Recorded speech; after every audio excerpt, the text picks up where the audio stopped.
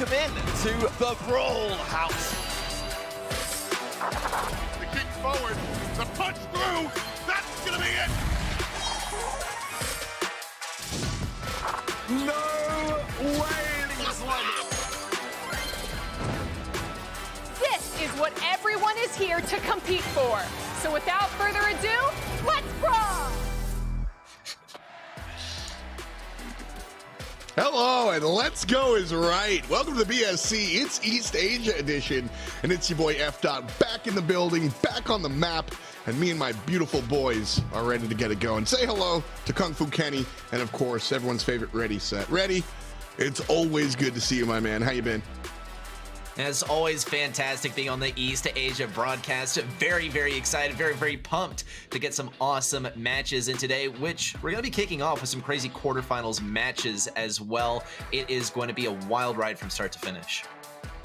Heck yeah, and Kenny, you know, I've checked you out throughout Brawl Stars. First time we get to hang out and work together. I'm excited, bro. Welcome. Yeah, I'm excited too. It's good to be here. We've got some nice rematches from last month coming our way. East Asia was a blast last month to do, and glad we get to add you to the crew this month.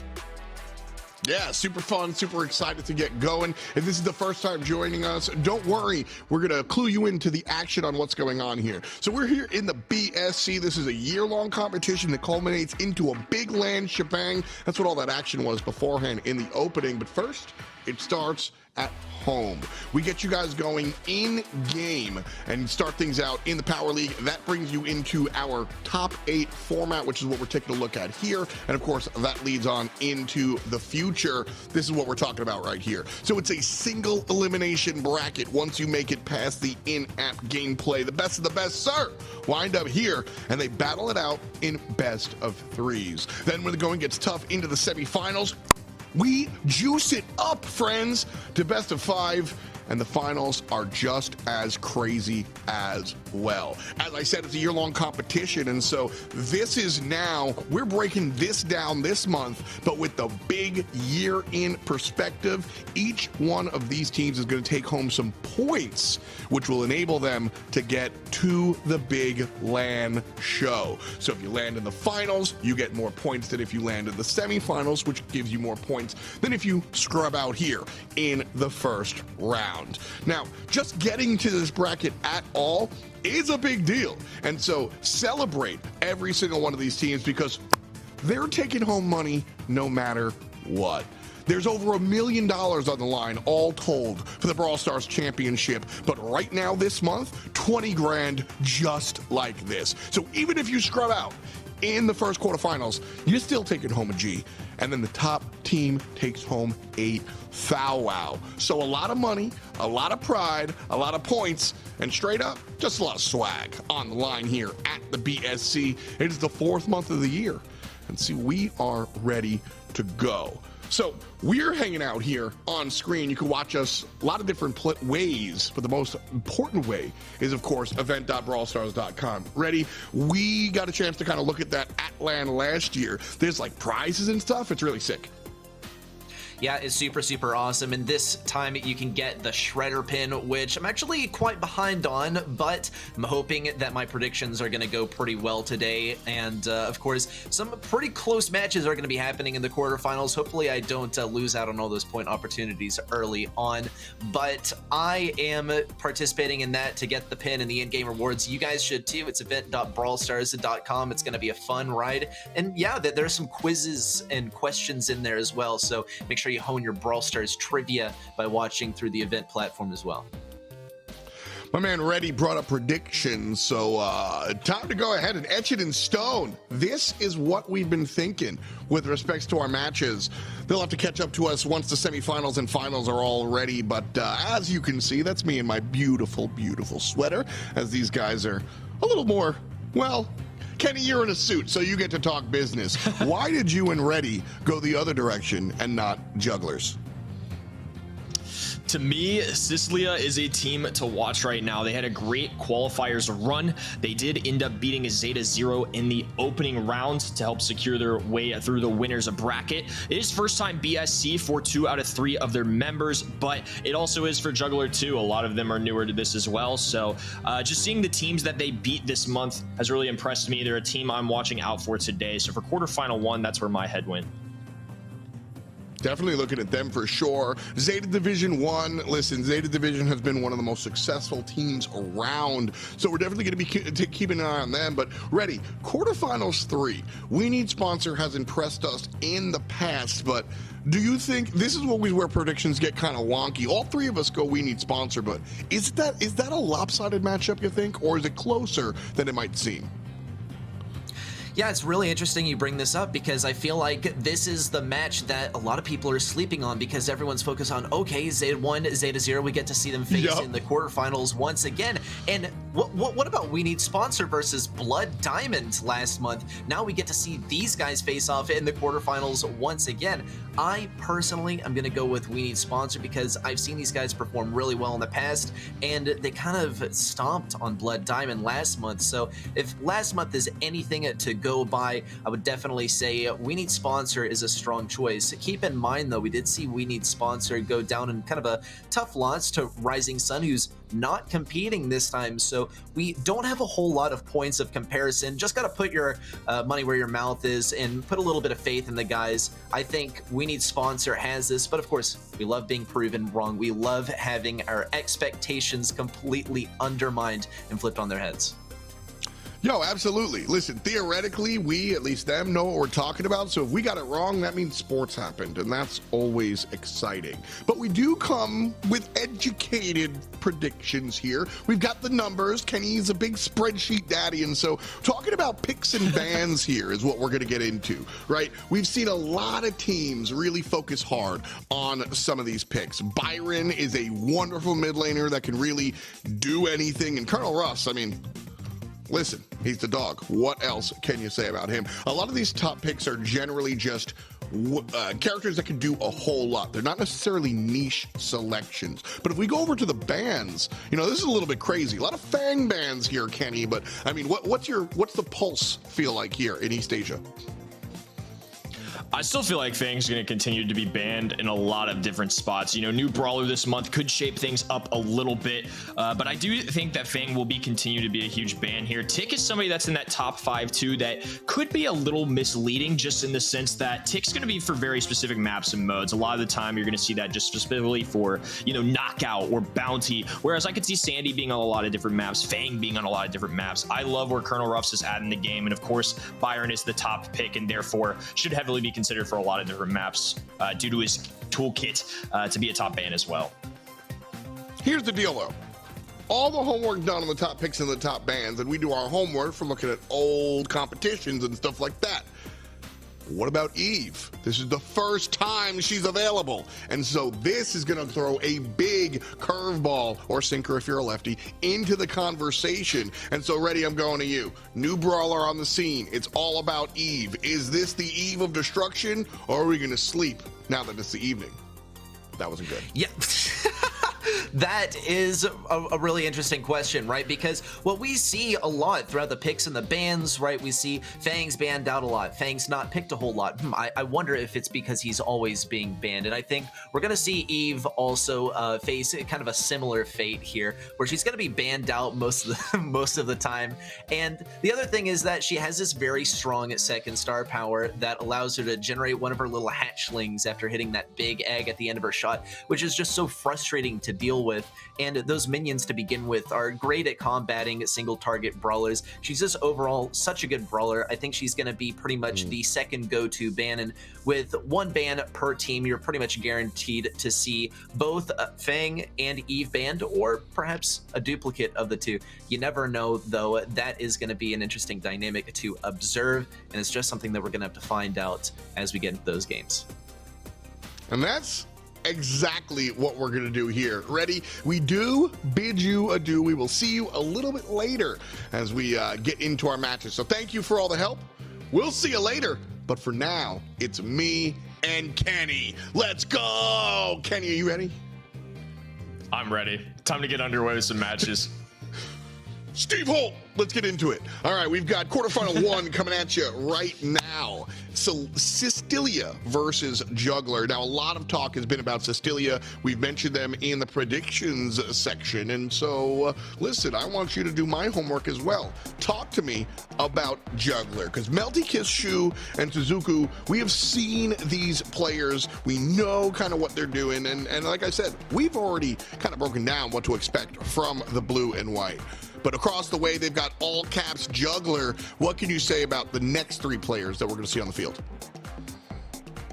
Yeah, from the side of Juggler, some of them have played in monthly finals in the past. Their best performance was a quarterfinals last year. They did it one time. It was for a team called TKG at the time. So it's a first for a couple more of them too.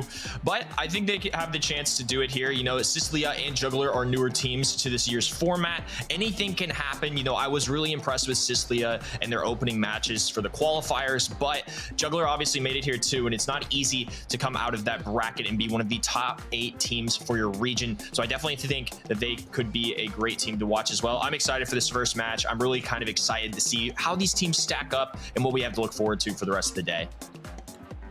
This is the fun part too, because like I think this is one of the cooler things about the way the BSC works is that you have to qualify through mobile right at home. And so we get these new teams, we get these fresh faces, and good and bad for both analysts and enemy teams, we don't really know what to expect. When we have established entities, you know, we go, all right, bro, they love their sharpshooters and they sub in Brock in the right. Like, we know what to expect when the North American teams think that. But here we go, and these are kind of like lesser known quantities. So are they aggressive? Are they defensive? Kenny and I are going to be taking notes as these games go on. And then at the end, hopefully we've got kind of a picture as to what to expect. And so with that in mind, I brought up the idea of the dojo, how each region is very different because while the game is the same, the opponents are different. The strength of schedule can be very different. And so with that in mind, what can we say about the East Asian region in general, Kenny?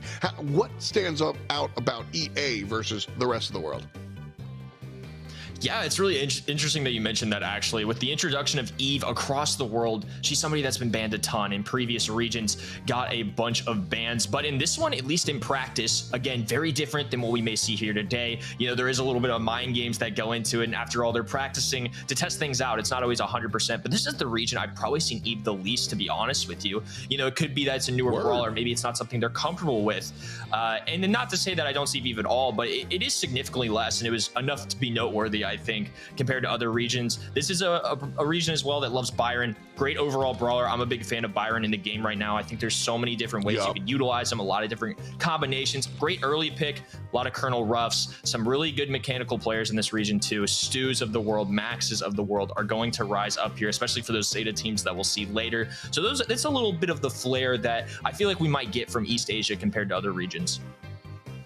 Yeah, you know, it's interesting that you mentioned the fact that Eve just isn't really played here. Fang, being the most recent brawler, got banned almost 100 times, 95 specifically last time around. So East Asia might be a region that's just sort of like, if it's new, it's not for you. And they just ban it out because they don't want to deal with it. They only go ahead with known quantities, whereas other regions, I'm looking at you, North America, are much more willing to kind of like roll the bones and see what happens when the enemy gets this big, crazy new character. Oh, we've lost. So, you know what?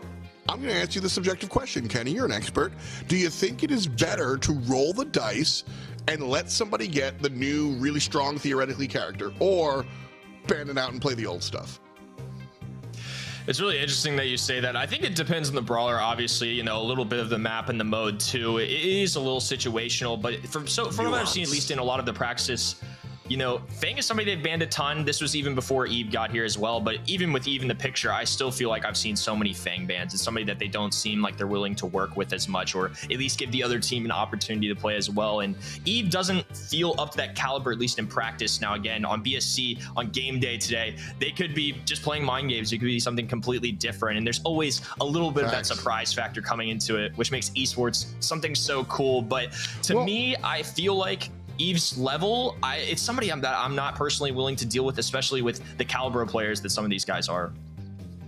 So she's just too nuts, you think? She's very, very strong? In personal opinion, I think she's the #1 brawler in the game right now. The introduction of the new star power too changes things up for me even more. I think it's really, really solid. Eve's somebody that I'm personally not messing with for almost every map. For like casual players at home, especially if you're in your power league games, for the most part, a safe ban is Eve if you don't know what you're doing. Yeah, that's a big deal, and usually what you'll see is the new characters are easy to ban out because you just don't know what they are. As people get more and more familiar with them, then you can kind of maybe hit your ban somewhere else. Bear with us, folks. We're getting into game in just a matter of moments. We're just making sure all the brawlers are lined up and everything's already set to go. Ready Set isn't here, but you know he'll be watching. So again, just a reminder, he's probably watching on event.brawlstars.com. We invite you guys to do so as well and get your own shredder pin. But again, the big conversation has been about how Eve is joining the BSC for the first time. Now, when we look at brawlers, I think the smart way to look at brawlers is not just how good or not good, S tier or F tier, let's go, but where do they fit into the composition, right? Byron is a mid lane healer, and then you have your deep lane dive assassins like Edgar. Where does Eve fit into a composition? Why do you pick her outside of she's just really strong? Why do you pick her? How does she fit into the team? Yeah, it's a great question. I think Eve is somebody that's going to be a sharpshooter brawler. The only con that Eve really has is that slow reload speed. You know, for the most part, she's not going to be diving in like Edgar is. Not really an assassin brawler, but one of the things that I think makes Eve so interesting is that in terms of range, she keeps up with the likes of other sharpshooter brawlers like Piper, brawlers like Bell. And additionally, she has the counters as well into some of the more, you know, aggressive brawlers because of all these spawners she's got going around. So I think overall, Eve is just a very solid brawler just from top to bottom. Very, very fun. As you can see, we're about to get into the action. Our draft on the way. We start off with Hot Zone map dueling beetles. Bans are in, and just like that, we are ready to pick.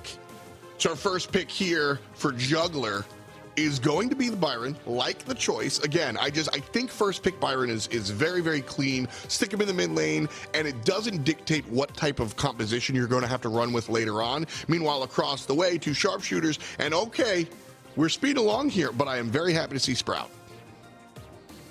Yeah, this is definitely a candidate for Sprout for sure. And the Brock pick, a little surprising here. This isn't one that gets run a ton in East Asia, but one unique one for them is going to be this Meg pick. That's something that is pretty solid in Hot Zone in general. And sorry, I saw the Mortis. That's a surprise pick too. These are definitely some unique drafts we've got coming in.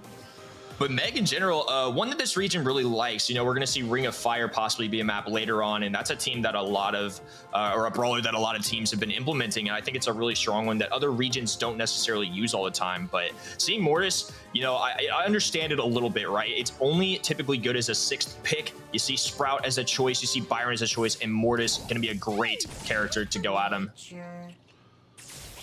Jumping in here real quick, and Cecilia off the rip on the bottom side of your spectator UI in blue. They're the ones with the Mortis. So expect Cecilia to really go ahead and try to find the all-ins. Makio earning some early points here, and in comes the Mortis, and just like that, Byron is no longer. Sprout getting zoomed in on the left-hand side as Suzuki has already done the job, and Melting Kiss blows you one, and it's all gone Pete Tong for Juggler. Blue team up 30% and running. Yeah, this is where things can start to get really difficult for Juggler. One of the reasons Meg is going to be so good is when she's in that mech form, it's going to be very difficult to take her down. A lot of sustained health, can really stand in the hot zone for a long time. And additionally, Mortis, a perfect counter into a lot of different throwers. The nest eggs in combination with Bell too. I think this is going to be a really tough one for Juggler. Big lead here. Juggler just looking up at a giant mountain. Great plays here, honestly, from Mortis. You brought it up here. The 6th pick was when Mortis was selected, because if you pick him too early, it can really lead to some easy counters. But once you see who's across the way, Mortis becomes ready to eat. He's got his fork and knife, and he's cutting up the enemy. Sprout goes down after the fact, but it's 95 and counting, and this one is going to go to the blue team. Just like that. The Mortis selection did it all for me, Kenny. That was the game changer. Yeah, what a great aggressive brawler to choose into this composition. You know, Brock, Byron, Sprout, not any of them are going to be super tanky brawlers. Not a lot of HP to go around, and that's really where Mortis shines, into throwers, into lower HP brawlers, and Melty Kiss doing a wonderful job of just taking down the enemy team. Well, there's position on the middle, and right away, Mortis is going all the way deep, but this time, he gets punished, Kenny. Yeah, great start for the side of Juggler compared to last time, at least. A little closer of a score, but Shu is going to be hanging around the mid area. And Suzuki on the Meg on the right, going to be able to get a little more aggressive in there. Melty Kiss goes to work again. Sprout taking hit after hit. They're able to deal with it. But even though they kill the Mortis, there's still 2 brawlers securing this hot zone, and now we find ourselves with a over 35% Siclia lead. Now, look at what Mortis is doing. Mortis is out here to get kills, really to zone. Okay, when it comes down to hot zone, you don't need to get 100 points in a row. You don't lose credit for stepping off the map, the hot zone. So you can step forward, make a move, step back. Step forward, make a move, step back. Now, Juggler has taken mid control really hard, but watch Melty Kiss. He's going to surge forward while Shu and Suzuki try to provide all left and right fire. As Melty Kiss kind of surges up the mid, they're waiting for call. Here comes Suzuki from the left-hand side, and actually they get a free kill. Easy peasy. It opens up the door. 51 and a lead change. Melty Kiss dives the back line, and that's going to be another lead for Blue. Yeah, and a huge play there too, as Suzuki is now able to get that super. Meg without it is not nearly the Titan on the field that she is without her robot, and she was really struggling there for a little bit on this left-hand lane to charge it up. Respect to the side of Juggler, who made things a little more difficult. Mortis is going to fall now. Shu, though, still on the mid zone, only 5% remaining. Juggler are gonna have to hustle here to make sure they can take down Shu, but the giant mech robot, Mortis steps in, and that is going to be our set. Shu.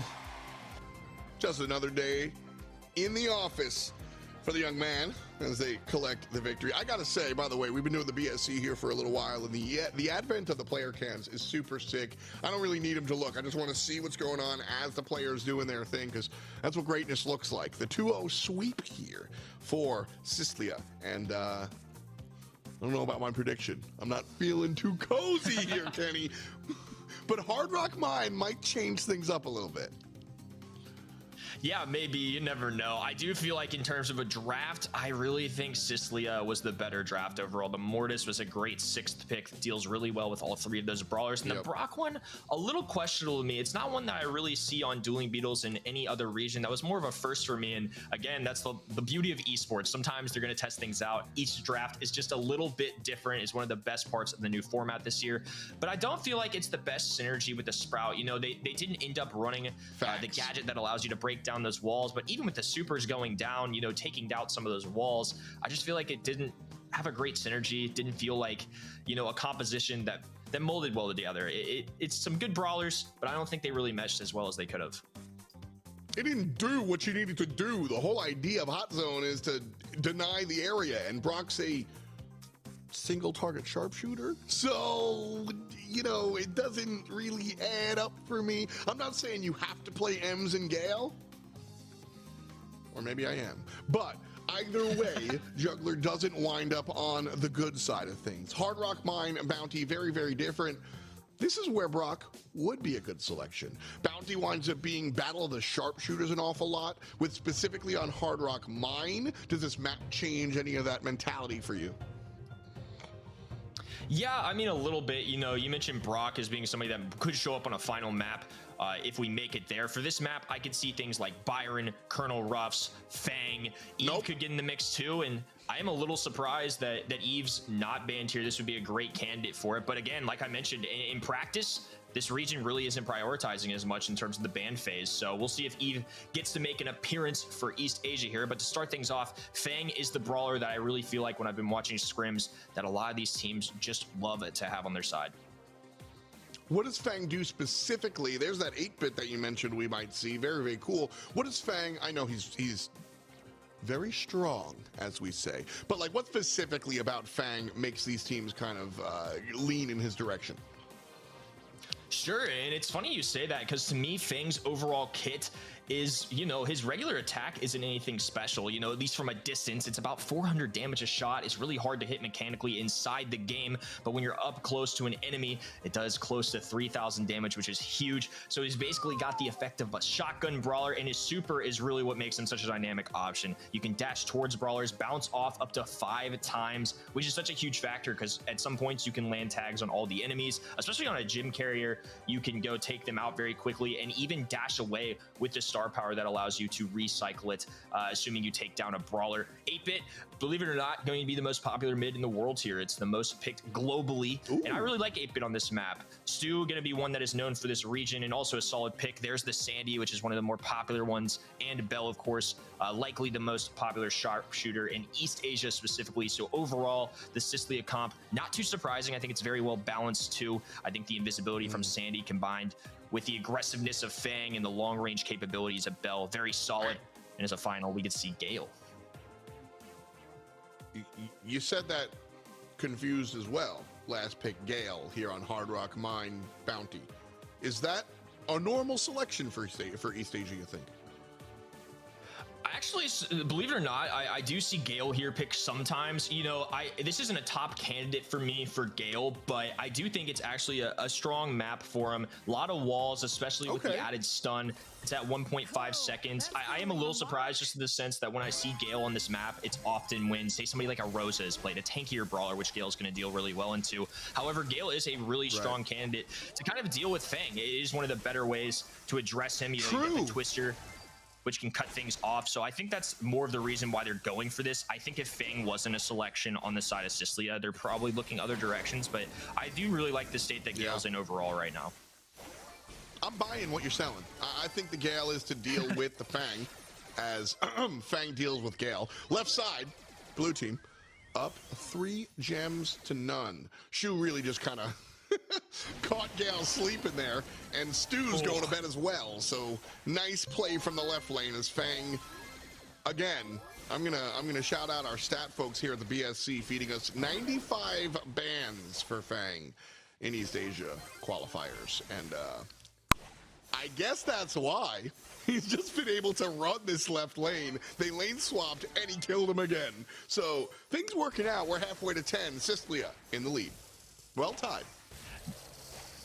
Yeah, and Shu's honestly playing this left-hand side. They're going to bring Gale back over. Now he does have a stun. They're going to try and deal with him immediately. However, Shu does have a super to dash away or dash forward. Wow. 360 HP, hanging on for dear life. And another thing to mention about Shu playing the Fang as well, one thing I even didn't mention was his roundhouse kick, like you saw there. It stuns an enemy. So there's just so much utility out of Fang. And now Melty Kiss with the gems as well. A countdown has begun. CSL going to be able to take off towards their spawn. Look at that. 7 seconds of counting. Fang's going to go in, holding a whole lot of nothing. And there's a dozen on the side of Melty Kiss. And no, no, no, says the pin. And yes, yes, yes, says the win. So Byron and Colonel Ruff's banned out here. Big impacts. Not only does that impact not having the Byron and the Colonel Ruff, but more importantly, it impacts what you can't ban, mainly Fang.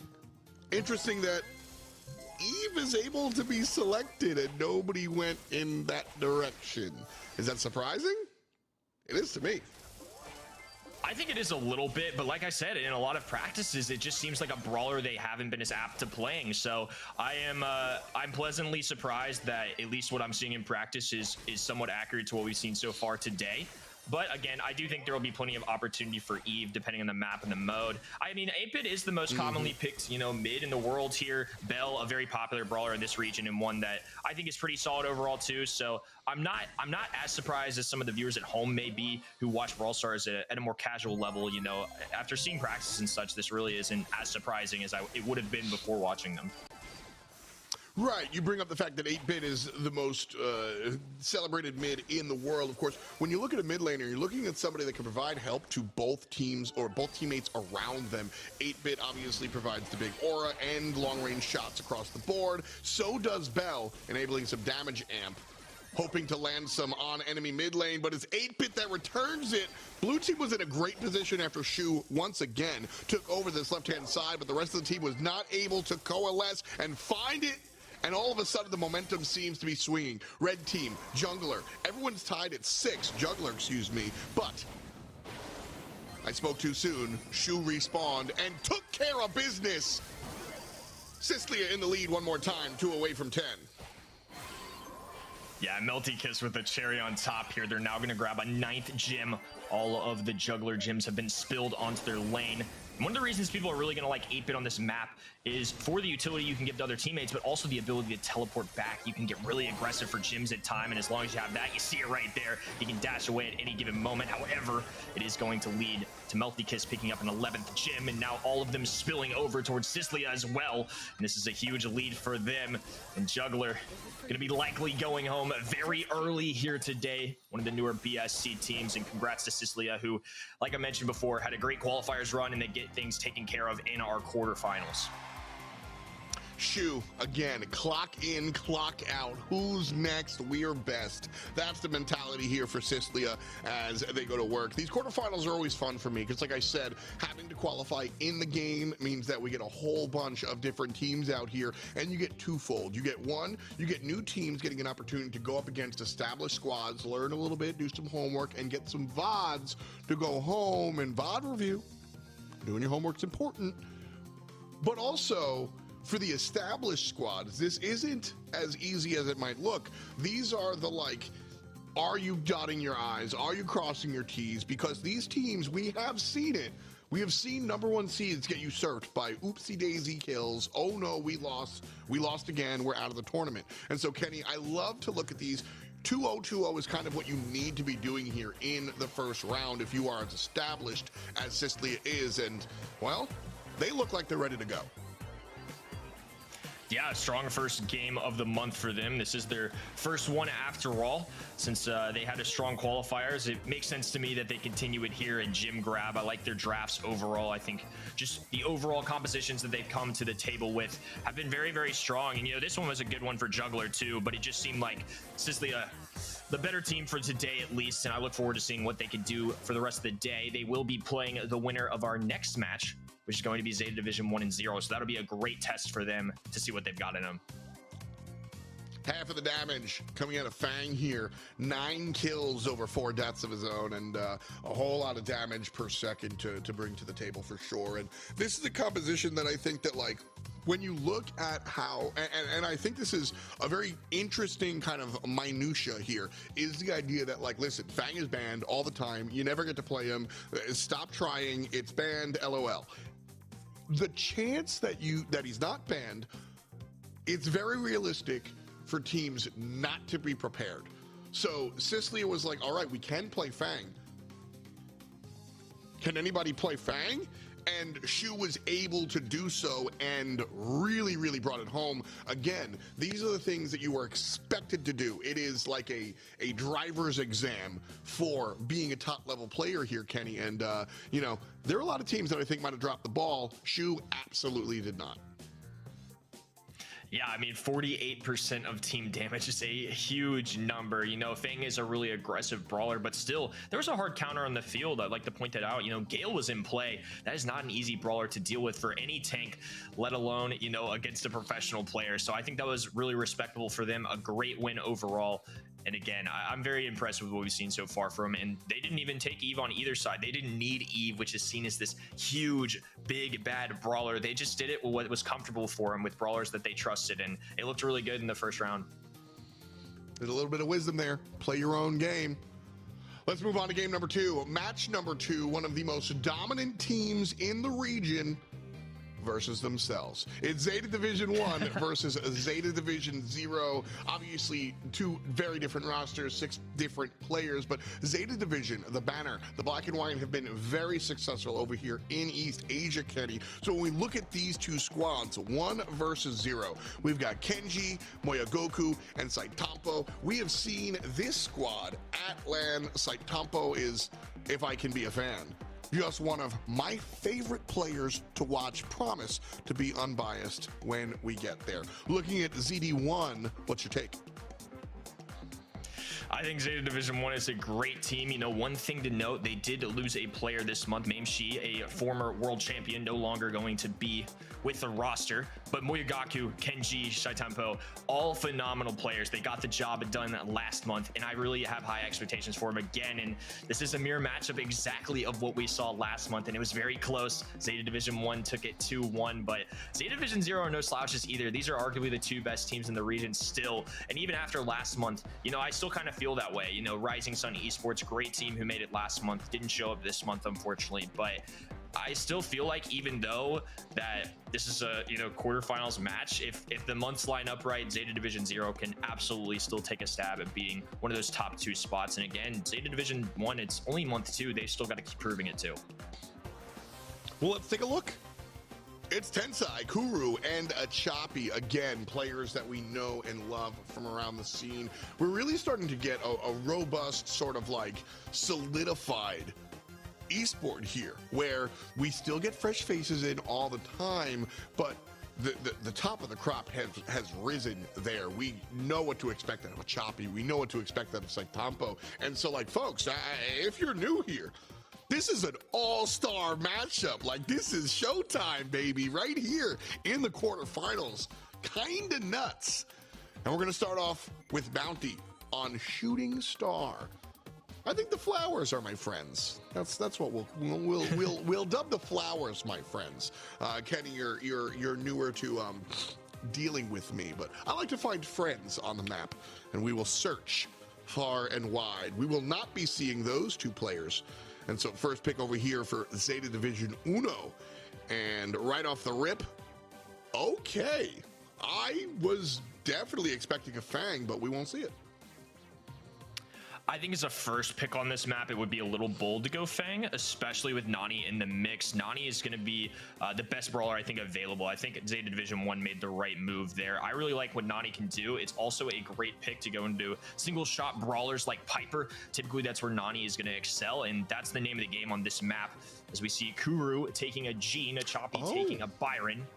And I like both these picks as well. I think they're very safe ones. Jean, going to be a very nice option. Well-balanced brawler overall. You get the pull, which adds an extra dimension. And, of course, Byron, just one of my favorite brawlers in the game right now. I think he's incredibly gifted. The extra heals can come in for your team. The poison can dwindle down opponents. I think overall, Byron's just a very solid pick.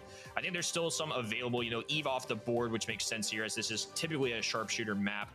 But you could still see things like Bell, Piper get in the mix here. So there's definitely a lot of brawlers. They're still good, and we do see the Bell come in for Saitampo.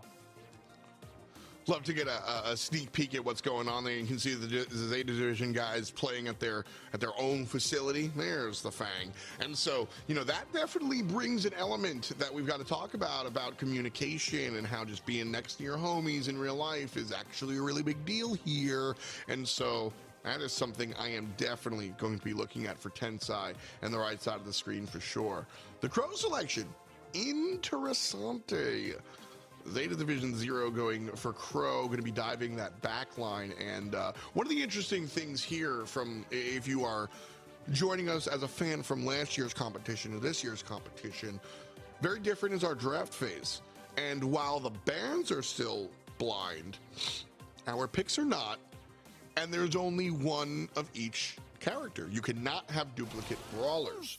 And so last year we would see Nani versus Nani almost every time on maps like this. And now only one team gets it, which is why I was surprised to see the Fang. But Kenny, I think you very accurately denoted that Nani as a first selection is kinda where you want to be thinking. And so definitely all eyes on that left lane blue side for sure, seeing the potential of the first pick overall.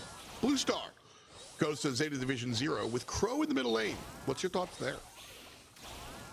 This one's a little interesting to me, just in the sense that I do see Crow a decent amount on this map, but often it's really to address the Max compositions, because the slowing toxin gadget really slows down the opponents, and that's Max's specialty, is speeding things up, giving a lot of utility to teammates. So it looks like they're still prioritizing that. Maybe they found it as a way to deal with Fang. I don't imagine it's really to address the Bell or the Nani in particular. And this might be a way that they want to deal with that. You know, earlier we saw Gale be the attempt at dealing with Fang, and it looks like Crow would fit this map a little more too. So I think this is honestly a fine pick. It is a little surprising to me, but I see the logic in what they're going for here. I also think it comes down to Brawl Stars is more open than people think. There's a meta and there's a tier list, but you can kind of play around with it. And right now, Zeta Division playing around with the enemy. In goes Saitampo. Kenny G, the one playing the saxophone. As that grabs 3, we're tied up. Blue side does not have the blue star, but they've got the lead after a cheeky kill there from Nani. And so, 25 to go. Zeta Division 0 probably has to charge around 16 seconds if they want a chance to go ahead and get a kill without giving the enemy time to reciprocate. Kill, but the enemy responds. It's 8-6. Zeta Division, a dozen seconds on the clock here. A choppy right side, getting shot from both ends. Everybody low, and a choppy's able to confirm it. In goes Crow. Was it too much? The answer is no, as Zeta Division 1 is able to punish and take it in the final moments. Whew, it was a little crazy towards the end there. You know, Tensai and the Crow jump could make things a little interesting, but Fang was not playing around, had one more roundhouse kick left in him and took care of that real quick. And now we'll have a game number 2 coming up for you. Fang going to be taking the mid once again. Tensai with the early taking of the star, but goes down immediately. And now the side of Zeta Division 1 going to reap all of the rewards of getting an extra kill plus that blue star. Rough stuff. Zeta Division 0 there, I think. Listen, I'll just call a shovel a shovel. I think Tensai jumping in lost the game. But that's the type of confidence you have to have in yourself if you're going to play the Crow. So that decision lost the game, but I don't know if I would change it. Saitampo takes advantage of Tensai out of position. Moya grabs one as well, but they're traded out. Haha. Ultimately, it's 6-4. ZD1 in the lead. Yeah, and Bill being very careful here. Kenji placing down nest eggs on the left and the right to try and give a little more coverage. It can halt any aggression from the side of Zeta Division 0. And right now, we're going to see a lot of back and forth. I always love seeing modes like Bounty in this region just because of how gifted these players are. There's so many mechanically skilled players in this region, and just seeing them on these sharpshooters is so interesting. Pull coming in on the right, Tensai getting the takedown, and it's now 6-6 overall, 45 seconds to go. I think Moya needed some help, but great job from Kuru to prevent the left and the mid lane from really shading over and making that one happen. A choppy finds themselves out of position. Feeds over to the other side, and double digits for ZD1. We're counting down. 20 seconds to go. 10-9, all you. Yeah, now 10-13 as well. And now the side of Zeta 0 are going to be backing up the Nani Peep going forward. And they're going to be looking to get as many reps in with it as possible to charge up that damage. Kuru going to somehow stay alive here. It's going to be 10-16. And Byron goes down, but it is not enough. 13-16. And now a tie ball game on our hands. Very, very glad that we could see the response here to get us to a game 3. I think at the end of the day, the play from both these teams, we demand a game 3. And game 3, we shall have the pins coming out in the blue star. Nobody feeling comfortable here. Crow inching up. Nani is aiming, but ultimately it's Tensai that's able to take it. Saitampo in a bad spot here, and Moya can't help, but Saitampo just decides to get aggressive and put the Crow in the cage. Oh, Moya finds a kill of their own, so it's 4-1. Moya Goku taking advantage of one of the reasons that Nani can be so strong. It's that return to Cinder gadget. Whenever Nani takes a shot and that's activated, it'll dish out most of the damage right back to the opponent. Moya Goku hitting a really nice shot to follow up with the return to Cinder gadget. It's going to lead to a 6-1 lead. Good tags from Kuru here, though. A little back and forth, and Zeta Division 1 taking a similar approach to last game. Going to be playing a little defense. Tensai falls, the help of a nest egg, but Kenji goes down, and now Moya Goku responding as well. And just so much back and forth going down as we slip right under a minute.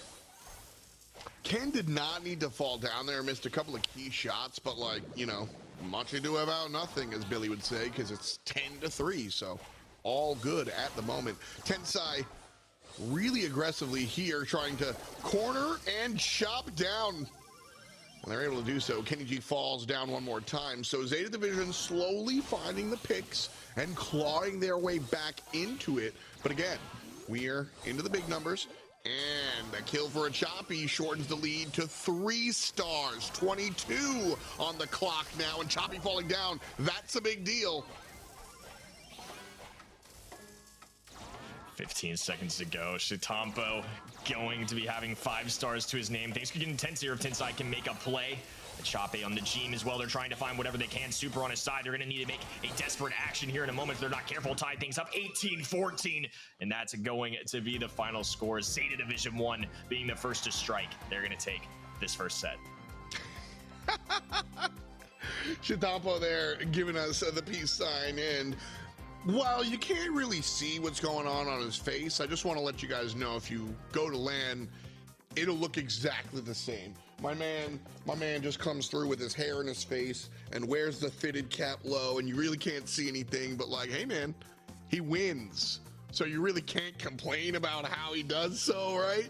One of my favorite players to watch here, all the way down to the wire, giving us a game number 3. And so we move on to Pinhole Punt with respect to Brawl Ball. So ZETA Division 1, ZETA Division 0, Brawl Ball. We'll talk about it in a moment because we want to reflect on this bounty real quick. Ultimately, like I said, we went to a game number 3, and I don't know. I'm going to ask you outright, who do you think the hard carry was on the winning team?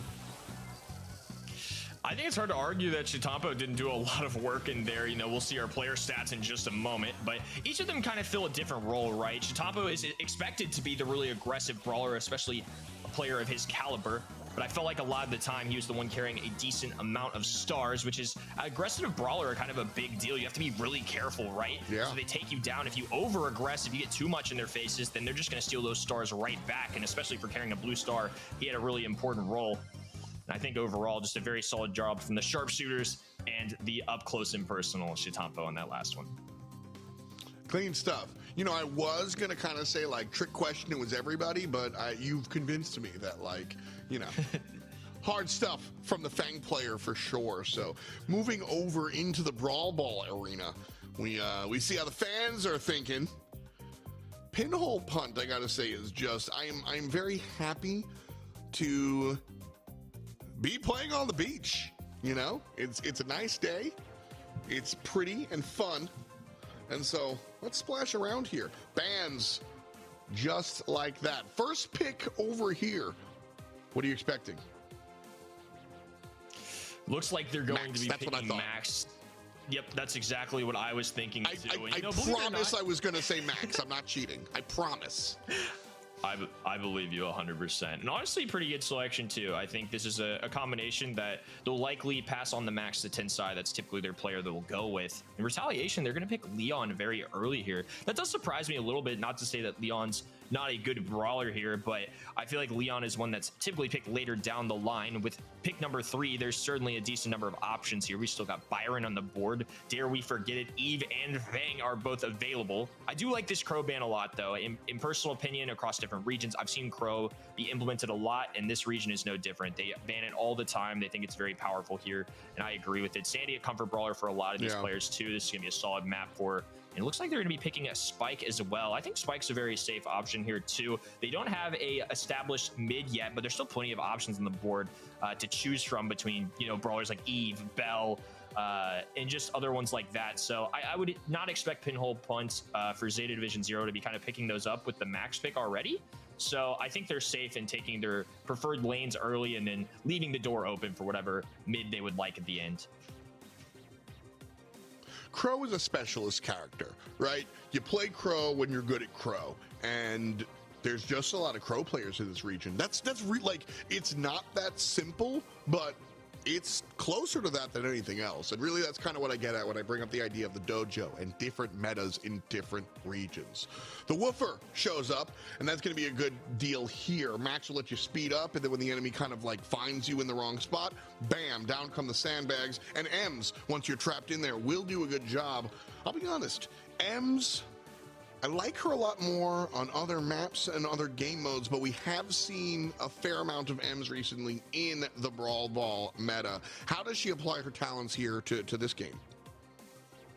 Yeah, I think it's really interesting. Max and Ems are going to be a great synergy. Ems is known for her area control and Max for the utility of the extra speed. So when that in combination, you know, if you've got an Ems super that surrounds a lot of the map, she can charge forward, really slow down enemies when they get into that circle as well. So things can get really tough. To address this, they're going to be going with Gale. They're going to be trying to slow down this onslaught that is supposed to come in from ZETA Division 0. Additionally, they picked up Colonel Ruffs too, which I really like for this map and a lot of maps overall right now. I'm just a little surprised to see it with the Max, but I think it definitely works. They still have that Max Ems established synergy in Brawl Stars. It's a long time combination.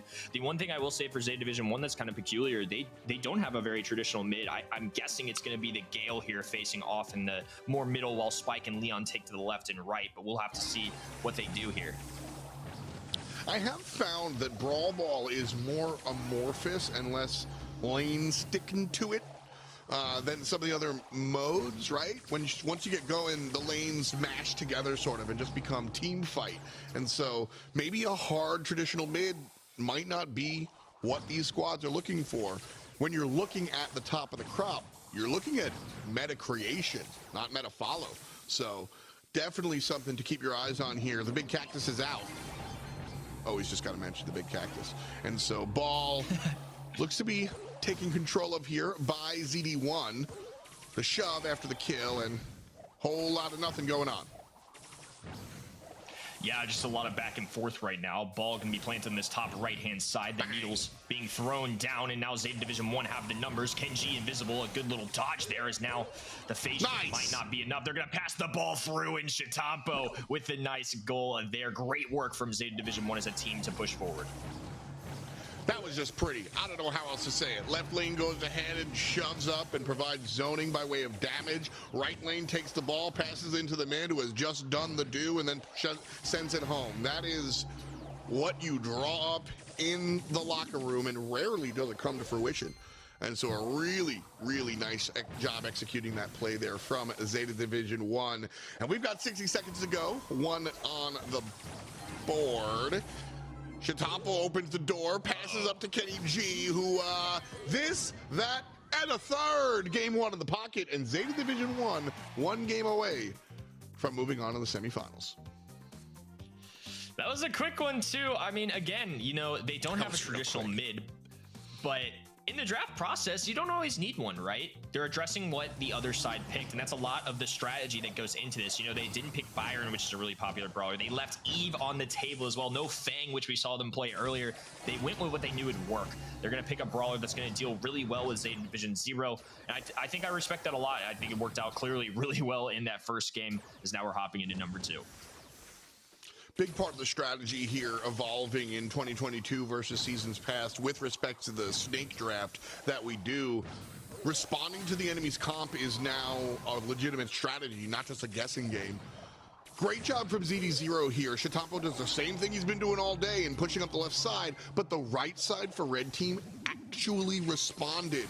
And so ZETA Division 1 could not push up altogether. A choppy coming up in the left lane, cold and bowed. Shitampo hits him with the combo, and Kenny G eating the pretzels. Walk it home, boys, and that's it. 2 semifinals almost finished. Sniffing the victory here. ZETA Division trying to close them out. Yeah, that's right. And the super pass for good measure. Great game awareness there. That's just one of the things that's going to establish pros versus our everyday brawlers out there.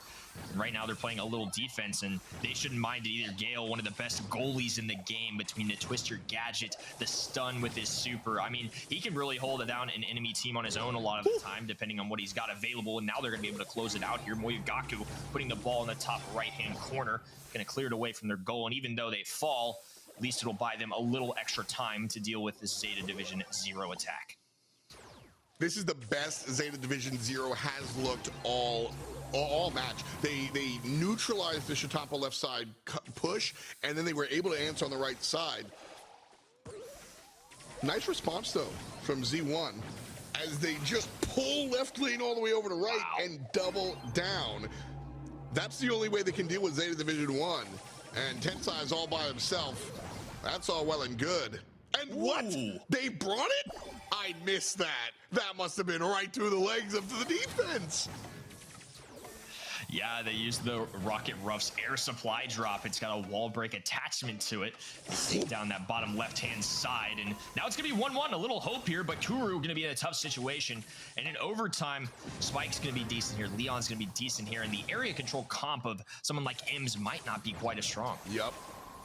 I think that this is really where Spike makes their money, right? You want to put down those fields or do nothing and just kill everyone.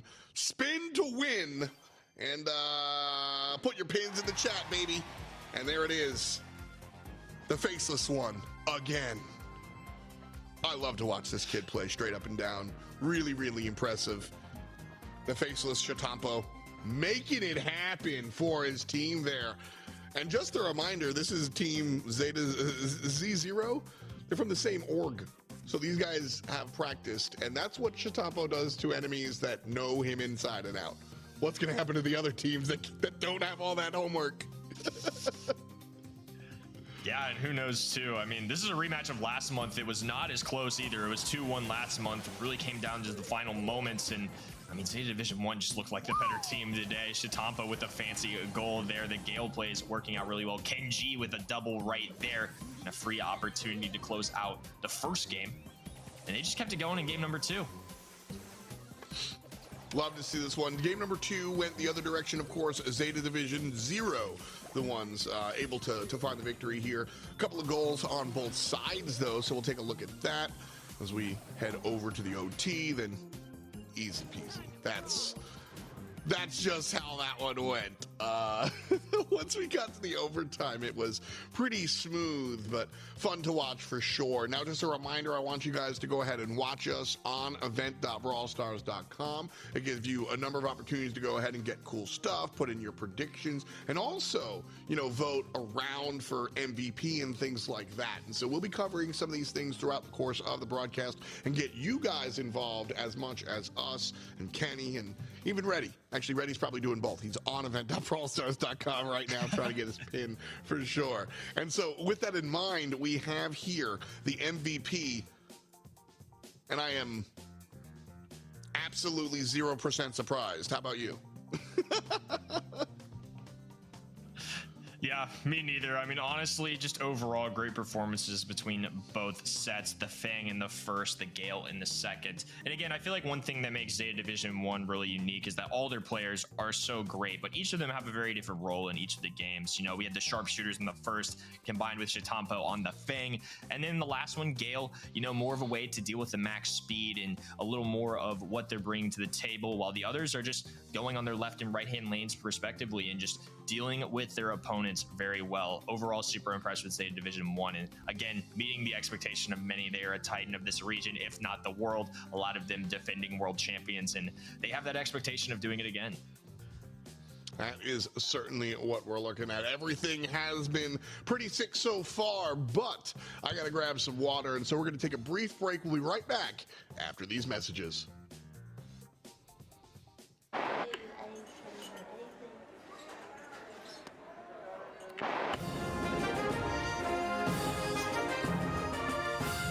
Brawlers from all across the park are joining up to Star Force. They're state-of-the-art. They're clever and smart. They're doing their part. Are you? Discover sentient beings, defeat villains, explore the galaxy, take your brawling into orbit. Join Star Force. Would you like to brawl more? Would you like your own ad featured in this year's Brawl Stars World Championships? Just come up with a cool Brawl Stars product or ad idea, and we'll do the rest. Add your ideas in the comments below. We'll be making a new one every month. Get a snack. What am I gonna? Welcome back, friends. The BSC coming at you right now. What up, demons? It's your boy F-Dot. And I'm joined here by the one, the only, the beautiful Ready Set. How you doing, friend? back and relax and watch as my predictions came 100% absolutely true. I didn't expect it to be so fast, right? I was hoping that ZETA Division 1 and ZETA Division 0 would at least go to set number 3, but you know what? If ZETA Division 1 got it ended that quickly, so be it, right? They got places to be, and it just might be the grand finals. Of course, we got some other quarterfinals to get through so we can see who their opponents are going to be. Well, why don't we take a look at just that? 2 quarterfinals in the pocket so far, semifinals looming on the horizon. We've already got the top side done. Sistilia is going to go head-to-head against ZD1, but the bottom side needs to be populated. That's what Ready Set is joining me here for. We got Blood Diamond versus We Need Sponsor coming up next, and then later on we'll see Winter versus Star Cluster, but we need to talk about We Need Sponsor, because this team is a strong team, a fun team, and a known quantity. We have seen this squad time and time again look pretty dang strong. They have become a staple of the East Asian single elimination bracket for sure. And so I really like what we've seen out of We Need Sponsors so far. Of course, I bring up all the historical times that we've watched them. We always watched them on event.brawlstars.com. That's why we have all the pins. So make sure to sign up over there. But real talk, when we're getting drilled into Blood Diamond versus our boys over here on We Need Sponsor. We Need Sponsor is a pretty known quantity, but Blood Diamond has been very exciting lately as well.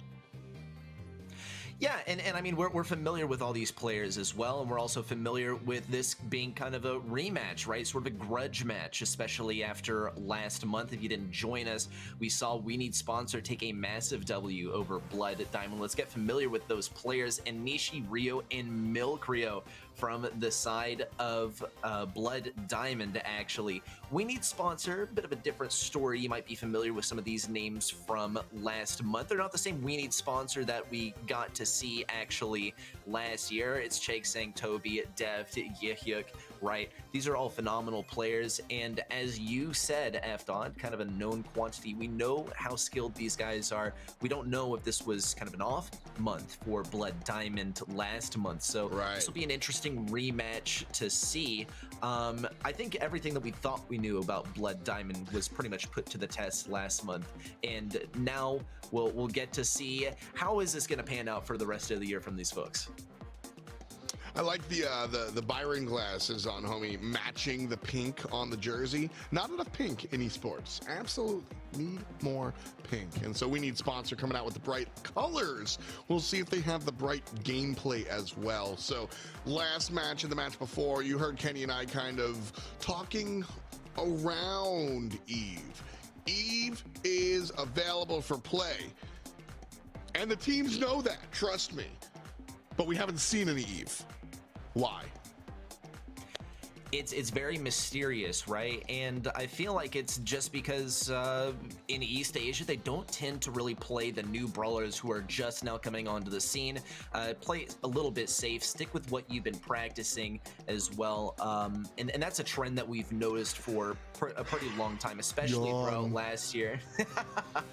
Play the new at stuff. least we get to see some safe zone though. Yeah, and check out that comparison on the predictions. Most people think Blood Diamond taking the victory. Interesting stuff. Some BBs in the chat.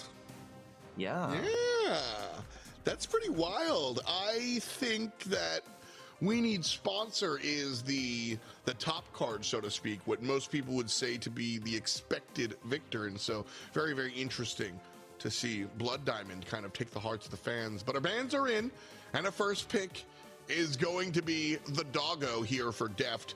Love the choice. I think Ruffs, in general, is a very wide paintbrush. You can add him to a lot of different compositions, a lot of different modes, and specifically here in Safe Zone, there's a limited amount of like lanes to travel up and get to the safe, and Deft can block them off with the sandbags.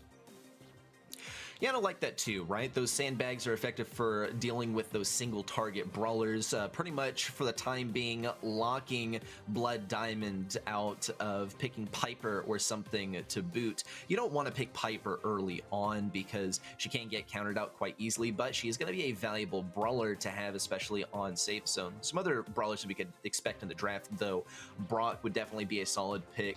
Gotta agree with the spike here, though I think we are kind of limited on safe damage from the side of Blood Diamond from We Need Sponsor. Got 4th and 5th pick to work with here. Start thinking about that. Maybe a Brock in the mix, maybe a little bit of wall break to open up some lanes as well. They already have that in terms of roughs, but they could always double down.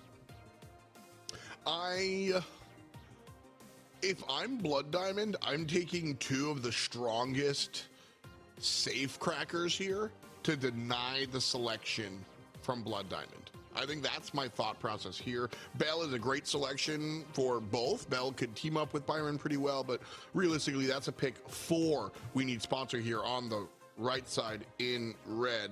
Bear with us with our graphics real quick, but our red team here is We Need Sponsor. Blood Diamond is on the left-hand side, and so Deft and Toby are going to be adding 1 more to their roster. And I don't know where to go. Okay. Interesting. Oh, man, okay. I mean, yeah, I don't really see how it gets put together, but I'm willing to watch. Yeah, I mean, Meg into Spike is a really, really big risk. Definitely a statement, right?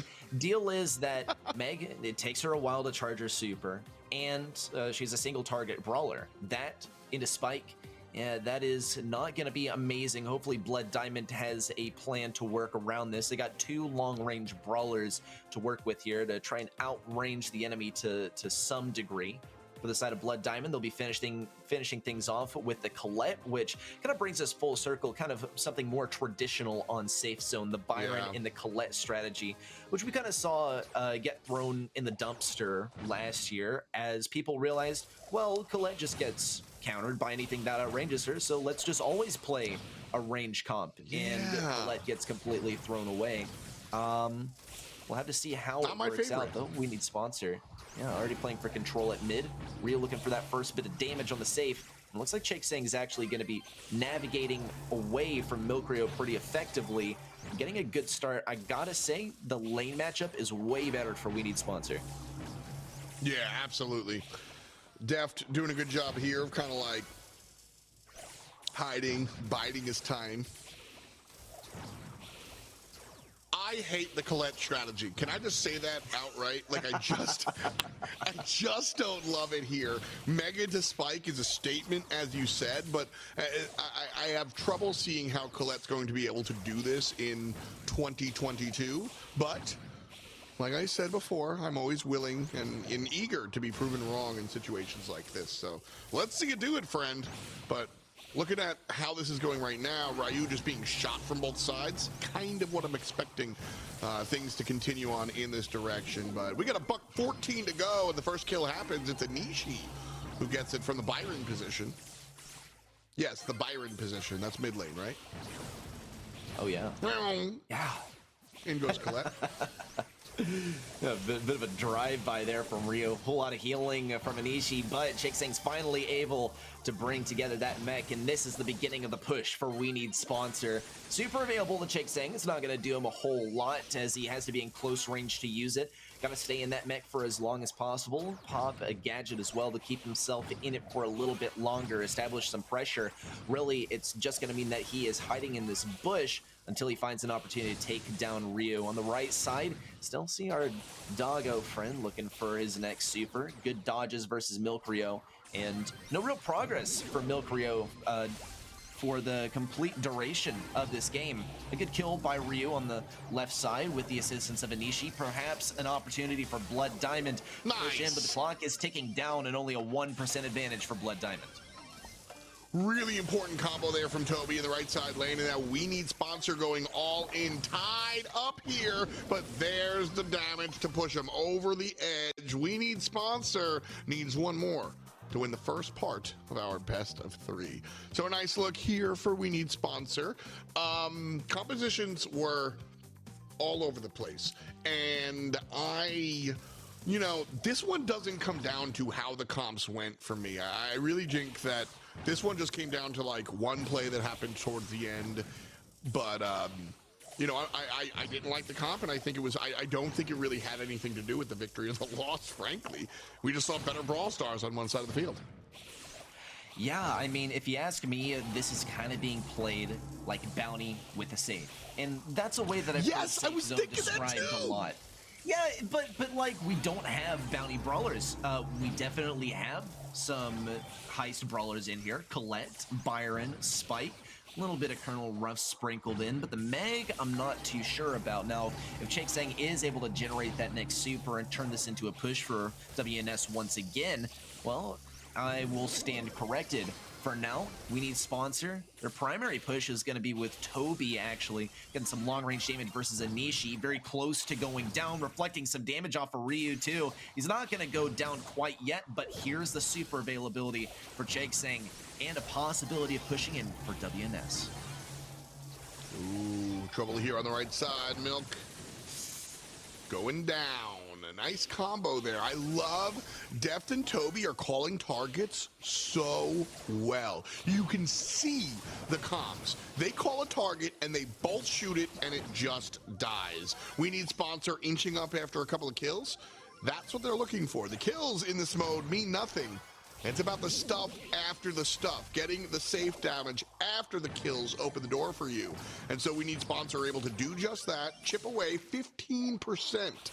Done here. 45 seconds to go. Ready. Blood Diamond have to find an answer, and they're slowly pushing up now.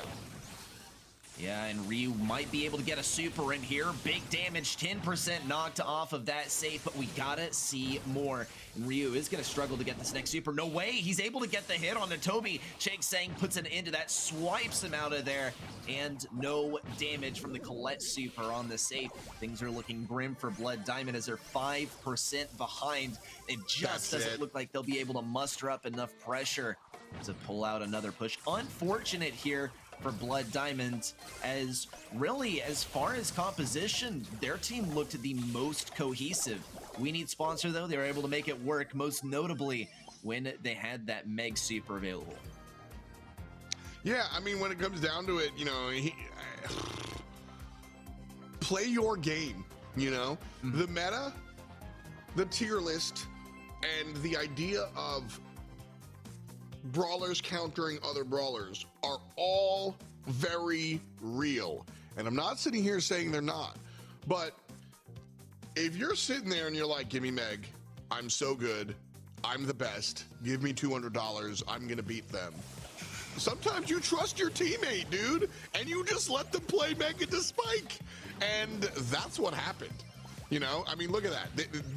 I think the Meg was actually a big part of We Need Sponsor's victory here, as much as we questioned it. Yeah, and I think this is another thing where we see players straying away from Eve because it's comfortable, and I sense a common theme, right? Stick with the brawlers that, you know, they're playable. They can be good if you apply them right, but the most important thing is that you're comfortable with this brawler. The edge that's going to be given to you, the slight edge, might I add, that's going to be given to you by playing the absolute best brawler is not really comparable to the mechanical skill that you have developed by playing that brawler over and over and over again.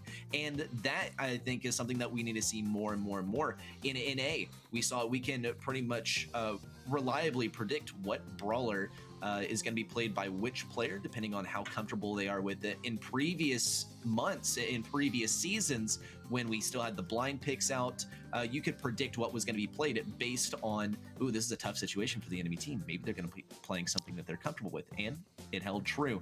Now, though, we can only hope for the sake of Blood Diamond that they have done their research, they've done their background research, their homework on We Need Sponsor, and know which brawlers are going to be picked here. The Meg came out of the blue for us, but for someone who's been intensely studying these patterns, I think that it could show through clear as day. Well, here we are looking at Layer Cake for Bounty. Layer Cake is fun. I really think Layer Cake is interesting because it gives you these, like, almost yard lines for the American football fans out there. Like, you get these sections of the field where you fight over the blue, and then if you get mid control, well, then you're in this sort of like next layer of the cake, so to speak, and you can sort of fight over map position like that, and it becomes very, very an intense fight over the mid lane. I love We Need Sponsor here. So they go ahead and they ban the Gene, going, all right, we're good enough to play the Eve or play against the Eve or whatever you want to do. But like, Gene on this map is busted, so you can't play it. If you want to do the new thing, go ahead, we'll do the dance. But you can't play Gene. P.S. We're picking Fang. And I kind of think that's a big deal. Yeah, and I think this is kind of interesting too, right? Because my personal, and I think if we look at the stats, most people, their go-to ban, if they have first pick, is going to be Tick, right? Or their go-to pick is going to be Tick. And they ban out Gene instead. It's almost as if they are saying to the enemy, please pick Tick, dude. We're making it very available to you. We're getting rid of Gene, a main counter, please pick him. And Blood Diamond says, no, I don't think so, man. Now, they do have the 6th pick to work with. I wouldn't say that Tick is much of a counter. We Need Sponsor going to have to kind of reevaluate here, as that Gene ban is not going to be doing a whole lot for them, especially based on the first couple things. And there's the Tick as well. Yeah, and I think this is also especially interesting, right? I think this is a high IQ strat. Ban out the thing that counters what you want to play, invite the enemy to play. And don't go for it. Say, oh, well, it's a good brawler. I think I might go for it myself. Now they got Fang and Tick, 2 of the best brawlers overall in the meta right now. We'll cap it off with a Bell here. I won't say that's top of the meta, but definitely a solid ending to things. I love it. Now it's time for the counter. I love it. Bell most likely to go in that mid lane and will just shade over damage amp to whoever needs it. I'm going to keep talking about Bell. So Bell can help out both Deft and Toby here. That makes a whole lot of sense to me. Okay, now you go and talk about that last. Look, I'm an NA man through and through. We are in East Asia, but I feel like it is an appropriate situation to say NA, bro. NA. The Ash plus the Byron, just something else. It's going to be Milkrio and Ryu trying to roll through the enemy team. It's going to be a fierce showdown between Ash and Fang. We'll see who's better, who's got the skills, who's got the mechanics, who's got the better base kit. Wow. Milkrio's a one-man army marching straight to the back lines to cause some disturbances, hopefully some benches.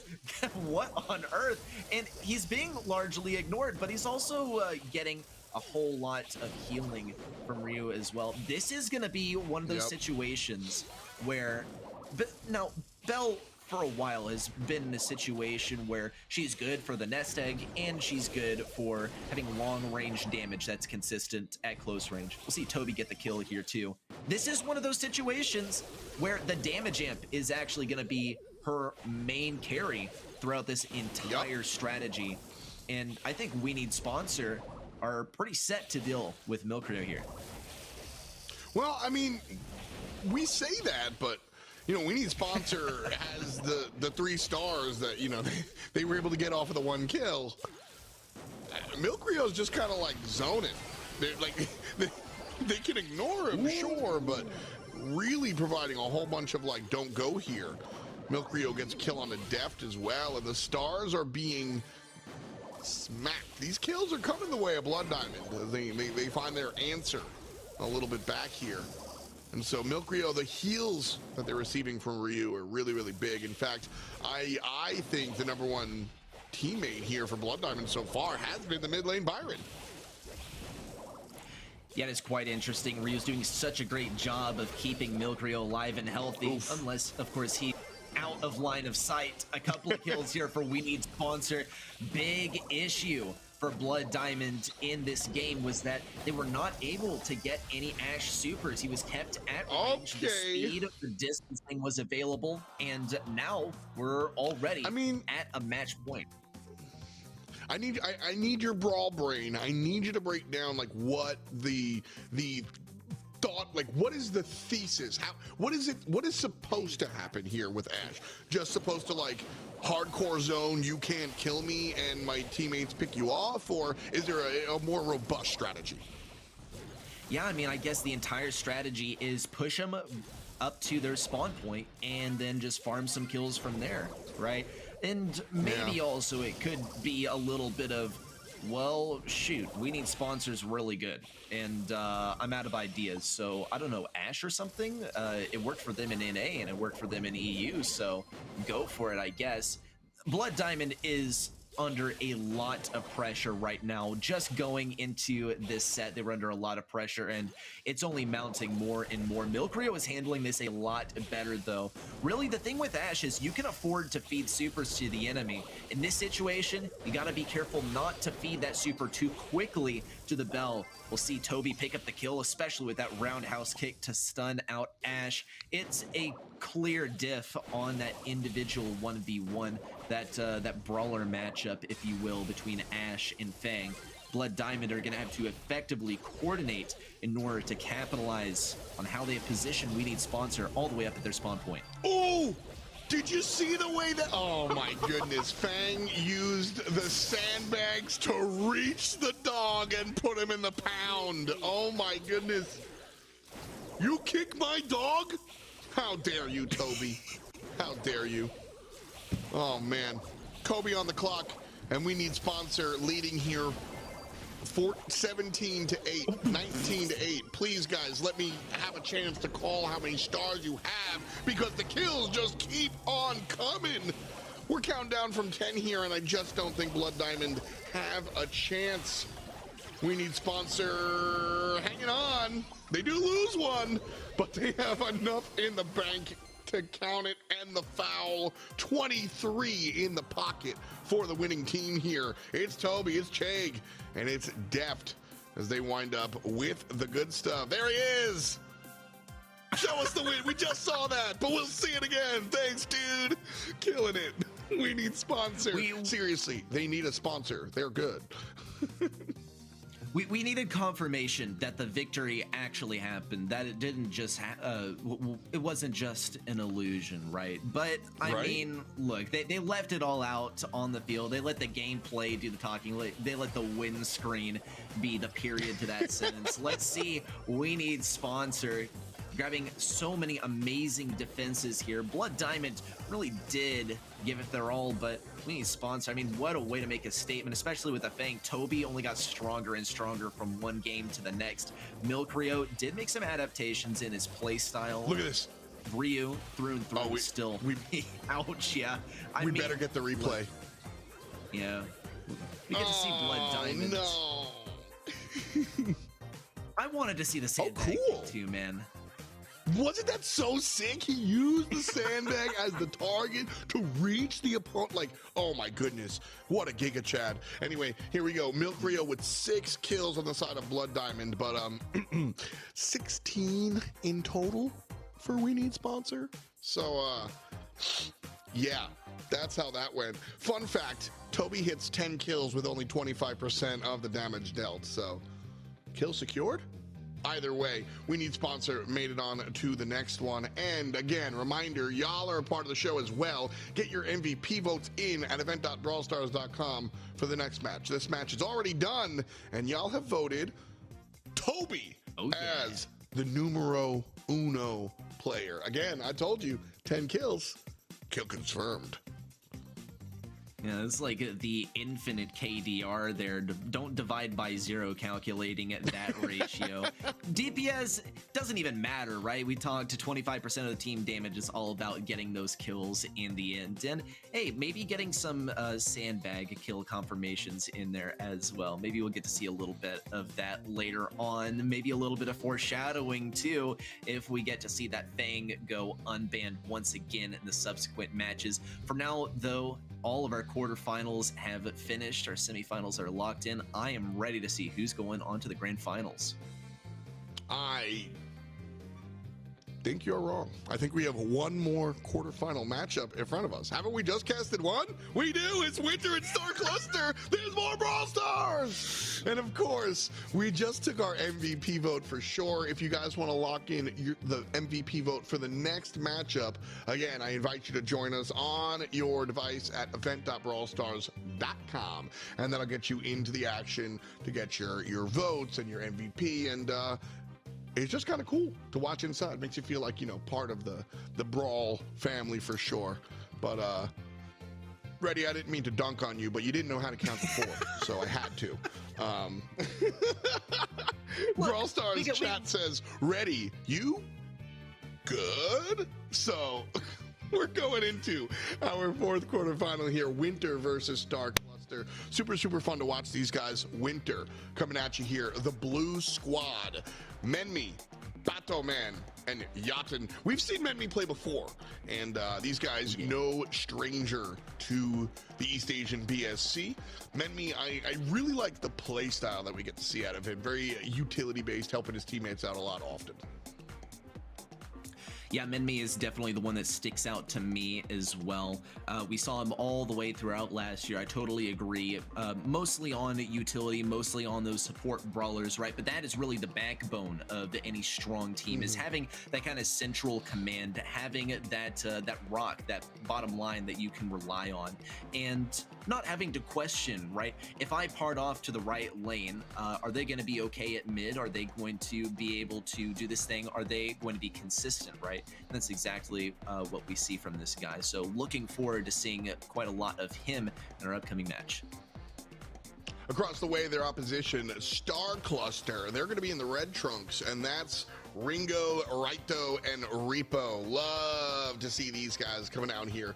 A lot of headgear on their caricatures. I think that's quite fun. But Star Cluster, why don't you introduce us a little bit to this squad? Star Cluster, they are a little bit new on the scene. This is their first monthly final that we've seen from them. So, hey, everyone gets to make a name for themselves in one way or another. Have a lot of new entries in the East Asian scene today. Let's see how they perform on our first map, Sneaky Fields. And it also looks like actually the predictions are mostly in favor of Winter here. Star Cluster, not a whole lot of fans, but for a brand new team on the scene, 15% of those votes is a sizable fan base to boot, I've got to say. Yeah, I mean, listen, Star Cluster have a cool name, and I love the whole the Raito, Repo. That's sick. That's like they plan that out. You love to see the team on the same page. That's what's going on here. So right off the top, a first pick M's for Sneaky Fields. Not a bad selection. M's, of course, is the ability. Oh, hi, Ringo. Very cute. Raito gets to, you know, sniff out who's sneaking around in the bushes with the big abilities like that. So definitely cool choice there. An interesting first pick, but I don't hate it. Yeah, I mean, Ems is definitely a go-to brawler on this map. You're able to slow down a whole lot of tanks. You're able to slow down really anything that dares make its way into those bushes. Also, another thing about this map is that since it has a lot of bushes, the speed gear is a huge utility for Ems, actually. One of her main weaknesses is that she does have slow speed, or really she has normal speed, but by comparison that's actually quite slow to most of the brawlers that are the strongest in the meta currently. So having those bushes makes her very strong. And with Max on the enemy team, we're not going to be able to see any more speed boost onto Ems, but we do have a Crow to slow things down from Repo Zerg, a 5th pick as well from Star Cluster to cap this off. Perhaps a more tanky brawler to help position that ball into the goal. Winter, of course, have the availability of Gale on their side to slow down any tanks, so they're going to have to be quite careful. I'm staring at this pick number 5. I'm very curious because I don't have a... Okay, so Rosa is not what I was thinking whatsoever. Obviously, Rosa, Sneaky Fields, we love it. The tank to help out Raito and Repo's selections, also very apropos. I wasn't thinking Rosa, but I probably should have been. This is a very easy to plug in selection here. Definitely going to supplement what the team needs. Ringo is got the 4th teammate there ready to go. So definitely super fun. And Yacht gonna be bringing out the old man. I think both of these compositions are equal, actually, which is quite a change from what we've seen recently. It's interesting. It's a tough call because Max, yeah, you get a lot of utility out of that speed, but not really any brawlers that benefit massively from the speed. Typically, it's about tanks, getting the speed on the tank so you can close a distance and actually have tanks in a range where they're useful. In this case, though, if everyone's using speed gears, you're going to be sped up by the bushes to begin with. That max speed, it doesn't stack, because the speed from the bushes is actually higher than the speed that Max offers here. We'll see. That's a big deal from the up Gale. here. That range. Big pinches. Is it even possible to pin this? No. Menmi just walks it in. The range from the Gale is honestly what did it. We love to talk about gears and gadgets and deep strategy. Nah, Gale just shoots really far. That's what happened there. And that's kind of why that went in that direction. So liked it. Yeah, look at Yatan on the left side. All right, he got punished there, but just the way he's able to hit all three players from that left lane was really impressive, and I think opened up the door there for Winter. But now it's the other side. Star Cluster has the ball, but look who spawned, baby! It's old man Yatan as Gale comes through and does the do, putting the opponent in the penalty box, and that whole push from Star Cluster, irrelevant. It's going to be vital for Star Cluster to keep baiting these gadgets and supers out of Yotan without feeding him his next one. Yotan does have his super ready to go. With that ball positioned in such a defensive place, it's going to be very difficult for Star Cluster to access it. They're going to have to start by taking down Yotan, who is going to be the most difficult enemy to take down. And we'll see Yotan actually not get the stun on Ringo Boo, not able to farm up that super once again, but he is able to redeem himself. It could be... Is that the last Vortex from Gil, though, is the big question here. 40 seconds left for Star Cluster to work with. They could turn this into a goal. Yeah, Yotan has no twisters left. He's going to have to rely purely on his super to keep up the defense. Well, trouble here as all three members surrounding the Gale, and he gets one shot, but I had not guaranteed goal as everybody else respawns. Mensmi gets Raito, and Battleman takes down Repo, and just like that, Ringo is down for the count as well. Winter has one goal, and with the countdown to 0, I don't think Star Cluster is going to make any constellation here. Game number 1 in the pocket. It's cold. Gale for Team Winter. Does it. Unfortunate there. Gale is just so difficult to face against no matter which brawler you are. With all of these walls available, Gale's range is never going to be an issue, but his stun 1.5 seconds, and it's going to be a major issue. There's just not really a bad position to be in as Gale. You can get your super in just 3 shots. That means that you can stun an enemy and then get 3 shots on them and have another super ready to go. Didn't kill him, no problem, just stun him again. It's honestly comical to play against Gale because it feels like you can't really do anything. And then, as an escape lane, he has the Twister ready to go as well. Gonna be the most valuable enemy for Star Cluster to take out as fast as they can. But already, we see Winter making some moves at the left lane and some slows on the right side. Bit of a pinch here onto Ringo Boo. He's gonna stay alive though. This could be a goal opportunity for Star Cluster if they're able to take out Yotan once again.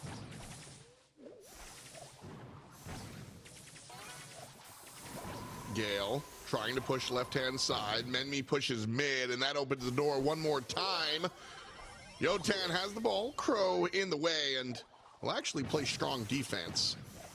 Winter still up 1-0, but we got just under 90 seconds to go here. That's more than enough time for Star Cluster to tie it up.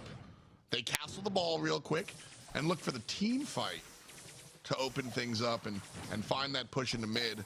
Looks like they're trying to make Menmi the target, but I don't know how well that's going to go. Actually, you know what? Star Cluster can't decide on a target, and I think that's the problem. Gale hits all 3, and that's going to be that. Woof. It's cold in here. Winter takes match 1. Oh, and no remorse either.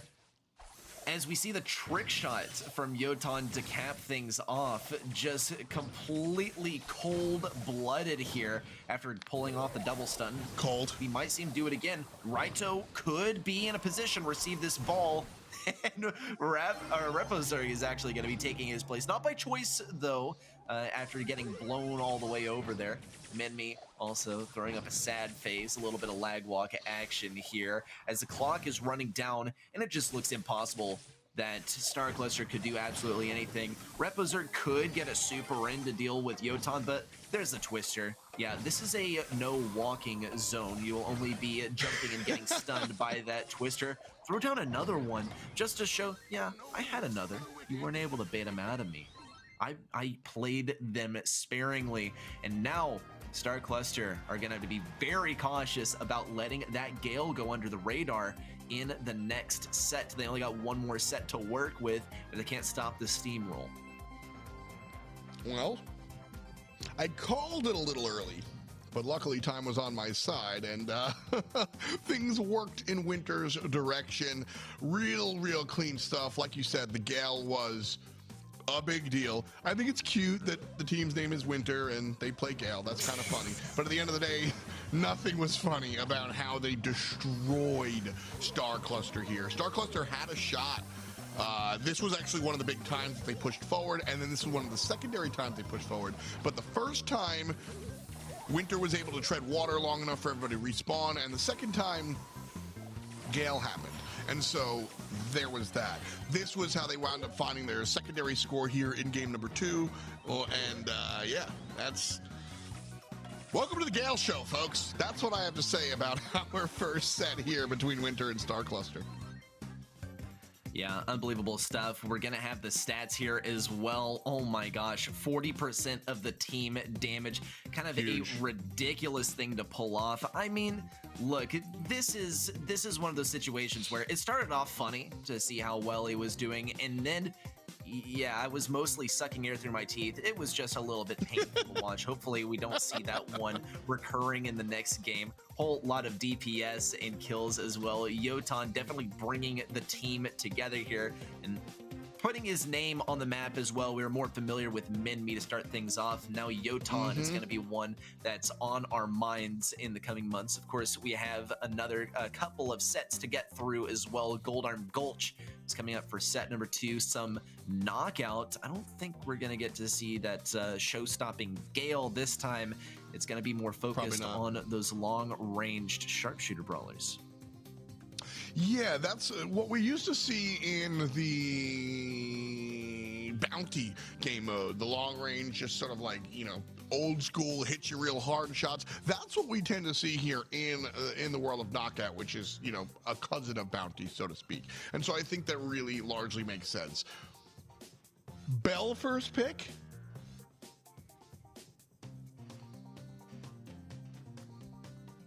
That's a question, ready? Maybe. Oh, okay. Bell, yes. Bell first pick, I'm not totally sure, right? I mean, look, we got Goldarm Gulch up in here. Check out that mid, right? You can see a few ways to make your way into mid. You can see a few vectors to fight across mid. Usually it's a left versus right interaction on this map. Sometimes you see teams completely honing in on a single bush here. Gonna get the ban phase started as well. Probably gonna see some thrower bans up in here. A really important brawler to have available to yourself. Real quick, do you ban Gale here if you're Star Cluster? Yeah, I'm not really sure. I wouldn't personally be playing. Yeah, we do see the Fang ban, which is gonna lower the utility of Gale. We could see Winter go with it again. Star Cluster are gonna be very wary of it. Going with the Jean as well. Jean's not going to really be able to do anything versus Gale. Winter still has a couple of picks to work with. It's hard to find a counter to that brawler is the problem. Star Cluster. Which one? Had to be you mean Jean? Oh, to Gale. He's a very difficult brawler to counter unless you're outranging him.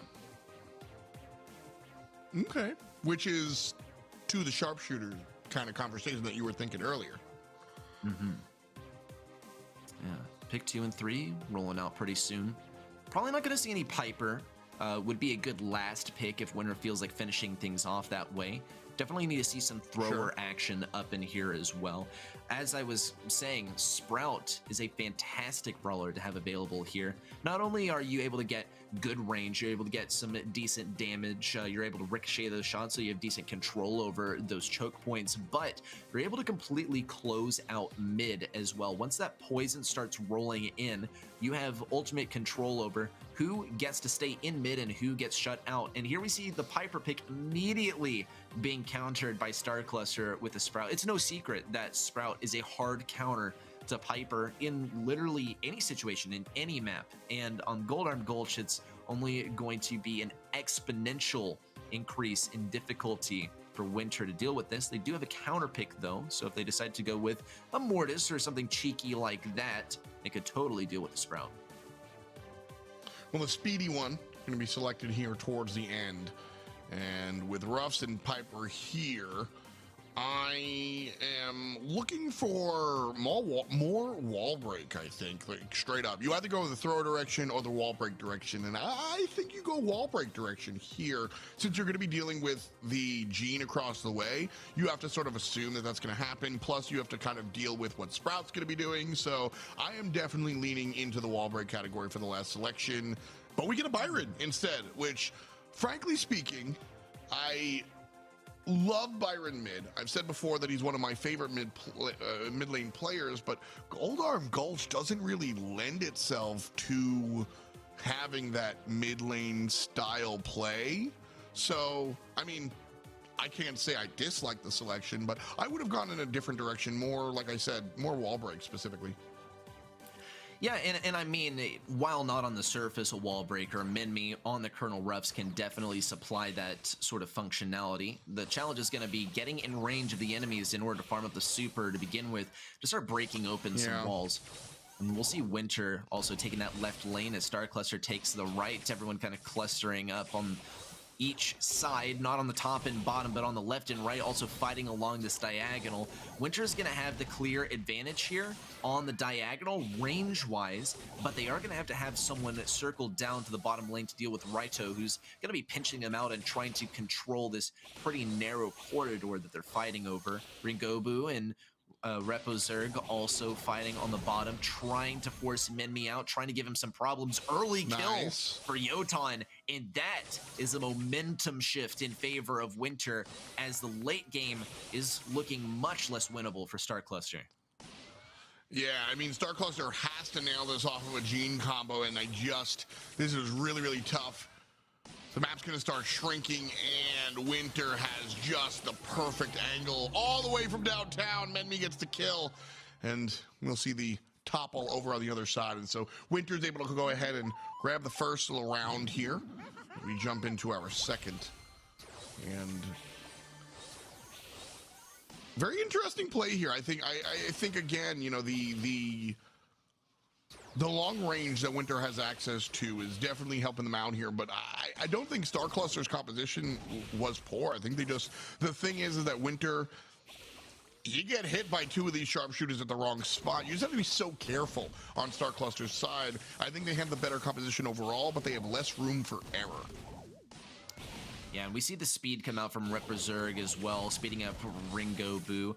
Thing is, with the max speed onto the Gene, it's very, very useful, and Minmi flew a little bit too close to the sun. Wonder why he was getting so close. He had to know that he'd get pulled by Gene if he allowed that to happen. Winter now have to fight as a disadvantage, lacking one crucial player, and Star Cluster has that Sprout as well. Now, to their credit, mid is a lot more open than it was before. Yotan also stays alive. Ringobu could go down. It's just Yotan versus the world.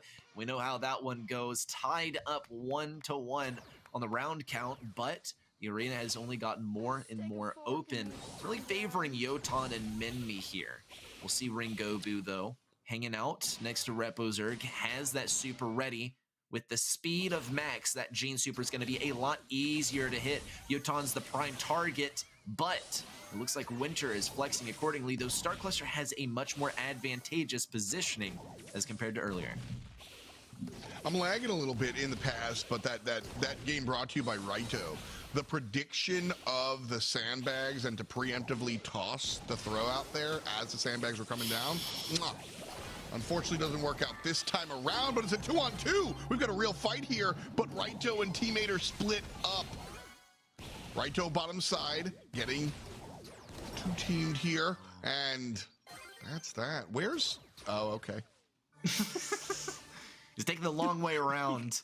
He's pulling a Leon move here where you see your Leon teammate go invisible and they're like, I'm going to go to the other side of the map. They'll never expect me there. And I can't say that Winter really expected him there, but they were sure able to deal with it effectively. That is game number 1. Going the way of Winter. They're bringing themselves to that match point as well. A single round could be all that it takes for us to go to the sort of match point within the match point, if you will. Star Cluster got to think about a new approach to this whole thing, perhaps denying as much wall break to Winter as they allowed in the last game. A fresh one here. I am not, you know, it's interesting. This Winter composition is much more successful than I thought. I did not think that the map, as Menmi gets pressured on, Yotan is the one to fall down, and Star Cluster are alive and well. They need to start pushing up as half HP on the side of Winter all aboard. But if Winter winds up backing off with their range, this is actually a 2-on-3 that can work out. We'll see Raito hanging on to the super. He's ready to close things out of mid. If that poison begins to close in, obviously the favorable situation for Star Cluster is going to be ending this sooner rather than later. Menmi, though, does not go down without breaking open a significant portion of the map. And even though Winter are going to be losing this round, this is still a W for them in one way or another.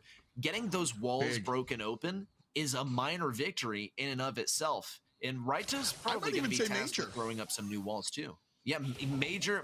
I'm going to agree with you too. Look at how many walls were broken open there by Menmi. Look how he has so much command over the top lane now. And that was my entire concern with the long-range sharpshooter composition, was that you're just not going to have enough space in there, and Piper can break the walls, but has to be put in a bad position to do so. Bottoman's the only one that can do so safely. Well, it's all good. We'll just throw the first round a little bit and break open the walls so that round 2 and 3 are ours for the taking.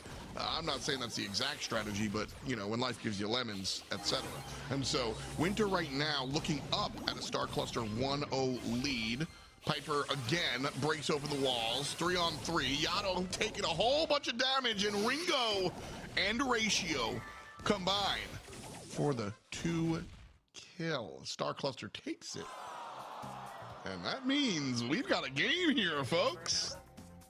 Oh yeah, we see a single victory by Star Cluster here, which is already throwing us for a loop, as we've seen all of our quarterfinals go in total sweeps thus far, and now we have a real game on our hands. Star Cluster going to be putting up a seriously hard fight here.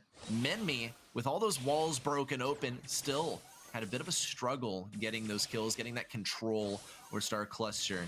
We'll see how valuable that wall break proves to be as we move into game number 3. Still a match point, but now Star Cluster could bring us to our first set 3 of the day.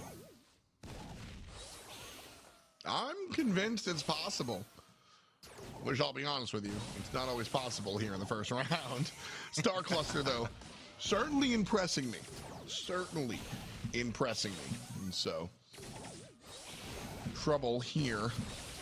Star Cluster was able to find success when they were, nice dodge by Max, able to kind of coalesce and find the same target. Trouble for Raito, and Ringo has been split up. Dodge there, nice and good. Bato Man in trouble. The 2 R's up top taking care of business, and Max trying to create space does just that. But the answer from Menmi, it's 2-on-2, and the map is shrinking. Jumping on in, Repo repossesses the opposition, and Star Cluster are 1 away. Let's get to a game 3.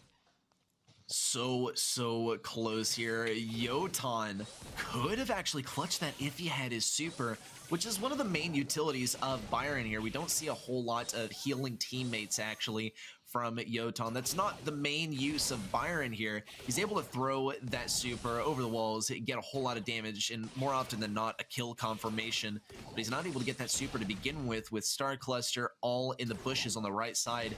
And the more impatient Winter gets, the more it works to Star Cluster's advantage, as they have the gene pull and they have the max speed. That speed could be coming out at any second. They might be waiting for Raito to get a super, close off the top lane, and kind of force the enemies to cluster together in order to make it more likely that these supers from Ringobu and Repozer are going to be effective. Enemy does have to flex backwards and account for the possibility of a Gene super. You see the sandbags broken down once again. If Batoman runs out of gadgets, guaranteed we're going to see a Gene pull, and there it is. Ringobu, Batoman goes down. See you later. Yoton. That super's not going to be doing a whole lot for you in this situation. Great stuff for Star Cluster. A real match on our hands. And a set 3 inbound. Oh man, me and Reddy are unashamed Sprout fanatics, and that's why. No other brawler can do that. That's all I'm saying. Like, a great move there from Star Cluster. And not just, one of the cool things that I liked about Star Cluster was they played their game and they played very well, but they dealt with the opposition.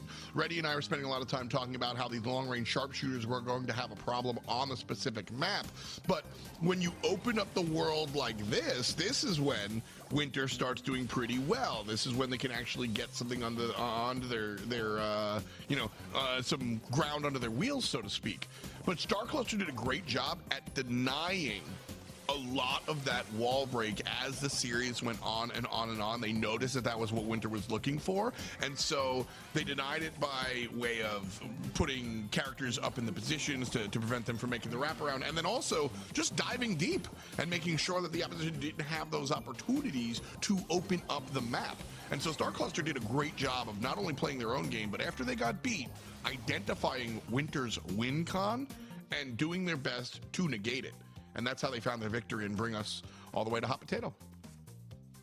Yep, Hot Potato's up next. Wonder if we'll see that same sort of development throughout the set, right? It would mean that these guys do go to a match point, which is not favorable at all. But if it's part of the process, right? If it's part of the journey to a victory, then so be it.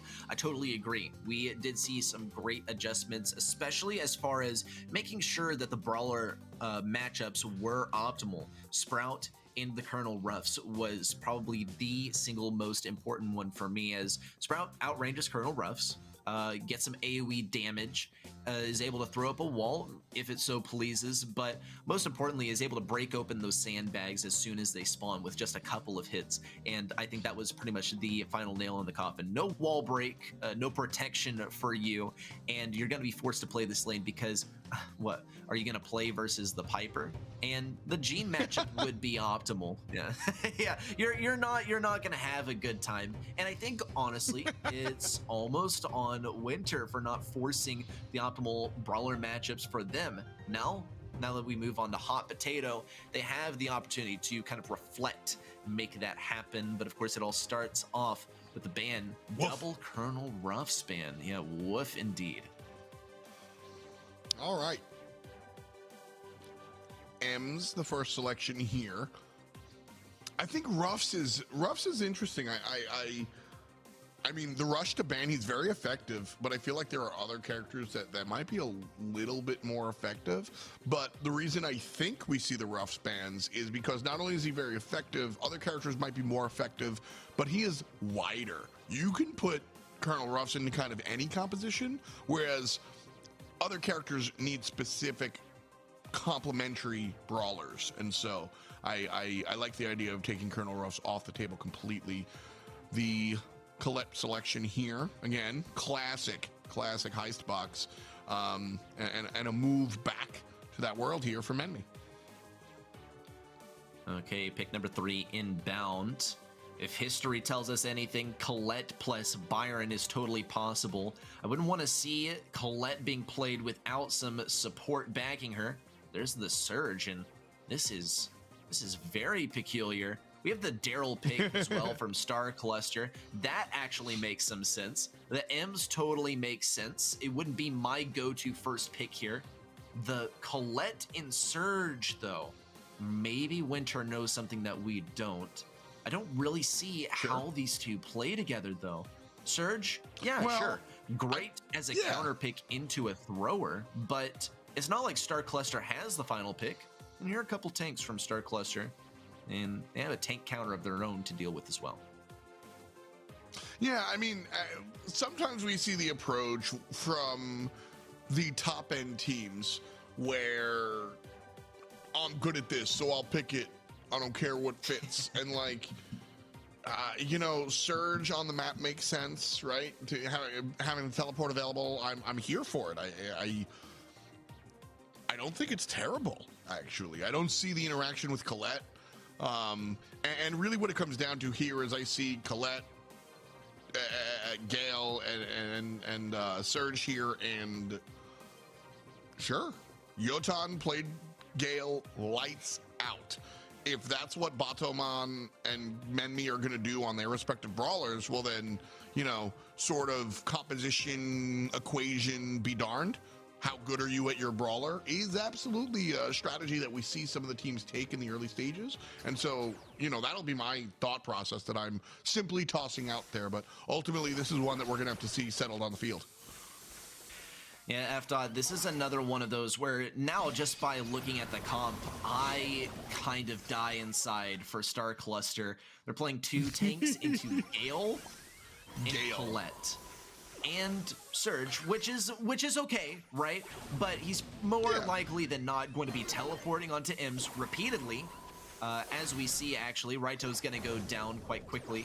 Batman has his super available, gonna use it for 1500 safe damage. Interesting move here, and they're just gonna let the tanks make their way to their safe. And this is also something that we have talked about already. The confidence that Yotan simply existing back there is gonna be enough to deal with them. We'll see Repozerg make his way up the right lane. It's like we're not even watching heist. I just keep like hearing we're watching Gale. Tower defense. Yeah, I just hear the and you know the pain that is over and over. Well, Surge was also doing pretty good as well. Sick wordplay there, Reddy. Nice job. Thank you. Rap God, ready, set. But I mean, you know, see the perfect example here. Winter, the composition, the characters don't really talk to each other, but they talk to the enemy composition, right?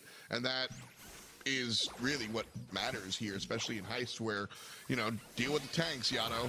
Okay, see you later, right? Like that's really the game plan here. Nobody can really make it past that last line of defense. Here comes one tank, and actually a fair amount of damage on the box there. But Winter still standing up and not Repo. Yeah, Yotan is going to have to get another hit to farm up that next super as well. Ringobu is going to deny it to him for only a moment longer. Also taking a whole lot of damage from Minmi in the process. Batoman doing Batoman things as well as Surge things with the teleport onto Ems. Yet another super on top of the save. Usually when players save their super, it's to stun someone, not get damage on the save. But I guess any damage counts, especially when you have tanks constantly filtering down the lanes into your safe. Though they do have a single Gale to defend it, and typically a single brawler defending versus 3 would be a big issue, but not for a Gale. We got the playing in the background. More 1500. And I think this one, yeah, that's gonna be it. And what a comedic end to things as well, as we do see Winter take this one. And, well, they're going on to the semifinals, but kind of a comical way to end things off. It just didn't feel like a final set at all to me. It really didn't. The composition from the left side was a conversation that we had a lot, and I just, like, okay, picking the Bull into the Colette with another selection left, I think they made a mistake I am so okay. I'm hesitating here because very rarely do I like to say that games are won or lost in picks and bans, but Yeah. every now and then that does happen, and I think that's what happened here. The tank composition full commit into a tank killer and an empty slot is just a duh for me, Reddy. I just don't get it. Like, they had an empty slot, and you hard committed to a counterable composition. I think these are the lessons teams are going to have to learn as we do more and more of these snake draft style picks and ban phases. And I totally agree here. The snake style thing, as long as a Gale is available, just within the specific meta, right? Tanks have been almost completely ruled out as long as Gale is viable. And I'll tell you what, this was not a success for the side of Star Cluster. In fact, maybe being harsh, but this was a failure. However, we can always frame failures as learning opportunities, right? Let this be a lesson as to what not to do. You don't pick tanks when Gale is available. It could change if there's some balance changes in the future, but for now, yeah, you are going to have a rough time. It's not totally unwinnable, but at this level of play, the caliber of teammates you're playing against, it is going to be unbelievably difficult. Exactly. I mean, when it comes down to it, it's more than just the brawler. It's how you play the brawler as well. And again, reminder, y'all are voting in the app for who gets MVP. And right now, it's Menmi. No, it's Yotan that winds up with the MVP here. 9 kills, no deaths, baby. And yeah, duh. That's the Gale player, folks. He wins. It's true. I mean, I gotta say, in that last set, we didn't really get to see a whole lot of Yotan on the screen, unless you count the kill feed, right? He was on the back lines, constantly blowing enemies away, keeping that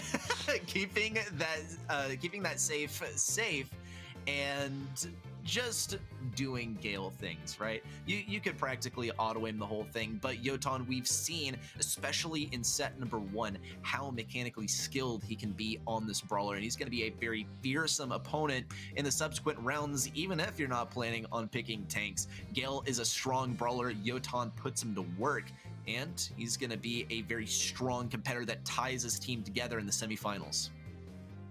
Well, that's where we're going, to the semifinals. Why don't we show everybody what the semifinals are going to look at?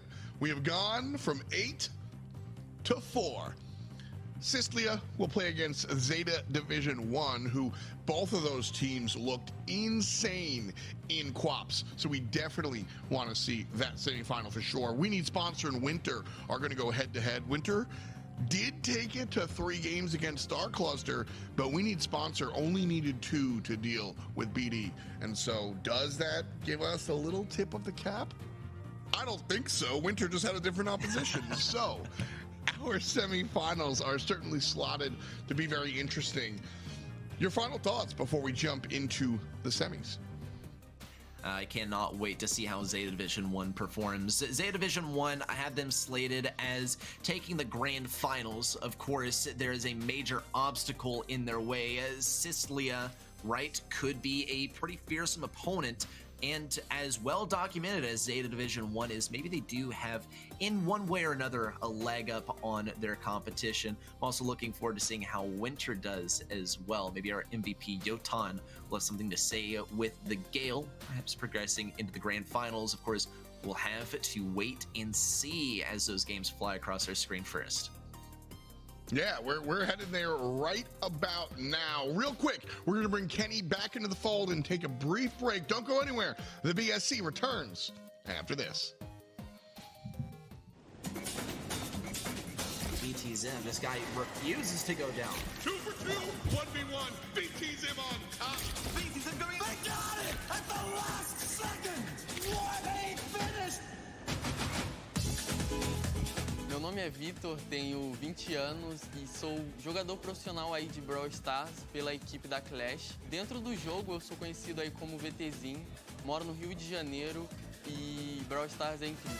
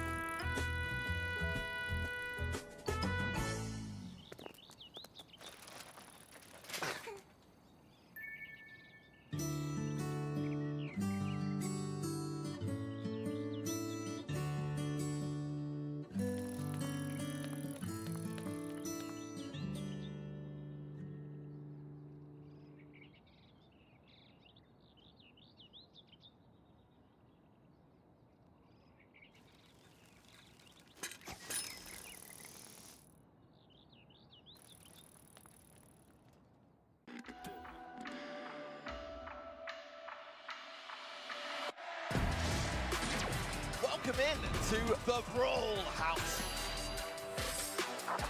The kick forward, the punch through, that's gonna be it!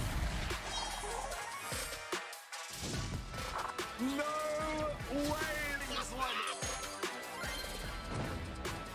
This is what everyone is here to compete for. So without further ado, let's brawl! Welcome back, everyone. We are here for the semifinals of the East Asia region. Ready? It's been already a great day of games. What are your biggest takeaways so far? You having fun? Dude, I'm having so much fun. I cannot believe we got to see Ash today. Even if he didn't win, even if he got dunked on a little bit, we still got to see Ash, and we got to see some other brawlers crawl out of the woodworks that I didn't think were possible at all. Colette on her own without a Byron. I mean, this region's full of surprises, and I don't think our semifinals are going to be any different. Yeah, that is a great point. A lot of interesting brawler choices. Let's take a look at our bracket and see how we got to this point. We started with 8 teams on the day. We've narrowed it down to 4 to start things off. Sicilia took a 2-0 win over Juggler. Zeta Division 1 in a rematch against Zeta Division 0.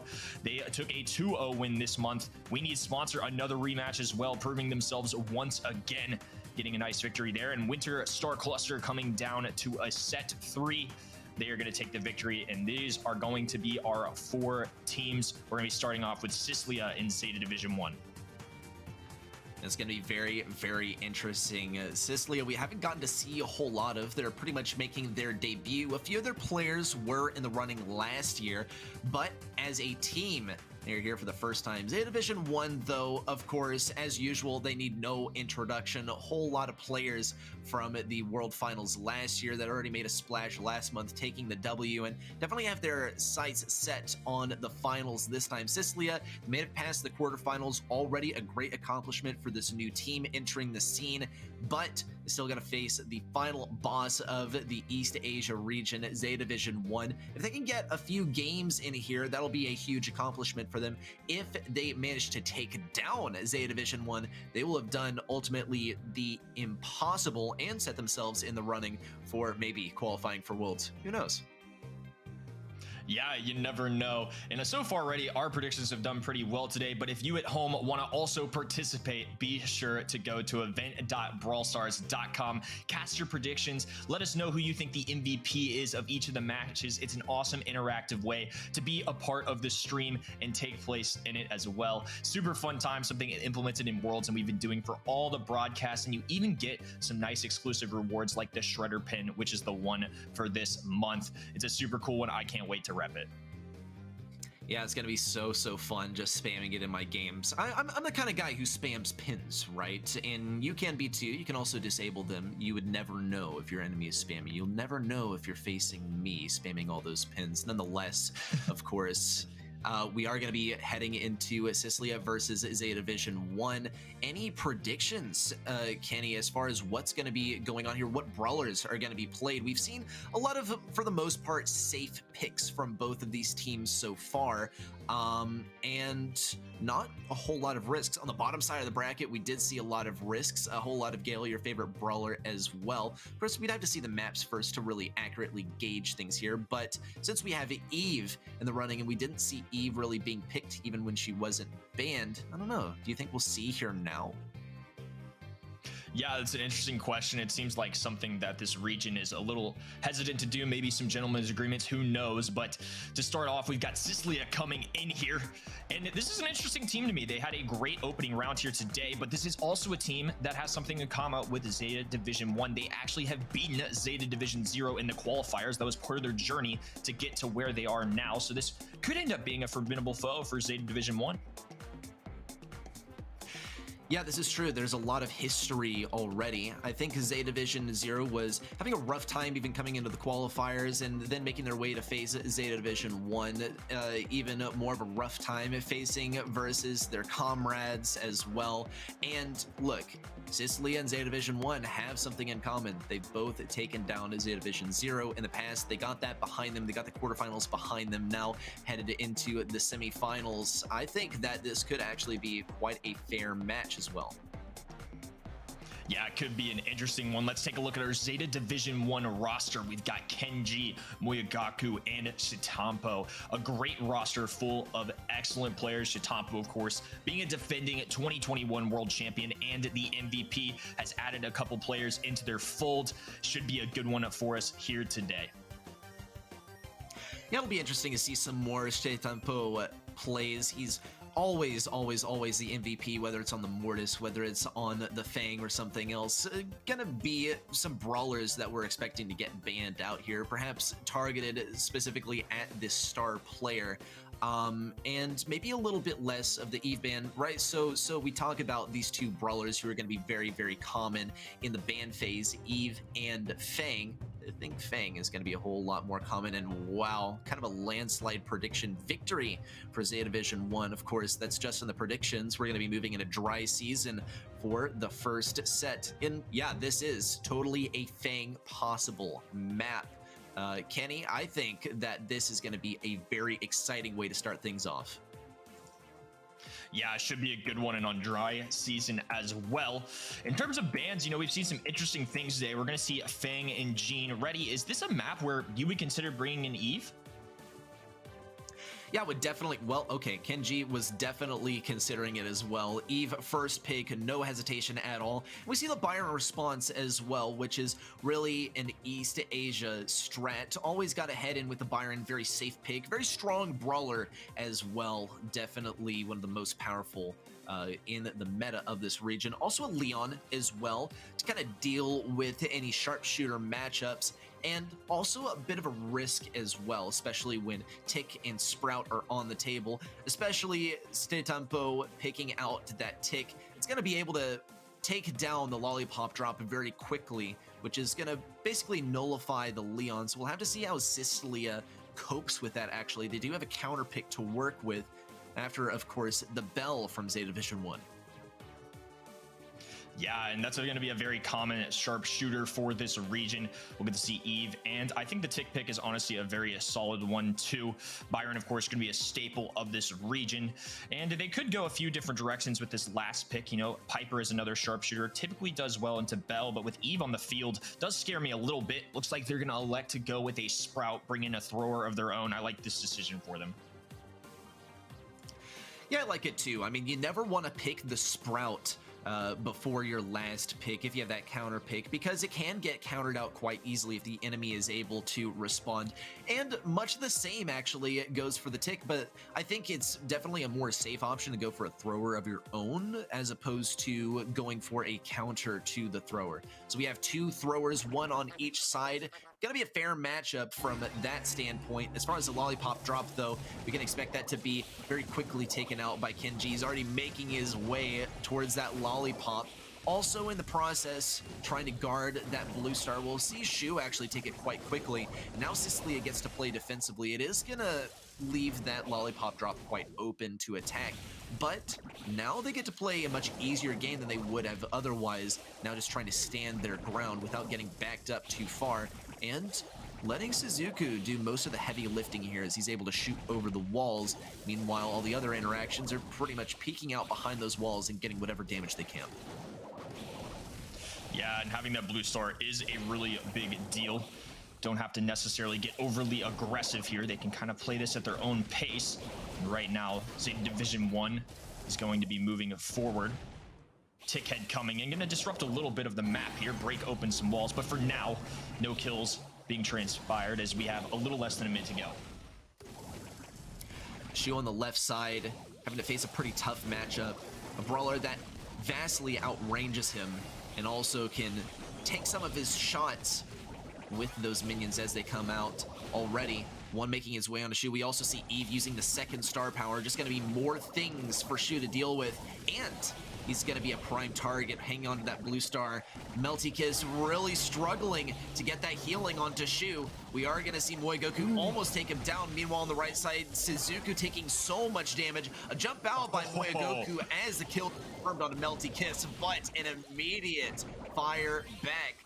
15 seconds to work with. ZETA Division One have to push in to get something here. Now, taking down the 10-second mark. No kills for ZETA Division One. It could be a victory for Cecilia. It's going to be a close call here, and they get the last second kill. ZETA Division One, 4-3. Wow, it came down to the wire, but they got the job done. And I guess that's what's going to separate teams like ZETA Division One from the rest of the pack. Super close game here. Cecilia almost took the very first game of this match over ZETA Division 1, which honestly shows so much promise. But as we have seen before, games change from one to the next. Players and teams learn things about each other and their playstyle. Already ZETA Division 1 is improving upon their last game, grabbing that blue star, and we haven't seen how Cecilia is able to perform on offense. ZETA Division 1 did have some difficulties playing offense for the entire last game. They were still able to get it done. For Cecilia, though, they're struggling to get past mid itself. And with these nest eggs laid down, it's going to be difficult for them to set up after pushing ZETA Division into their spawn, if they can even muster that. Yeah, and this go around, we're going to have blue star on the side of Z1 here. And Kenji doing a great job of some good old area control, something that Tick is known to do very well. All three nest eggs have also been placed down. And a little life here from CSL as they're able to advance forward just a little bit, forcing Z1 back into their spawn. A little more defensive positioning for them. The Eve shot's coming in on the right-hand side, and that's a great demonstration of how strong she can be. But on the other side, a little back and forth as now it's back into ZETA Division 1's hands. They will have the one-star lead. Interesting difference on the lane matchups over here. Shu definitely has the single hardest lane matchup, playing Leon into Eve. And I gotta say, Sprout versus Tick is not much better, but Suzuku's still able to get it done. Might even be able to get a kill onto Kenji once again. Though the damage is rolling in from Kenji, and the control is absolutely spot on. ZETA Division 1 have 1 star to defend here.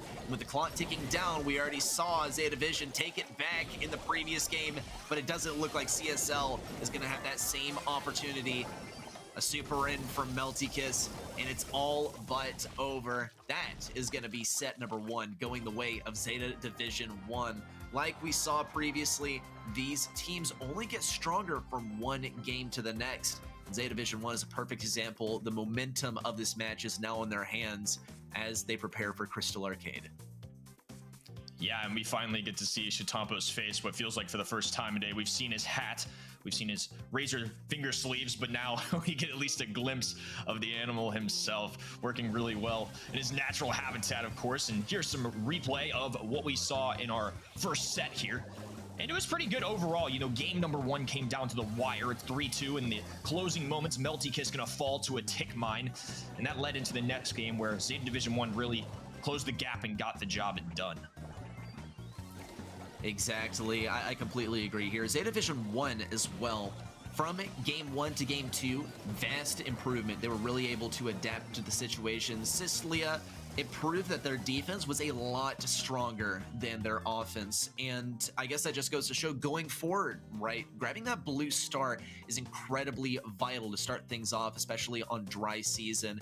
And kudos to ZETA Division 1 on such a strong defense, keeping the fight mostly at mid without having to retreat back to their spawn point where, man, we would have seen a real tough time dealing with Sprout. But of course, Crystal Arcade now on the horizon. We can expect some different brawlers.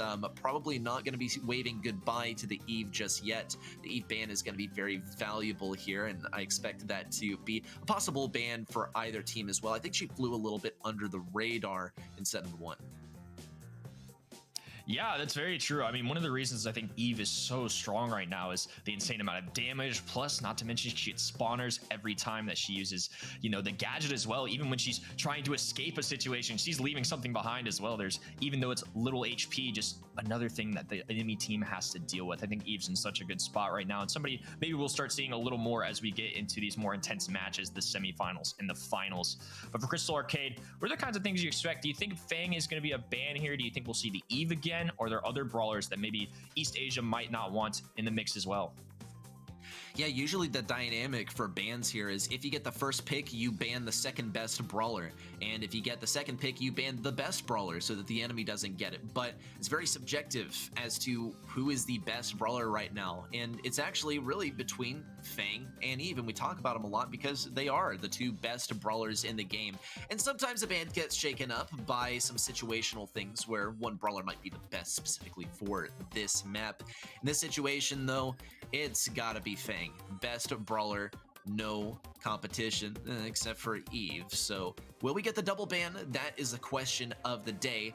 A whole lot of time for ZETA and Sicily to decide here. They got to be careful not to ban the same thing. Otherwise, whoever gets that first pick is going to be grabbing a very powerful brawler. And we do actually see both Fang and Eve ban. I wonder if that was even coordinated as well, because having either of these brawlers in the game is very frustrating to the team who's playing into it. We'll see the Sandy to start things off as well, and a couple of opportunities for responses for ZETA Division 1. I think the Sandy first pick is kind of a peculiar one. Would not be necessarily my first pick. We'll see if ZETA Division 1 actually opts for an IMS here. Acid Spray can be very useful for keeping Sandy out of range, especially on those side lanes. Yeah, they may be pairing it with a Max too. That would be a very solid combination, as Ims is also the most picked brawler across the world on this map. Sandy doesn't surprise me too much. Last month, ZETA Division 1 played this map twice, actually, and Sandy was banned once, and the other time they played it, won both of those sets, and it looks like they are going to combine with the Ims, so little nod to both of us right there. Good work, good sir. And we'll see what they respond with on the side of Sicily. It's going to be a Crow here, and I think that's an excellent way with the slowing toxin gadget to kind of halt any offensive from Max and the extra speed that she gives to her teammates.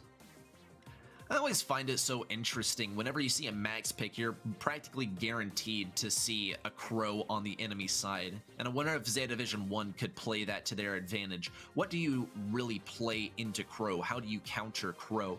Really anything that is able to defend versus this single target brawler. I would say that Spike is certainly a viable option to match up on that lane. Versus Sandy, Spike isn't going to be as viable. Sandy can't shoot through the life plant, which is pretty much the go-to gadget for Spike. And we are going to see the Spike. You know what? You know what, Kenny? We are doing mighty fine on our predictions today. Kind of on the money right now. Coaching jobs are in our future. Yeah, I'm kind of on fire. I'm kind of on top of the world right now. I want to see how these two comps go head to head, though, as both teams are picking out their star powers and gadgets. I don't think it's really going to be any secret which ones they go for. I'm mostly looking out for the acid spray from ZETA. Yeah, it's a great introduction of a gadget for Ims, and these are two very different strategies I'll add too. You know, Sicily doesn't necessarily have the traditional mids that we kind of see on this map, while we're going to see a tried and true Max and Ims combo once again. It's something this region really enjoys in general, but overall, for a long time in Brawl Stars, this has been a combination that works. As we hop into game number 1, Moyugaku going to be playing on this left-hand lane, which could be unfavorable into the sandbags, which Colonel Ruffs has in his utility, assuming that he is running that gadget, but it is the most likely, I would say. Crow going to lane in the mid versus the Max. Favorable matchup again for CSL here, and Ims does fare pretty well in this Sandy, I would say, but overall, some of these matchups actually look pretty good for CSL. I have to say, I think Shu could definitely make something happen on the left side. We do see Suzuku go down. It's hard to pin down who is the mid-brawler for Sicily, because Ruffs, I mean, I guess you could get some utility to your teammates. There just really aren't opportunities for him to bounce those projectiles. Versus Spike, he's not a whole lot better, as that life plant's going to be soaking up a whole lot of damage. And on the right side, ZETA is basically a more defensive Sandy, if you will.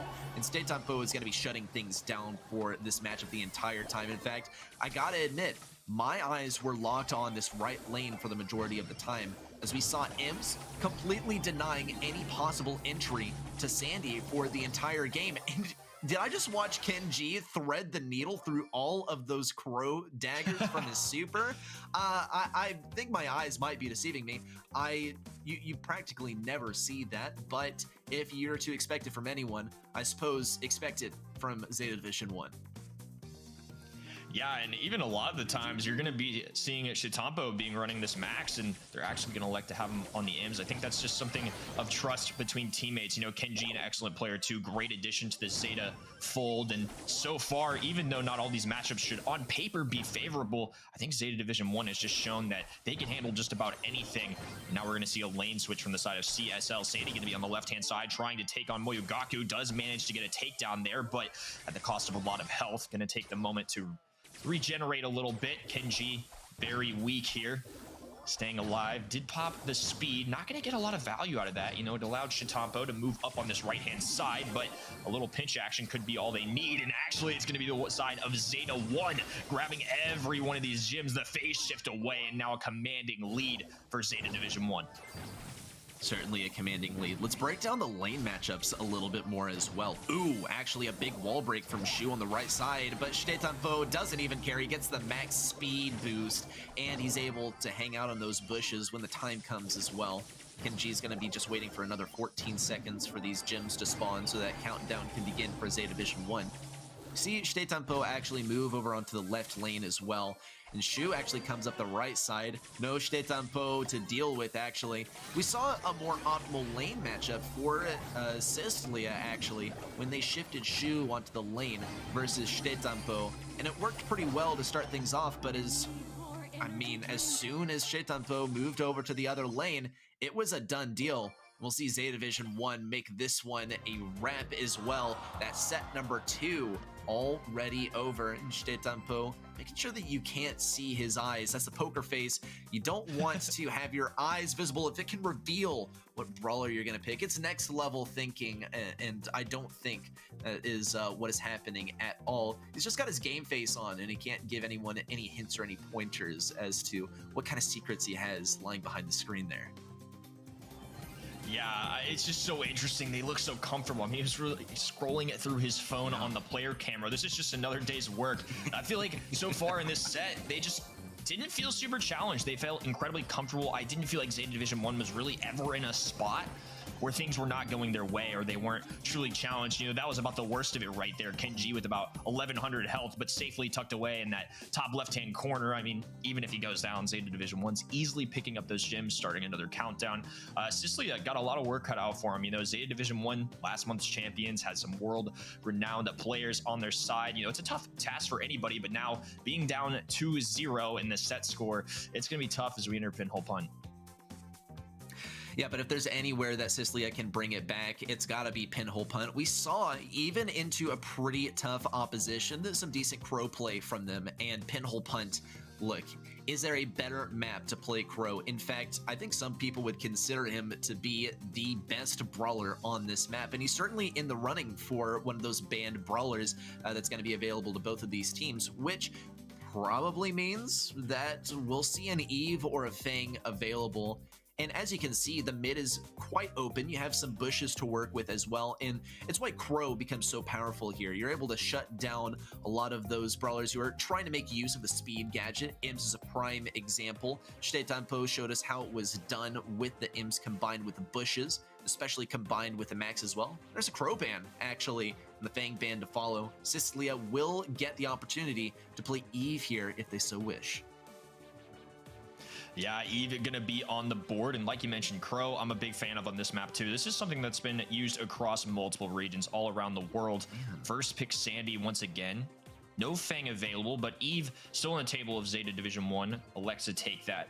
Gonna be a solid long-range brawler. Some other ones that could show up here too. I think Byron, a staple of this region across the world right now. Great brawler overall. Ems, a very popular pick globally here, and also for this region. You know, Stu could be a brawler that gets in the mix here. It's a popular one. Max combos come in here. Colonel Ruffs. I feel like there's just a lot of opportunity here for ZETA Division 1 to craft whatever combination they would like. Yeah, I see the Sandy first pick, and it makes me really, really worried for CSL because we saw what happened last time they went with the Sandy first pick. They had to face versus an Ems, and Sandy versus Ems, we saw absolutely zero progress on that lane from Sandy for the entirety of the game. However, Sandy does have a lot more utility on Brawl Ball as opposed to Gem Grab. He's able to stun on defense, but most importantly, he's able to get that very nasty combo of shooting the ball and stunning in the same go to get an easy goal. Now, Shitetanpo is actually going to be picking up the Gale here, and as your favorite brawler, Kenny, I'm sure you can share your thoughts on how Gale counters basically any form of offense in this game. Yeah, and I find it a little peculiar. Maybe Sicilia had a combination in mind. Maybe they really wanted this max combo, but Gale's going to deal with that pretty decently. You know, he's got the stun, the twister, great goalie overall, and, you know, he is my favorite brawler, like you mentioned, but just trying to be as objective as possible, of course. You know, we've seen Shitetanpo be a great Gale in the past. He was one of the pioneers of this brawler early on, even before the major buff. We saw it in Worlds. We've seen it in months past. To finish things off, Sicilia going to be going with a spike here, which I feel like pairs pretty well into Leon, but ZETA Division 1, you know, can really go whatever direction they want. It seems like tonight a lot of the, I don't know if there's a gentleman's agreement, or maybe this region truly just doesn't find as much value in Eve. Maybe they just want to play brawlers they're comfortable with, but I imagine ZETA Division is going to be trying to think of things that will work for them, and I think that's probably what they're going to go with on their pick 6. Just something that they enjoy, something common, not as overly difficult to play. As Imps is going to be a candidate for that. You know, it's one of the most played brawlers globally, does decently. And this Stu handles the life plant pretty all right. I think overall, you know, ZETA Division 1's comp is not one that we're going to see all three of those brawlers on the same side all the time, but I definitely think it works. I think each of them kind of have a role and are very solid brawlers overall for this map.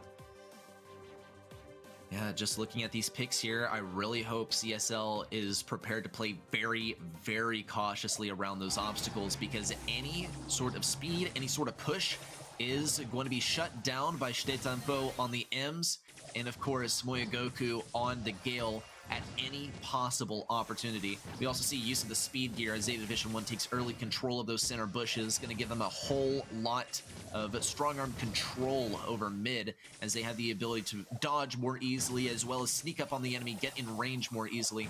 Optimal matchup actually for Meltykiss on the left side though is he's able to way more easily get wall peaks on Moyogoku. We see Moyogoku handle business accordingly though. On the right lane, Shu has a little bit more ability to wall peak versus Stetanpo as well. I think if CSL are able to effectively wall peak, stay behind the obstacles, and only peek out for a single attack at a time, then they'll be doing really, really well in this matchup. Problem is that Moyogoku has his super ready to go already, and Stetanpo is doing a good job of wall peeking himself, even though his brawler isn't particularly suited to the task.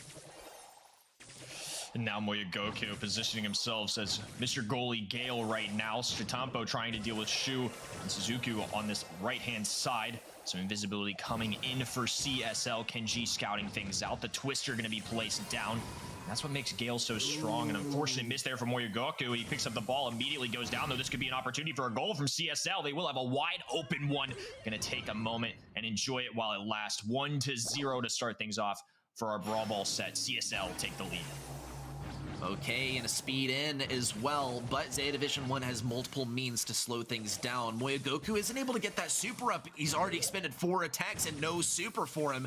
Stetanpo on the right side has the speed from the bushes. He has his super to work with as well. And as he closes in for the final blow, Cecilia has to move accordingly. This could be a goal, but a little bit of a fumble of the beach ball isn't going to do a whole lot. Meltykiss left behind as ZETA Division gets a quick goal, but here is the first Sandy Super that we've seen from Meltykiss, and this is going to clear out mid for them for the time being. No supers for the side of ZETA Division 1. A goal could be inbound as long as CSL is able to maintain their position. Once those walls break down, things are going to be wide open for a goal for them and could net them their first victory over ZETA Division 1. Yeah, and over time, I do feel like this is going to be a pretty good combination, you know. Gale and Ems don't have the most distance in the world, while Spike and the maneuverability of Max could help them out. I feel like Spike's going to be a huge contributor to this overtime cause. Kenji invisible, though, on the right-hand side. Takedown onto Shu. And now ZETA Division 1 moving the ball forward. 2 supers on their side as well. Moyogoku is going to have an angle here if they get the takedown. The phase shift kicking in, though. And now positioning for ZETA Division 1. The pass over to Stetanpo, and does have the opportunity to pop a super, which they elect to do. It's going to be a 2v2 here. The side of CSL very weak. Gale gets taken down, though. Kenji might still have an opportunity. No good, though. The defense of CSL holds through, and now they will have an opportunity with 20 seconds remaining. So many twists and turns that has me on the edge of my seat, practically biting my nails here for CSL. It very well could be a tie. Really, the challenge here for CSL is to maintain their ground, but ZETA Division 1 closes in more and more. Possible trick shot here, a super in, and it's wide open for Moyogoku. They are going to match a point. So close there, but as we've seen from ZETA Division 1 over and over, hey, when they see an opportunity for a goal, usually, I mean, it seems like they see into the future about 10 seconds, because they are so quickly able to take the ball from a very far off position and turn it into a goal in practically the snap of a finger. We'll see ZETA Division 1 though playing hot potato with this beach ball as they're trying to cope with this oppressive offense from CSL to start things off. Could already be a goal. A pass through the vortex is all it's going to take, and a bit of a fake out there as well from Meltykiss to get a very fast goal for CSL to start things off as they're staring that match point straight in the face. This is the response that Cecilia needs. A tough loss in game number 1, and now backs against the wall here, facing off against ZETA Division 1, the Titans of the region right now. Pass over to Stetanpo. Shu gonna be weak here. The pushback and the Gale super. We talk about it on defense, but on offense, it's just as lethal. And all of a sudden, it's 1-1. And now Cecilia is truly going to be tested if they want their tournament lives to continue.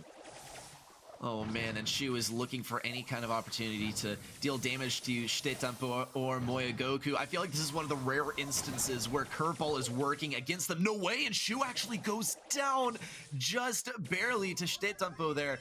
And with all that hard work, ZETA Division One has earned control of mid, and they don't leave their joystick still for even a moment here. I don't know if those are spins or dodges. In any case, Melty Kiss is going to look to gain a kind of point of entry here, looking for any point of weakness, any pain point. Moya Goku just needs to hit a single snowball. Easy kill for him, and a super could seal the deal. Kenji puts it in, and ZETA Division One is headed to the grand finals just like that. Another 3-0 score. Now we get to see Bruce the Bear covering the screen. Shitampo gonna leave him to the camera. He'll deal with the media later. Right now, it's game time for him. And once again, 3-0. I mean, ZETA Division 1 not giving up a game. They got so close in Brawl Ball. It was right there. But again, ZETA Division 1, even facing adversity like that, only 8 seconds roughly remained, and they still took that mid positioning, charged the super up just in time, and a wide open shot. To start things off, Kenji did have a nice early goal, 1-1 here. Now we approach overtime. The pushback gonna come through, and the defense gonna be just enough. Suzuki with a nice goalie work, and 20 seconds left on the clock at this point. It's 1-1. That's game number 1. Look at 4 seconds on the clock. 3 in the goal. Really well played in game number 1. Chitampo gonna secure the deal here, make things 1-1 again, tie ball game. And again, this is the story we've seen all night. Just ZETA Division 1 has not given up anything. They did it against ZETA Division 0. Sicily now as well, and who will be their next victim possibly in the finals. Yeah, I think victim is the correct term to use. These guys take no prisoners, and they're all business too. Let's take a look at a comparison between Moya Goku and Shu. Honestly, I mean, you can tell, right, who is the victor here, but this is quite interesting because we see Shu is not very far behind, right? I think this is actually a quite fair matchup, and I'm looking forward to seeing how these guys are performing in the future. Undoubted champions of the region for the time being are ZETA Division 1. They're going to be looking to further that title in the grand finals, but they do have some serious competition hot on their heels. I'm looking forward to seeing how this develops later on, but for the time being, CSL are going to have to wave goodbye. They're still getting their share of the prize pool, and ZETA Division 1 is advancing on to claim the big bucks. That's right. They're going to be taking another stab at a monthly final. And to mention this as well, we've now got our MVP coming in, hot off the press from all of our fans at home. It looks like it's going to be Shitampo here, going to be the MVP. And no surprise, of course, you know, he was 3 kills, 5 deaths. The DPS was 110, but overall, it's hard to argue he's not a phenomenal player. Yeah, certainly a phenomenal player, especially on the M's, right? This is what stole the show for me. M's, a brawler that's very, very, very close to my heart. I love playing this brawler. Just so fun, right? You get to slow everyone down. You get to then use your shot to get so much damage on them as they're practically idle and say, nah, you're not going anywhere. You're going straight back to the respawn, in fact. And I think Shitampo played it beautifully. I look forward to seeing a little bit more M's gameplay from him. But of course, that's going to have to be in the grand finals. Yeah, we'll get to see ZETA Division a little later on. Let's catch up on our bracket. How are things shaping up overall in the day? Our next game is going to be We Need Sponsor versus Winter Ready. I'm kind of anticipating this to be fairly competitive. You know, this is going to be a nice matchup. Winter had an almost successful run at the playoffs last month, losing 3-2 in a reverse sweep fashion in this spot. And We Need Sponsor, of course, beat Blood Diamond, made it this far last time. Who do you think is going to go on and take on ZETA Division 1 in our finals? Yeah, I mean, after seeing how Winter played versus Star Cluster, I actually started to question myself, because initially I said We Need Sponsor takes this one, no question. But I think Winter has a fighting chance. They got a good warm-up as well versus Star Cluster, but We Need Sponsor, I mean, they performed so well already, taking a nasty 2-0 versus Blood Diamond, which is a roster that we had our eyes on as well, because they have some very talented players that we saw perform well last year. Other thing is We Need Sponsor. They did make it to the semifinals in the last monthly finals and narrowly took an L versus Rising Sun Esports, who is not with us today, actually, as they did not qualify. So we'll see. We Need Sponsor. Could this be the end of their journey once again in the semifinals? A massive winning victory for Winter? Or Could this be their improvement upon the last month as well, by means of getting to the grand finals? Yeah, this is going to be a great opportunity for both teams. Let's take a look at We Need Sponsors roster here. We've got Toby, Deft, and Cheg Song.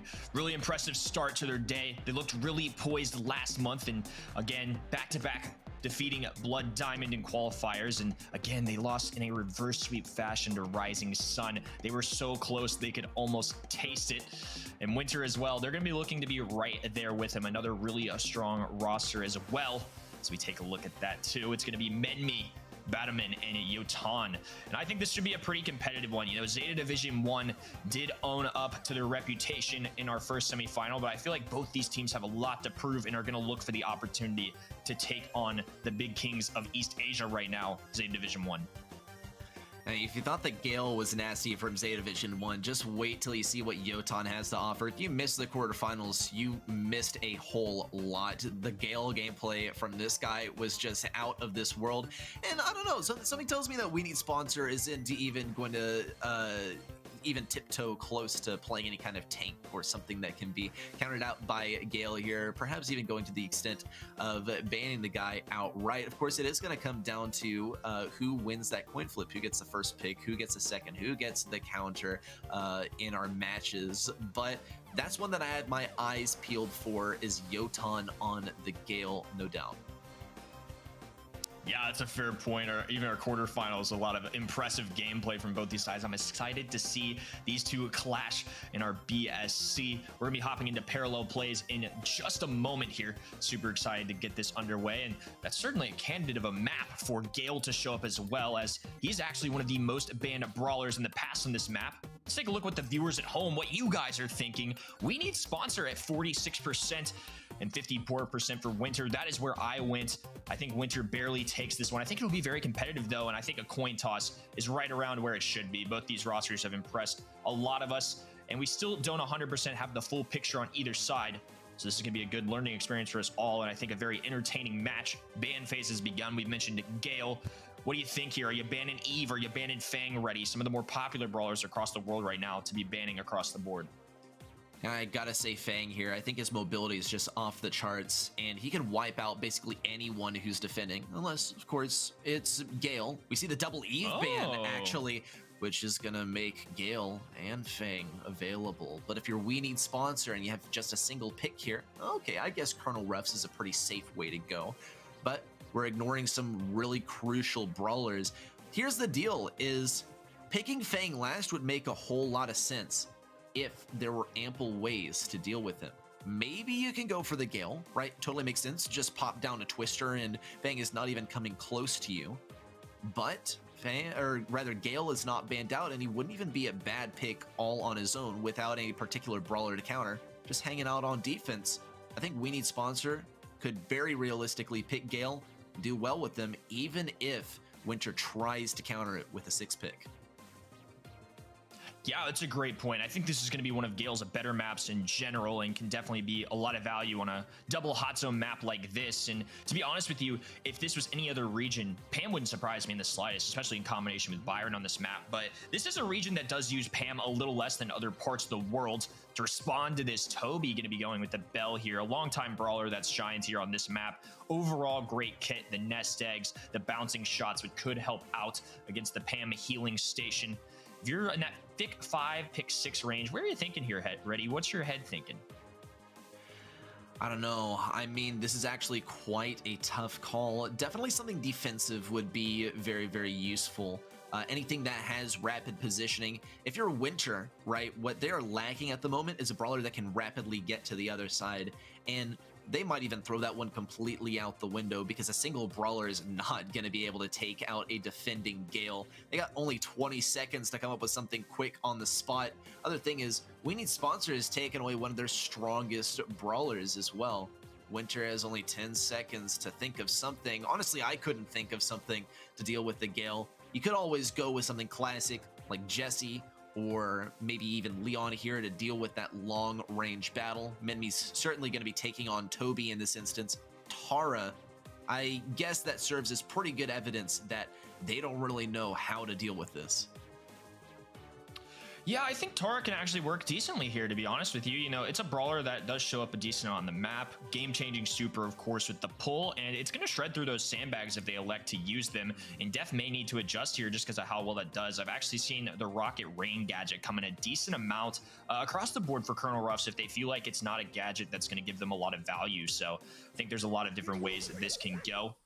Some more traditional brawlers showing up here, and it's actually going to be Batman on the aggressive as the Pam here. Tara going to be the one to play defense with Deft on the right-hand side is the Gale. Toby, the long-range brawler, going to be playing the mid, a little face-off against Menmi on the Byron, and Chicksong going to be dealing with Pam on this left-hand side, playing a little defense. Not gonna lie, this is not the sort of layout that I was expecting. More expected Gale on defense on the left lane, and maybe some Colonel Ruffs on offense, if anything. Tara on defense totally makes sense to me, though. We're gonna see Deft still hanging on to that right lane. Yotan having kind of a rough time pushing into him as well. Still getting some decent damage off as well. Batman also shooting up a whole lot of sandbags on the left side, but still pushing back Chegsang in the process. I think Pam and Byron is a really slept-on combo in this game. We don't see it a whole lot, but the double healers are super, super strong. And the damage output from Pam is actually quite decent as well. Deft is going to be pushing back all of these shades, but still, Yotan's receiving double healing here. One from the shade, one from Menmi as well. And he's in a powerful position to continue capturing this enemy point. Yeah, a great start here for Winter as they've gotten about a third of that hot zone on the bottom left-hand side. Remember, there's two zones here. There's your home side and the away side. Deft is trying to take on the enemy side, and they haven't even capped it fully for Winter, so this will be a decent lead here, roughly around 70% if I had to take a guess. And we'll see what it ends up. The Tara pool coming in. Deft getting pushed back, but it's not enough here. Yotan still going to be up, and Batman with a very healthy brawler right now, taking out these sandbags for extra measure, and now just building this lead.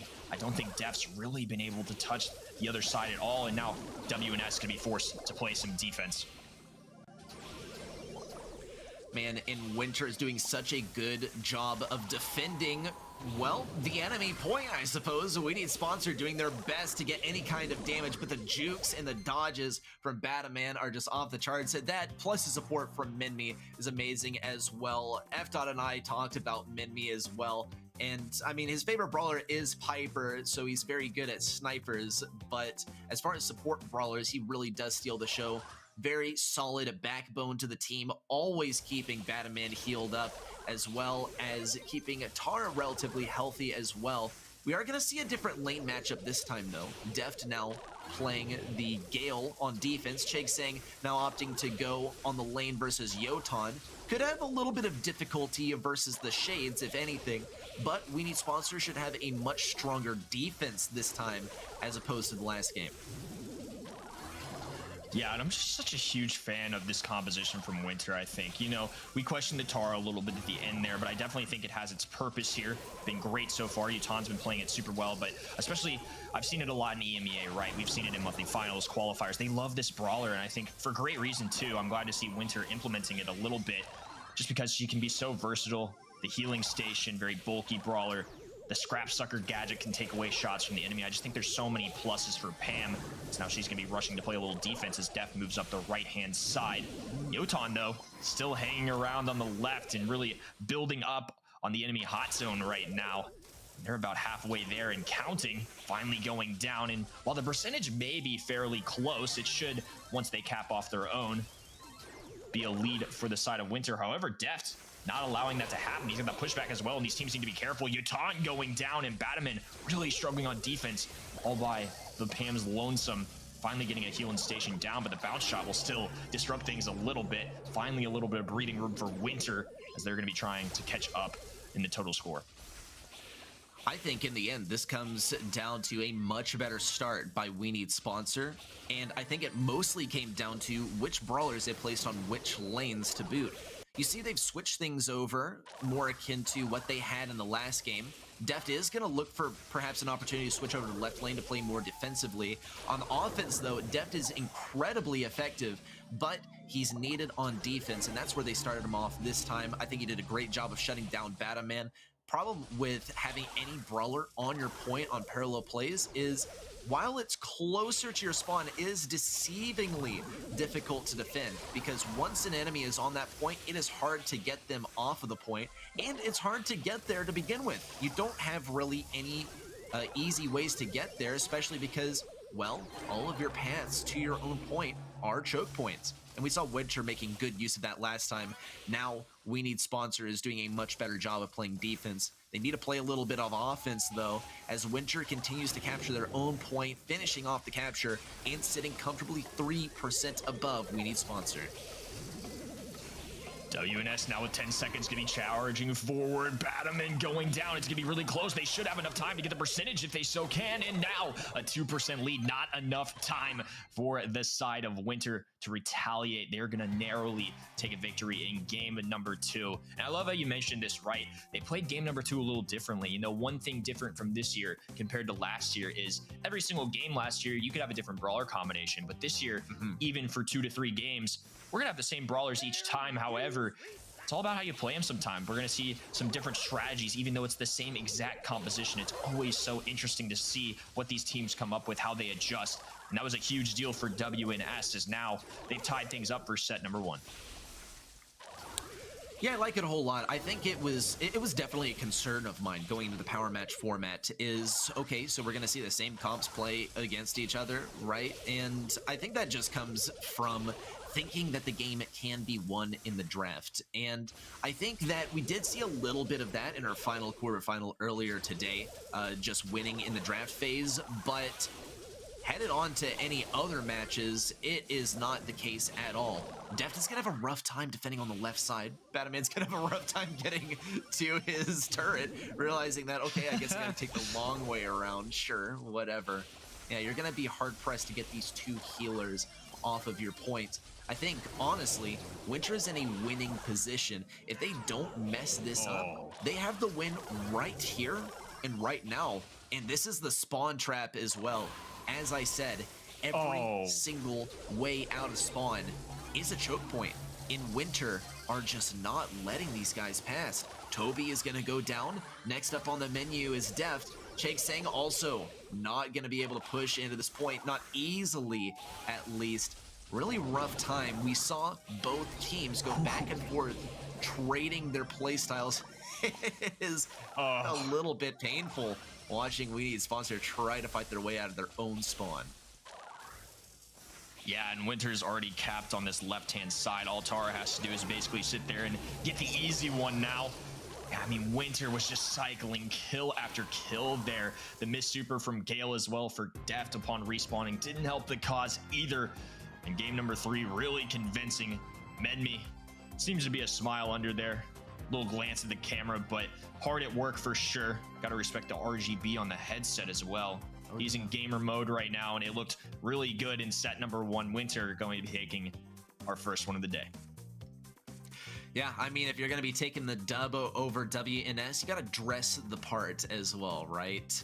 And what a way to finish things up as well. I was really hopeful for the Gale defense, but it didn't prove to be true. The double healer was able to deal with it very effectively. Thing with Gale is that he's able to follow up with a kill after he stuns you. But the thing is, if you have enough health, then you don't need to worry about how much damage Gale is able to pump out. Fact of the matter is, Gale doesn't deal that much damage. He's able to take down squishier brawlers with just 3 or 4 attacks, sure.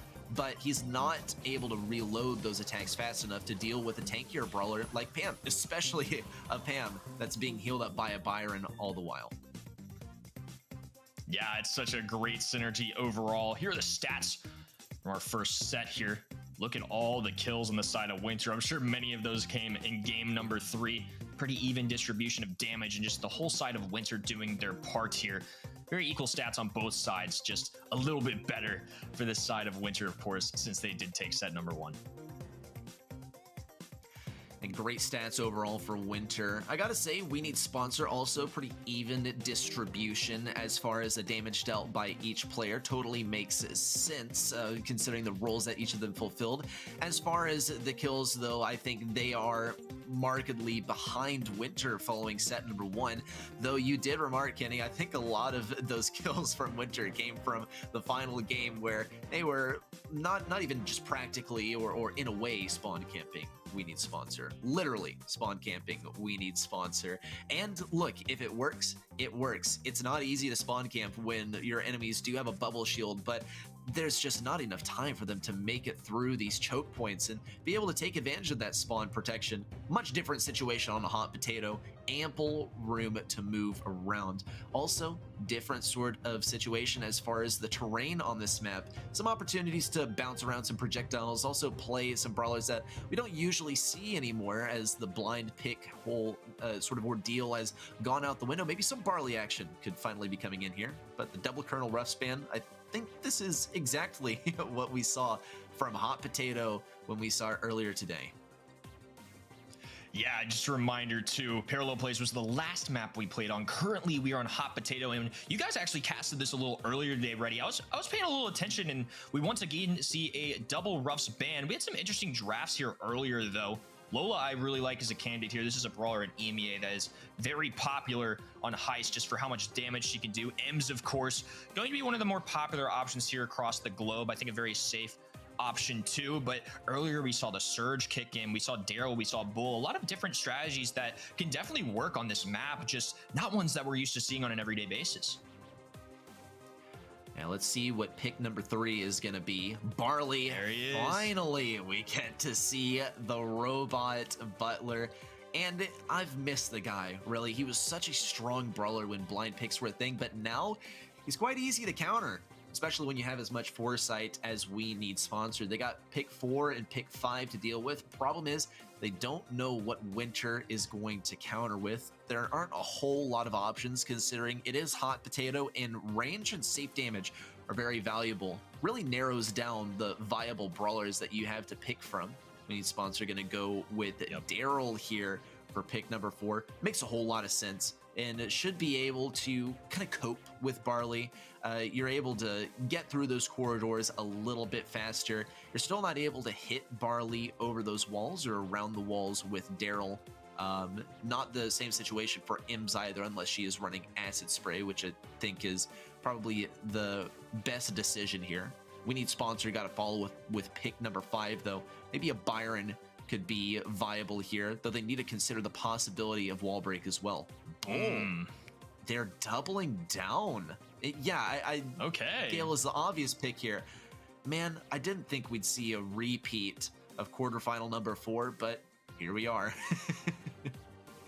Yeah, very similar, in fact. Ems, Daryl, and Bull was an exact combination we saw earlier, and Gale was the address. You know, one thing that I would have kind of looked to here, we saw this pick earlier, and it actually shows up a decent amount on this map. You know, Surge is actually a pretty good brawler to go into a brawler like Barley. It's a great, you know, squishy brawler counter. Barley doesn't have a lot of HP. The teleport, you can charge that super for free, essentially. We saw a lot of great Surge plays earlier, and I think, honestly, there it would have been a pretty good consideration, but the double tank here, especially with Ems off the board, it makes a lot of sense. This is probably a strategy that WNS was looking for. Bull as the choice of brawler, though. I could have also seen it being Fang, too. That's one that they did leave available. Right now, Daryl going to do his best to play into the counter. Remember, the Daryl roll can get through that Twister, and Toby going to be stunned here. Now, Minmi, somebody who can deal a lot of damage, going to be raining in on the safe 8%. A super coming in from Batman as well, and a little bit of a base race has begun, except we need sponsor hasn't really gotten to establish themselves on the other side. It's more one-sided as the Lola ego continues to take away the safe. Yeah, some kind of race this is. It looks like WNS is hardly at the starting line, though Jake Sang is able to get quite a bit of damage off on that save. Yotan is going to roll in for the defense. Of course, always a pleasure to see Yotan doing his thing on the Gale. We need sponsors suffering some major damage on their safe too. Minmi, now that he has his ego up, is going to be dealing all forms of damage. Jake Sang charges towards the safe as sort of a final gambit, as Toby, it appears, is going to be trying to slow down Minmi to the best of his ability. Not really going to work, though. Definitely a much better performance than I was expecting personally. Only 35% remaining on the save after that whole ordeal, considering how hard WNS was countered after the pick phase. We'll see if they play this any differently than last time, though. Really, it's all about getting Chiksang and Deft onto the safe, but it's going to be so hard with Yotan standing in their way. Yeah, WNS does a lot of damage from all three, and ooh, an early takedown onto Toby, and this is going to be a key for Winter here. Menmi as a Lola can do so much damage, the super raining in from Bataman as well, and already some decent damage, but the side of We Need Sponsor this time has established control a little earlier on the opposite. Menmi now having to split the shots a little bit, make sure they're dealing with that okay. Yotan, though, perfectly capable of dealing with tanks. Additionally, can use that Twister 2 to cut off Deft. And Bataman now slowing down Changsong as well. The Bull charging forward, and for now, a decent lead for Winter. We're dealing with Toby very well. There's still some decent damage coming in from the tanks, but there's just no way that they're going to be out damaging Winter here. And there's the angry pin and a little bit of a spin as well. Winter probably thinking, what on earth was going through your heads picking that? But maybe this is just the East Asia meta that we're not familiar with, because we've seen this twice, and both times it's fallen flat on its face. There's gotta be some kind of justification behind this choice.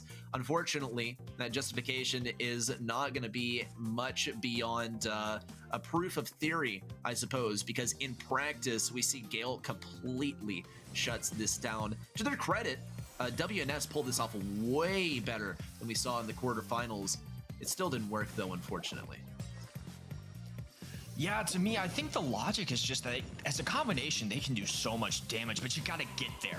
You know, you've got Lola, you've got Barley on the side of Winter, who you're going to see here put in absolute work onto this high safe, doing so much damage. They were able to stay alive for a long duration of this match, too.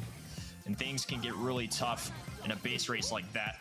Little touchdown dance for him as well as Winter. Another clean set for him. They looked really good there. And we'll see the stats come into Yotan with 48% of the team damage. I would be curious to see what the highest damage was, because there's no way Gale was doing too much there, but 6 and 2, 436 DPS. Holy cow, already.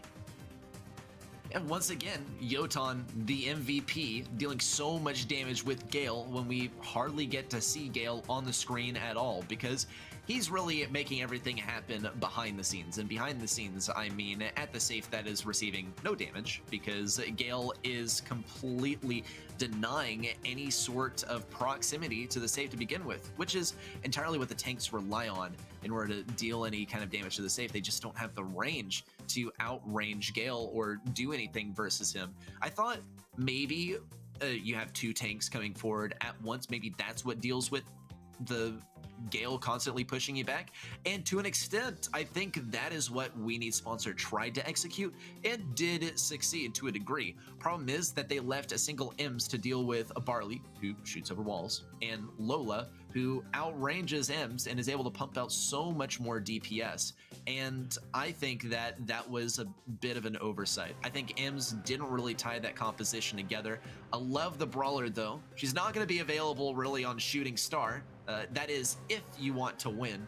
More viable brawlers on this map are going to be Nanny, Piper, Bell, maybe some Brock here and there, and a little bit of thrower action in form of Tick and Sprout. Of course, we'll have to see what the bans are as well. Eve is still on the table. And it looks like we are going to get the double Eve ban. We're finally starting to see her kick in a little bit. This is definitely a map that I think is a great candidate for it. This is typically a sharpshooter map, like you mentioned. Pick number 1, Jean. That's going to be a pretty common one for East Asia specifically. I think overall a very safe brawler. Deals well with a lot of different things, right? I do think Nani would be a great take here as well. Somebody you mentioned earlier, and the most banned brawler globally outside of Fang on this map. It's a pretty split between the two of them across the world, but both of them are going to be available here since at that time, Eve, of course, wasn't introduced in our qualifiers. That's where a lot of these stats we're getting come from. But I think Jean's going to be a great candidate to deal with sharpshooter brawlers like Piper, who could be very available on this map. Additionally, max combos definitely show up here a decent amount too, so that would be a great thing to pair with Jean. And it looks like Winter, though, is going to steal the max. I think that's a wise decision, especially since they have the Nani, so a little well-balanced start for Winter's composition. Yeah, I definitely agree with the Nanny pick here. I think that honestly would have been a very solid first pick for WNS. Thing is that, yeah, they would allow Jean and Max to be available to Winter. And Winter, I guess, refused to let WNS have the Gene Max, as they just pick Max, not because it necessarily works with the Nanny, but because they don't want to face versus Gene Max, and I can't blame them at all. This comp originated in this region, and for very good reason. Not only is it ingenious, but it works very, very well. And we'll see Winter actually pick up the Piper here. It looks like Max is literally a pick out of spite, because it doesn't really work with Nanny or Piper at all. And it's totally outranged by We Need Sponsor. I wonder how Winter are going to play around this. Hopefully Minmi and Yotan are able to do a pretty good job, and hopefully the speed is an accent in some way to help Minmi and Yotan dodge out some enemies or get a good push forward at some point. It is a really interesting decision, right? You know, it may have been to try and disrupt what they thought WNS would do, maybe as a comfort brawler, and it's certainly going to allow an easy pickup for that blue star, the phase shift coming through to ensure that Max can do it safely. The other thing to mention too, Piper does do really well into Bell. A little extra fast reload speed, the more damage from a distance, but it doesn't necessarily fare as well into the sandbags of Colonel Ruffs or Gene in general, so we'll see how they decide to do this. Batman phase shifting away actually manages to dodge a shot, unfortunately falling on a nest egg though, and stayed up longer than expected. Now 2-1, WNS with the lead. All right, Winter still in a very aggressive position. They have to, as they need just a single kill on WNS, and they are going to receive that kill. Yotan now has to go for the slow retreat, bring the fight back to mid, or maybe bring it all the way back to respawn. We'll see a defensive play here from Nanny, piloting that peep in, trying to get some good damage. Autofocus gonna charge up a little bit more damage as well. Deft taking a big hit, but not the end of the world. Toby also not gonna go down to that homemade recipe, and that definitely hurts. You don't have many homemade recipes, you only have 3, and you gotta make every single one count. And it has to be a kill confirmation for that gadget to be used effectively. And for Yotan not to have that kill confirmation with the homemade recipe, and that being his last one as well, is gonna definitely hurt, especially with only 30 seconds left on the clock, and Winter needing a very solid defense here. Otherwise, there's no chance of them coming back with 20 seconds on the clock. Yeah, that is a very pivotal feature for Piper, especially with 15 seconds remaining and only a margin of a lead. It's definitely something you want to hold on to. 9 seconds left. Changsong, Deft on the right, going to be pushing it forward now. Minmi going to be navigating the pilot here, and some good takedowns in the last moments to secure Winter a lead. And now they're going to have a match point going into game number 2. Well, I guess I was wrong. Who knows? We need sponsor. Here's the thing. They got reverse swept in the last monthly finals. Maybe they've been spending the last month mastering the crafts. But making things realistic, Winter is playing so well. And I think they got a very good draft as well. They have the outrange. Changsang is having such a rough time dealing with all the damage coming out from Bataman. It seems like Bataman is a designated sandbag destroyer, so it doesn't interfere with the shots that Minmi and Yotan are trying to pump out. We see a homemade recipe from Yotan, possibly fat-fingered there, as there wasn't really anyone for him to get kill confirmation on. Still though, Winter leads comfortably, 3 stars on their side. There is the first... Ooh. There's the first supply drop going to Toby, and as Toby makes his way over to pick it up, he actually dodges out a high-speed peep coming from Minmi. Wonder if that was totally intended there. If not, very lucky there for WNS. And they continue to push Winter back towards a respawn, snagging a 3-star count. Now they just need the blue star to cap things off. Winter now going to be hunkered up in this top right-hand side. It can be difficult as a Piper and Nani long-range brawlers to kind of deal with this situation. WNS capitalizing. Oh, a retaliation, though. The Nani peep being cranked up. The velocity charging forward. Will they make a connection? It's going to be close here. Connecting to both Toby and Changsong. 2 weak brawlers here. Yotan, unfortunately, out of gadgets here. No free shots available. Going to have to rely on the sharpshooter skills. And a big marker onto Minmi as we dip below 30 seconds. We need sponsor, have to fight for their lives here. Big wall break as well for Yotan. Changsang is running out of room. Minmi also very low on health. We see a return to sender. really a single shot on Menmi might be enough to seal his fate. He has to move away from Yotan not to get hit by the reflected shot from Bell. Kill confirmation for Chang Sang. Down goes Bataman. And We Need Sponsor are hanging in there, if only by a thread. Still though, match point persists, but We Need Sponsor still fighting very hard. They're fighting an uphill battle. It's going to come down to this game to decide whether We Need Sponsor is making this match persist for a set number 4, or Winter's getting their ticket to the grand finals. Very close call for Chig Song there, who is also attempting to go for the blue star using those sandbags, and even despite that, only had 300 HP. Very close scenario. Yotan with a very nice shot on this right-hand side. Toby forced all the way back. And Winter for now in control as they have the blue star. They can play this as aggressive as they want. And a big feature of having that blue star, remember, it is the tiebreaker. So if the score is the same, that's going to be the deciding factor. And the nice thing about getting that blue star early, you know, even if it sacrifices a phase shift pretty early on most of the time, you get to control the pace of the match, right?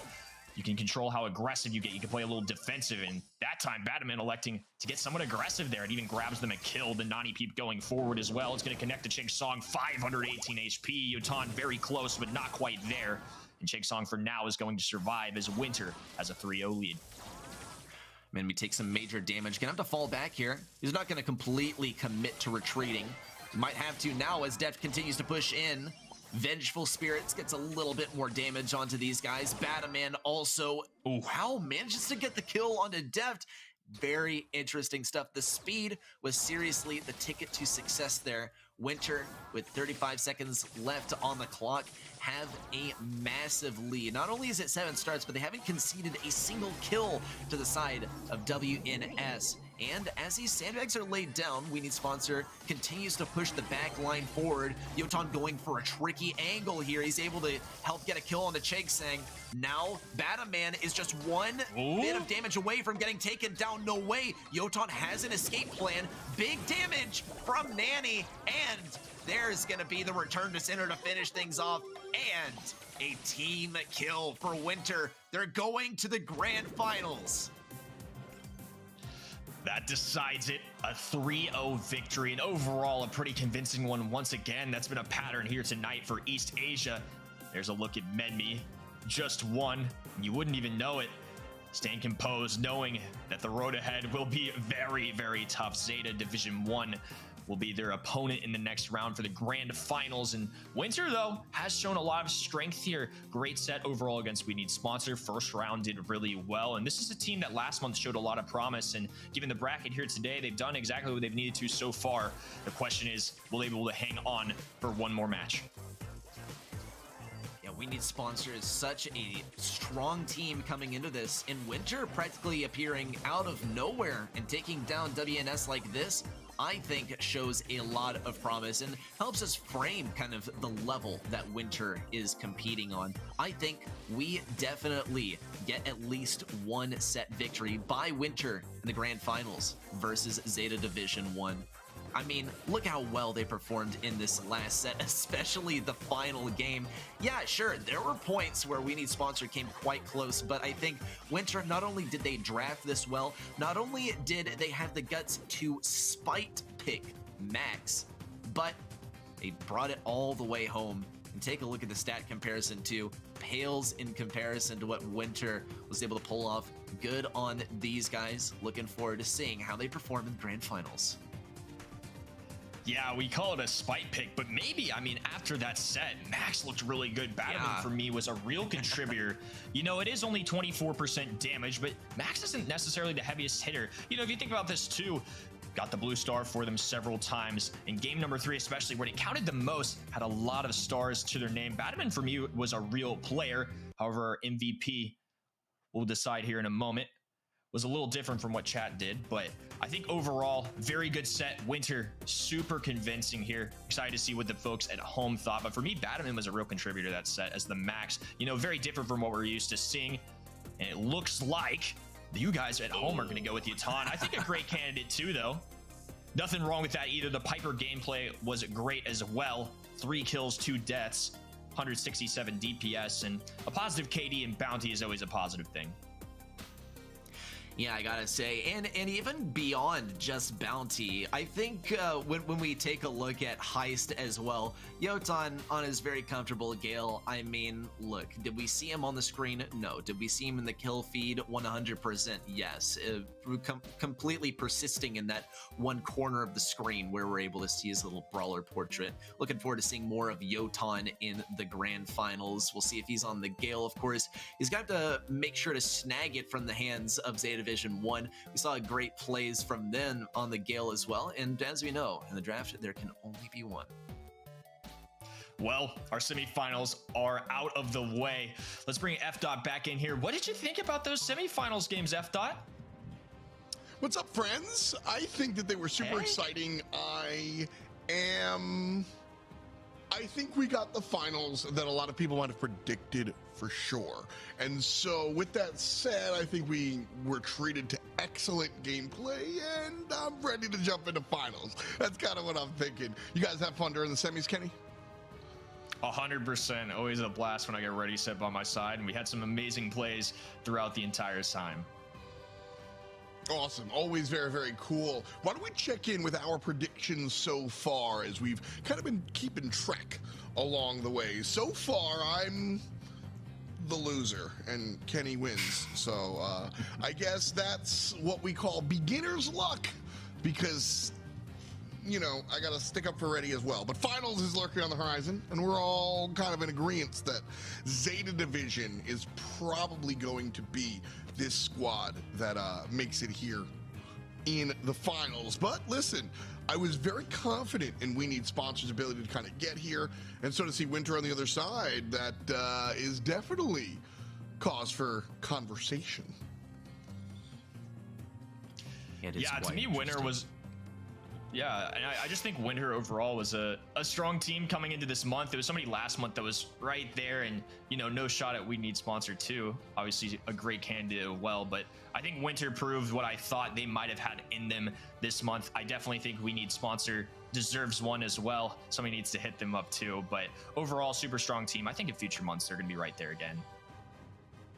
As always, we put our predictions in, you know, the system back here, but we've got event.brawlstars.com. We've got predictions, we got MVPs, we've got a whole bunch of interactive ways to get involved in the show. And of course, there's a pin, so you get stuff too. So you pretty much should be involved all the time. Actually, fun story, when we were at LAN last year, I remember Ark, like, on the desk working on his phone as he was like trying to do the brawl, the Brawlcast, if you will, because yeah, those pins are limited, so make sure you go ahead and grab them. We're looming on to the grand finals, so very excited to get there, but this is how we got here. Bracket coming at you right now. 4 quarterfinals, of course, limited down to 4 in the semifinals. We said goodbye to Juggler, ZETA Division 0, Blood Diamond, and Star Cluster. Want to give a shout out to Star Cluster. They looked pretty sweet despite falling down to Winter, who would then 3-0 We Need Sponsor. So listen, bringing Winter to a game 3, I think you got some things to hang your hats on out there, Star Cluster and fans. But now it all leads up to this. 2 sweeps in the semis, and now a big matchup with ZD1 and Winter. Kenny, balls in your court. I mean, you were talking here. You're the only one that predicted Winter to get here. So now, you know, you went ZETA Division in the finals, but I want you to talk to me. How well is Winter going to do in this grand finals? It's a great question. It's kind of hard to say. I mean, ZETA Division 1 has not struggled with anyone today. They're the reigning monthly finals champions. These are some really renowned players across the world. It's hard to say, you know, Winners looked really good today. This is the first time we're kind of seeing this matchup this month, but I think Winter can stay competitive. To me, this kind of feels like a 3-1 kind of setting. It's more of a until proven wrong. I'm just going to pick ZETA Division 1 just based on what I've seen. I don't know if this is a blowout out of the park. You know, Winners look pretty good today too. Definitely no disrespect for them, but to me, this just kind of goes towards my feelings of how strong I really think ZETA Division 1 is.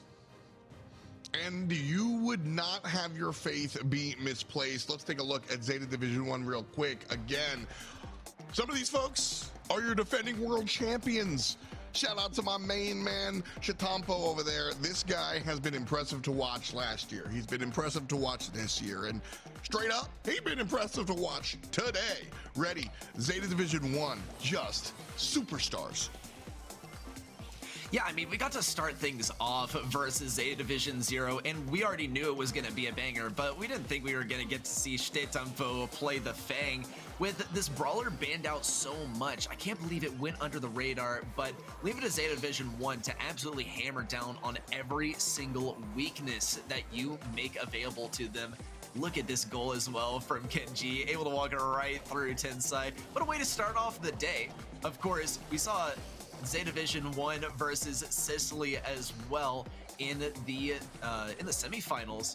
And look at this play from Moya Goku as well, opening things up. Love the Gale play from these guys. Out of this world. I mean, the Gale play was really fun to watch, looking at these guys kind of do something different. Yotan over here is the Gale man, though. Menmi and Batomon have been impressive as well, but Yotan has taken all of the spotlight, if you ask me. Ready, one more time, as we break down the cold guys. You know, Menmi was really one of the larger players that I think we took note of, but as I said, Yotan has really impressed, not just me, but the fans. He's got a couple MVP votes tonight. This is true. Yotan, the indisputed MVP of this team. Crazy defense. As we saw, we really only got to see him in this matchup in the kill feed, completely denying any forms of offense as well. And of course, on the Tara here, which we had our doubts about at first, or at least I had my doubts about it first, pulling off some good defenses, and of course on the Piper to finish things off versus WNS. Great moves, lots and lots of range from this player. In fact, I don't even think we've seen all of his skills yet. We could see some stuff emerge in the grand finals as well. Yeah, these have been teams that have absolutely earned their way here. Winter, and you know, Kenny, you said something really, I think, intelligent. Listen, ZD1, you're really not allowed to vote against them until you prove it, essentially. But I'm saying, you listen, you said a 3-1. I think that's realistic. I'm not chickening out. I went Zeta Division 1. I think they are the proven top card. But like I said before, you know, Winter has a shot here. I think that a lot of their success is going to come off of Yotan, and Zeta Division 1 has watched the games and will try to isolate. What are your thoughts? I think that's how it's going to go down too. For me, Zeta Division 1 just has one of the widest kits of brawlers they can possibly play too. They're experienced in a lot of different plays. They can run the max strategies. We haven't even seen Stu a lot tonight either, which is a brawler they're actually particularly good at too. Byron gets in the mix for them a lot too, and looks like at home they're thinking along our lines, fellas. It's 86% to 14 in the votes. Look at Sandy. That's me. I'm hanging out with Sandy on the chair. That's gonna be me for sure.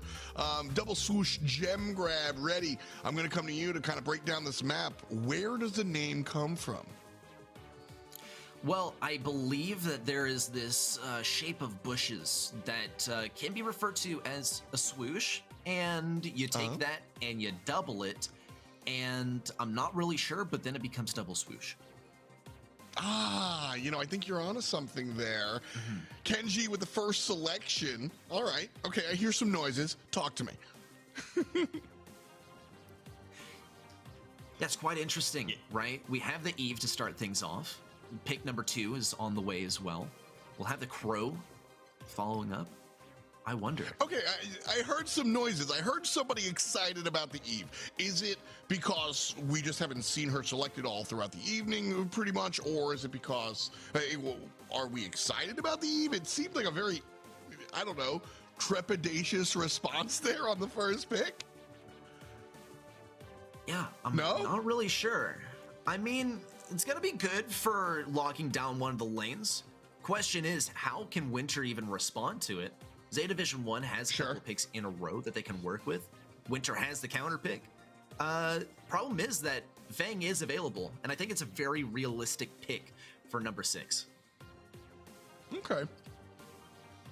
We will see. We will see. I mean, the first time that we saw Eve on the field was, I mean, sure, interesting. Kenny, what was your breakdown here? I think Eve as the first pick is really no surprise to me. You know, based on what we've seen tonight, Eve has not been played nearly as much, but I've seen this be a mid across the world. Could also work as a lane too. I think the spawners add a little extra feature. You know, I'm a big fan of Mr. P on this map too, just because of the amount of gene play that comes in. Single shot brawlers does really well against, and Eve is that long range capabilities with the spawners combined. I think overall this is a good choice from them.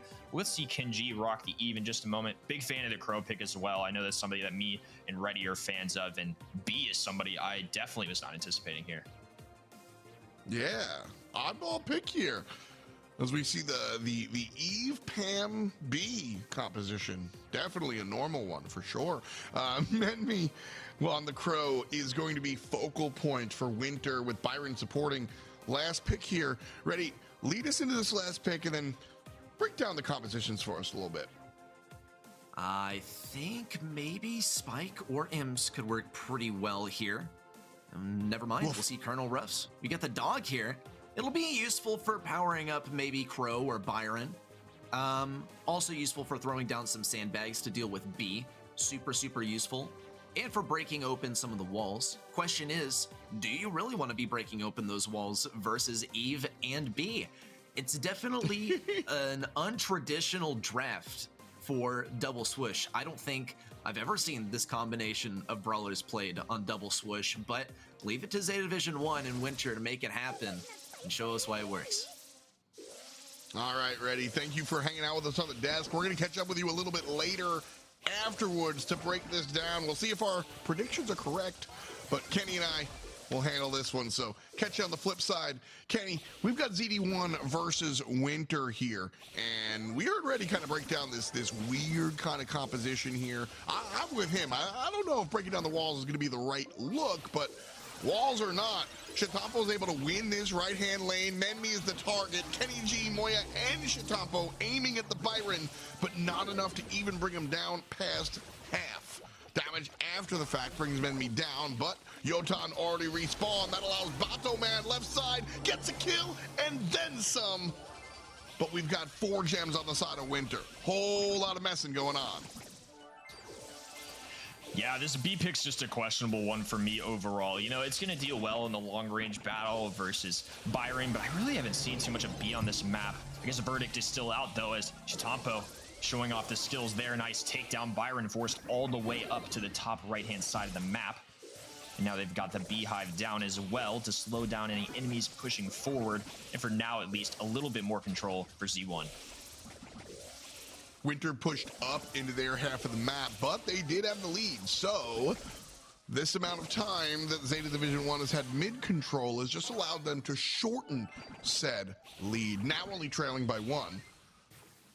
Mid-control now neutralized for the most part. Kill does go the way of ZD1, but they are still trailing by 1 gem. Bottle Man goes in, grabs one, is able to escape away from Kenji. Yato barely alive. Moya makes the wraparound. The kill is good. Bottle Man's dead, and the countdown begins. ZETA Division 1 is truly just showing what they're made of right now. Kenji throwing down a super for extra good measure. Battleman gonna fall here, and this is gonna be a clean one for ZETA Division 1. Little back and forth, but this is a really interesting comp. It may have just needed to get itself established, but the B pick is certainly one that we're not used to seeing here. But at the end of the day, Chitampo is still the guy. He's still very talented. It's gonna be hard to defeat him on just about any brawler. That's really what it comes down to. Bring the player, not the brawler, with respect to this composition. Listen, if I'm on Chitampo's team and he tells me he wants to play literally anything, I'm saying, okay, no problem, man. You want to play Shelly in a no tanks? Fine, dude, you're the guy. So right now, left side is really where the swing is. ZETA Division did this last time, but swung to the right side like a pirate ship ride, where they took over mid lane pushing right, and everybody came on the right side. Now they try to the left, they get pushed back, and then they swing back to the right, take one down, leading now 3-1, pushing Winter back on their half. And they're just not holding back. The long-range tags from Kenji and Chitampo using those bushes as cover is just raining in shots. Menme getting hit with a scrap sucker and now a healing station as well. There's just no room to breathe for Winter. It's just cycling kill after kill. Winter forced to go out of the lone each time too. Bataman doing his best to advance forward, but not a problem for Zeta Division 1. They now have 9 gyms to their name. Boygaku falling, but Kenji still with 8. Very weak here, but does manage to escape for now. Oh, man. Again, I'm looking at Yotan. Very, very fun to watch him play, but unfortunately, the rest of his team can't stand up to it. Bottleman keeps making these deep dive plays, but then gets punished after the fact. Yotan trying to put the team on his back, can't quite do it, but Kenji is lifting and lifting. Just like that, 4, 3, 2, 1. Zeta Division are taking this and running with it. Game, set. Let's move on to Brawl Ball. Yeah, it kind of feels like Zeta Division 1 might be playing with their food a little bit. I mean, even running the B, not to say it's a bad brawler, but certainly a questionable one, I would say, considering I don't know if I've ever seen it. We've never seen this combination of brawlers. You know, Eve, of course, being so strong in the meta. Pam shows up here a lot, even in the lanes, but man, maybe Shatampo was just feeling the B, and that's just kind of how it goes. And the voice comms, like you were saying, a little replay here of what we just saw. Set 1, game number 1, a little closer than the second, but at the end of the day, Kenji was able to pick those up with just a few seconds left, able to hang tight. Zeta Division 1 took that one. Game number 2, just a lot of spawn trapping, F-Dot. I mean, really, that's what it comes down to here is the ability to maintain position on the map. Zeta Division 1, like I said, if you're a Shatampo dude, bro, play whatever you want to bring to the table. But jokes aside, they're not just like memeing and scheming out here. This is scrims. Ask any professional player or any analyst, scrims are fake. It's not what happens in the real world. And coming out here, this is where you get to test your oddball strategies, your strange picks, your weird compositions, your, does B work here? I don't know, why don't we try it in the grand finals, bro? And that's what they do. And it worked out. So this is where we get to see some of the stranger compositions and strategies. With that in mind, as we head to Sneaky Fields, I want you to dig deep into your off-label, off-meta bag. Let's go. We saw what happened last one. What are we expecting? What are we not expecting? And by nature of that, expecting to see on Sneaky Fields? Yeah, I see. You know, we're going to have to really dive deep here in case there's some more creativity put in. Look, normally I'd say we'd see the M's, the Sandy, Gale, Ruff's going to all be super common picks here. Spike. Maybe some more uncommon ones that they could get, you know, a little creative with. It's not too often you see Griff here. I could see maybe a old throwback if they're trying to get really cheeky with it a little bit and still use a strategy that works. It used to be back in the day in the blind format, we would have things like B and Griff synergized together. They could do the wall break composition in their draft, but to start out, looks like they're going to go with something pretty normal, just an M's. That's how it started last time too. They did pick Eve first overall. We'll see if they continue the trend of taking normal brawlers or if they decide to test some things out. Safety pick. We call it a grounding pick elsewhere. You select 1 or 2 choices just to like, all right, you know, we've got the norm, we can do it. And then you know what? You want to play something weird, you can at the end of the draft as long as it'll work. So we'll see if we get there now.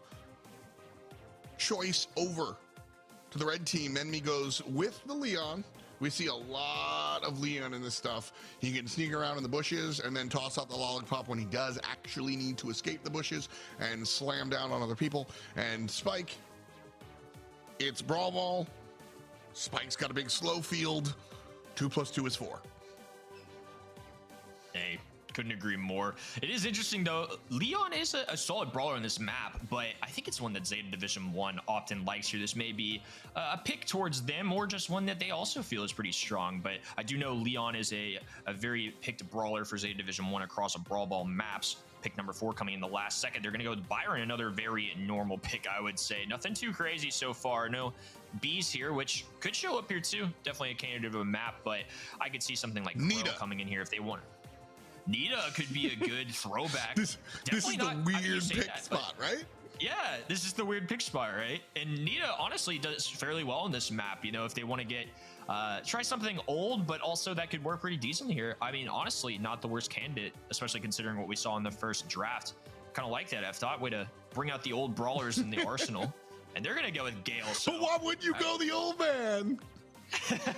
Gale has been so exciting to watch tonight. He has just been, like, can I say silly? It's been silly. Gale has just been embarrassing opponents, and he did so in Brawl Ball like 2 hours ago. And I really, really expect this Gale to kind of run things. I have a lot of faith in Moyagaku here on the Gale. Tara across the way. I like Tara on sneaky fields, obviously. We understand the synergy there with the bushes and everything. But I don't know if this would have been my selection. How are you feeling? I agree with you. This is normally a brawler that I wouldn't hate here or anything. You know, game-changing super. You got the ability to pull. But given that Ims is on the field, I don't love it. You know, any of the extra shades you throw in here, Ims is just going to directly counter that. And, you know, delete it. It's already hard. Yeah, already hard to deal with Zeta 1 just period. And now they have a really good composition too. I would be struggling to come up with answers. Look at Ems. Oh, Shitampo just hanging on this right side of the field. Moyagaku even finding the kill too. And they're just going to hang around the mid here. Teammates are going to respond, but Zeta 1 with a strong start here as they get the majority of the takedowns. Oh my goodness, this is the fog machine composition. You just have Shitampo from the right and Moya from the left, just nobody can do anything because there's just all this giant AoE damage around. Zeta Division really just you know, slamming down the large abilities. We can't miss. So Menmi gets taken out of the mid. Yotan barely avoids it, and because of the, oh my goodness, what a fantastic play from the Colonel Ruffs. Oh my goodness, great sandbags there. Beautiful response. We finally get to see a little life from Winter, and even though they're invisible, Kenji is still hitting shots. And the life plant going on this right-hand side. Piercing through, though. Still no connection, but Moyagaku with the stun again. He's just the ultimate defender. The iron wall. It's just so difficult to get through a stun of 1.5 seconds. And there's the Twister, too, just to add to the effect. Shitampo does have a super, too. Another takedown there. Yutan going to be all alone here. Does have the pull. Only connects onto Moyagaku. Thankfully, for Zeta Division 1, Shitampo is going to be able to remain up. And going at it right now with the super. Yutan going to be in a tough spot as Zeta Division 1 still controls the mid, but Menmi with a nice takedown. Nice response there real quick. And again, the clear out from Zeta Division, they have been tackled one by one. Zeta Division are able to kind of like control this mid when they're all alive. But if Winter finds these individual picks and they can't find this oppressive sort of like left-right AoE combination here. That said, Zeta Division takes down 1, 2, and Bottle Man can't get there in time. And so that's it. That one goes in the direction of ZD1, just like that. Well played, though, from both sides. Yeah, a much better game for Winter this time around. You know, they did get a goal on the board. Some great takedowns, too. You know, they had some nice responses, but at the end of the day, Zeta Division 1 getting the job done once again. It's going to be 1-0 in our Brawl Ball set. Real smooth here, you know, and like I said, this was closer than what we've seen in the past. And so while we do look at Zeta Division 1 as kind of this dominant force, Winter absolutely has what it takes to kind of get involved and cause a problem. Couldn't quite do it there. Great defense coming out from Moya. But I want to see Winter answer. They've shown us that they can. Yotan barely escapes there and gets the kill. Yeah, Moyagaku is able to clean things up, though. Batman going to be rushing forward. This is going to be a great opportunity for them. Super connects the needles, doing away the health, and Batman with the finishing blow there. 90 HP, though. Kenji trying to do his best with the life plant, clutching up for Batman. He's going to be able to stay alive for a moment, but the poison going to do the job. He's going to get taken down, and now Yutan going to try and deal with this. Nice takedown there, too. The shades are coming in as well, but the Twister going to block them off. They're going to have to take the long way around, and this is going to give Zeta Division 1 a little extra time to recover. So we saw the shades really do what Winter expected them to do that I didn't expect. And, you know, maybe I'm being presumptuous here, but I didn't really think that you kind of expected the offensive shades with respect to, like, absorbing some of the long-range shots. And that's how they scored the first time. I called them sandbags because they just dropped down and allowed Yotan to walk on through. And we've seen that happen now 2 or 3 times. And so I like the style. I just don't know what's happening here is it's high execution. They can do it, but it's real tough, and they don't always have that opportunity. Chatapo finally falls down, but it's 2-on-1 as Menmi is alive here on the right-hand side. Escapes, and it's good. The rest of the team has respawned 25 away from OT.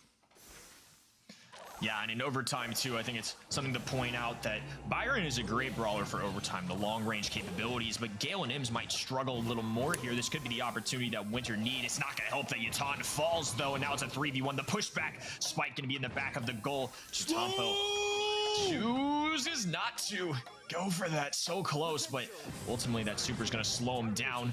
And now it's going to be a little bit better here for Winter. A lot of supers on the side of Zeta Division 1, though. They are going to have to go grab this ball, though. I mean, that right there. Oh, my gosh. Chatapo decides to stick to it. Dangerous. Winds up paying for it as well. And there's a kill from Menmi onto Kenji. But Chatapo was killed so long ago that there's the respawn. Ball kicked up, but Winter doesn't have a shot. Half a minute to go in overtime. Nothing on the board just yet. Menmi's in a good position to step forward, but all 3 defenders are alive and well. Supers are available. Long-range shot! And it just barely ticks over the wall. And we're going to a game 3. Winter's on the board. They did it. 1-1 overall right now. Great second game for them, too. You know, they hung in there pretty much the whole time. There was a lot of back and forth throughout the entire game. Transactions going well for both sides. At the end of the day, in overtime, Winter played a good defense, retaliated with a goal of their own, and the Tara pull really securing them their first win. Right side win here for Chatapo on the M's. Yotan gets caught out in the invisibility. Trying to run on through. Nice kill response, though. And Menmi trying to force it. Ooh, respawn from the staggered deaths. And Menmi does not have the opportunity.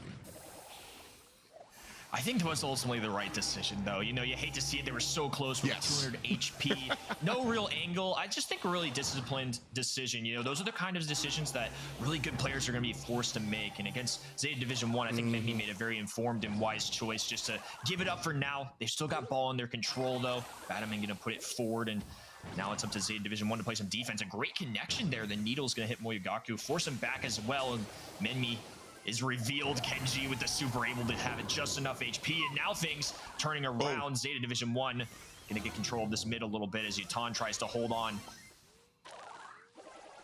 Great play. Oh my goodness. I know Kenji got the kill from the left-hand side, but Yotan dealing with Moya, very strong stuff. This is a team game.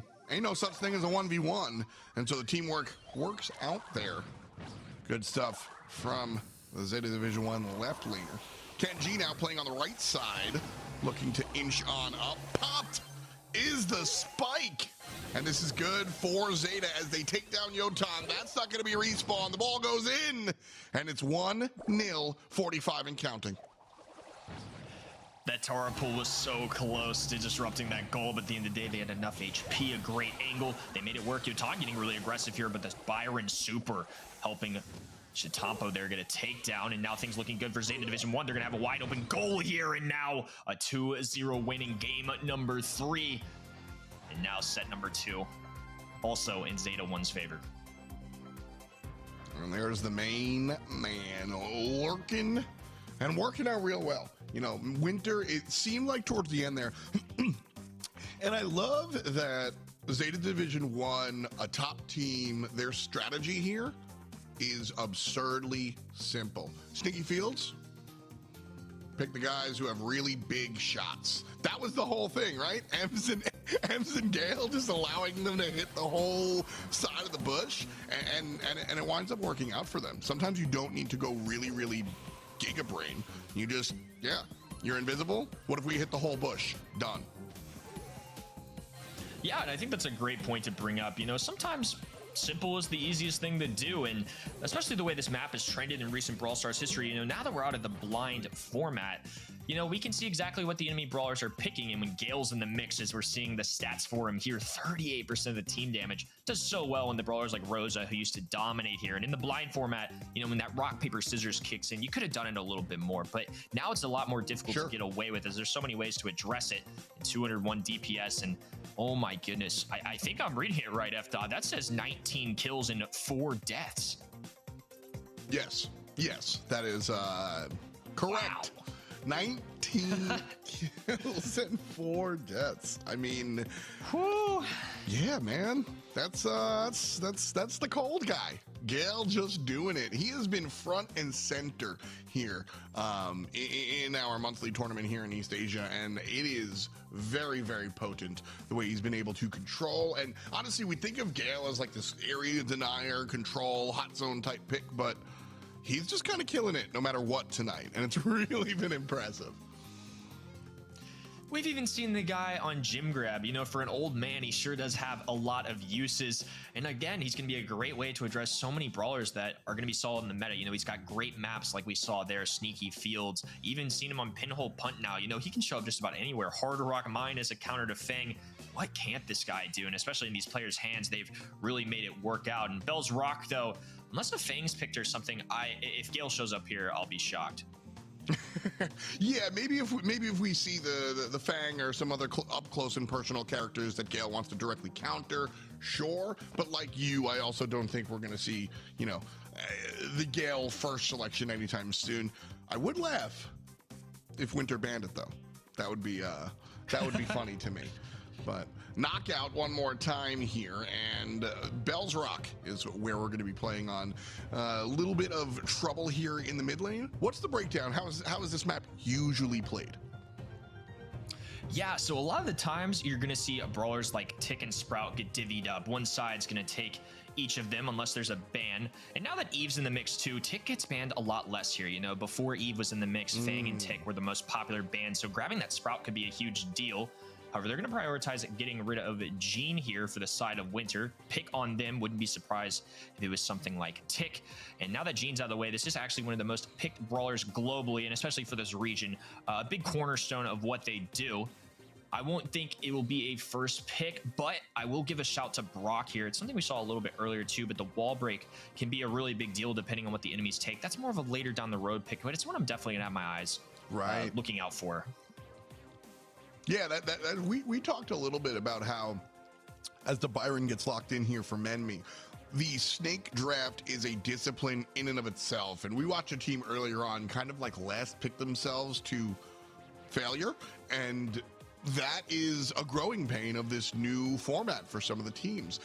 And you kind of breaking down the science of the selection process here, going, well, wall break is something that you might need to respond to a little bit later on, but first pick, you generally kind of want to pick a character that doesn't solidify a composition so you can respond to what the enemy does and is kind of just good no matter what, which is exactly, I think, what Byron does here. Now, Kenji responding with the Fang selection is problematic. I mean, listen, we primed that we lit the grill, so I guess it's time to cook. Do we see the Gale for Winter here? we did say if we saw Fang. We might see it. I mean, it genuinely could be a really good response to this. It's arguably one of the best ways to deal with it. Another brawler that does show up here a decent amount is somebody like Daryl if they want to go with that.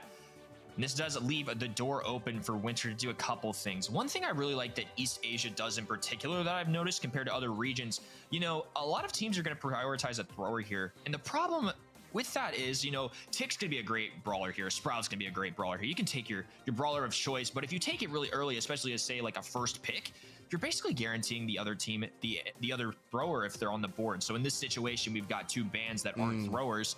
Well, you can just take it as a sixth pick if you really want. You know, Winter does have an opportunity to counter somebody like Bell, but it's not going to do so well in the Fang. And oh my goodness, is that an Ash pick? Wow. It's going to be a great synergy with Byron. It might just work, but Winter might want to consider taking a Gale here, because if they don't, that's going to be a brawler that can also deal with Ash a little decently. This has just become the Gale conversation, has it not? Oh my goodness. It really has. All right, so Gale watch. yeah. All right, well, you know what? We've got a Byron and all right, we've got a Max here. Oh, and that, yeah. All right, so so the Max I like specifically, and you got to think out of the box here. It's knockout. You get 1 life to live, max movement speed, theoretically the best stat in the game, right? Because you're able to dodge everything. So I'm being a little silly, but not completely. Knockout is very different than bounty, and that needs to be stressed. And they're gonna go with the B, second time they've chosen it tonight. And I will say, be a long sharpshooter brawler. I like this. Does pretty well in the lanes here. I think it can work. Gonna do pretty well into Ashe. The thing I they like have to it a be lot. careful about, the one thing that Ashe kind of has is that super, right? He drops a bunch of spawners on the ground, which is gonna really bite for someone like B. It's gonna be very tough. Single shot brawler, not the fastest reload speed in the world. They gotta take each of those out one by one. So in particular situations, it can be tough. But I think overall, some untraditional comps from both sides, but I think Does Max speed up the little robots? I don't believe that Ashe so. drops? I don't. Okay. Yeah, I don't think so. That would be crazy though. I don't believe You see, speeds of the super that would be brawlers. that would be 5 head. Yeah, that would be super would be. 5 head. Instead, the rage bar being filled, but Chatompo goes deep, and that's the defending world champion, folks. That's how it's done. Yotan's able to find one, but that's that. Well, that was pretty clean. quick. Yeah, and I mean, I am excited to see the Byron Ashe combo because this is not a map that it traditionally goes down on. The speed kicking in, though, Menmi at least going to be in a much better position than last time. A little more map control overall, and here comes the spawners. They're going to use it onto B. But thankfully, she has a gadget down, and that's going to distract. Bell's going to fall here too. Chatompo going down as well, and this is looking like a really good round for Winter here. And they're going to get a takedown. Now things are 1-1. Retaliation with their own quick round. I love that you called it the distract, because that's exactly what happened. We all looked to the right side. Everyone, casters included. And then Byron was like, pop, pop, it's a 3-on-2. Gotcha. Menmi gets healed up, and it's a big deal because he's able to respond and fire down Chatompo. But then pop, pop, pop, the teammates file in, and Winter are the ones that are looking good on Bell's Rock. All right, that was... Let's get to game 4. That's how that one went. I mean, we got to see both strategies kind of shine a little bit. We had a quick and decisive first round, a quick and decisive second. It's just Winter got 2 out of the 3. Now we're going to see things kick off for game number 2 here. Yutan going to be playing in the mid here.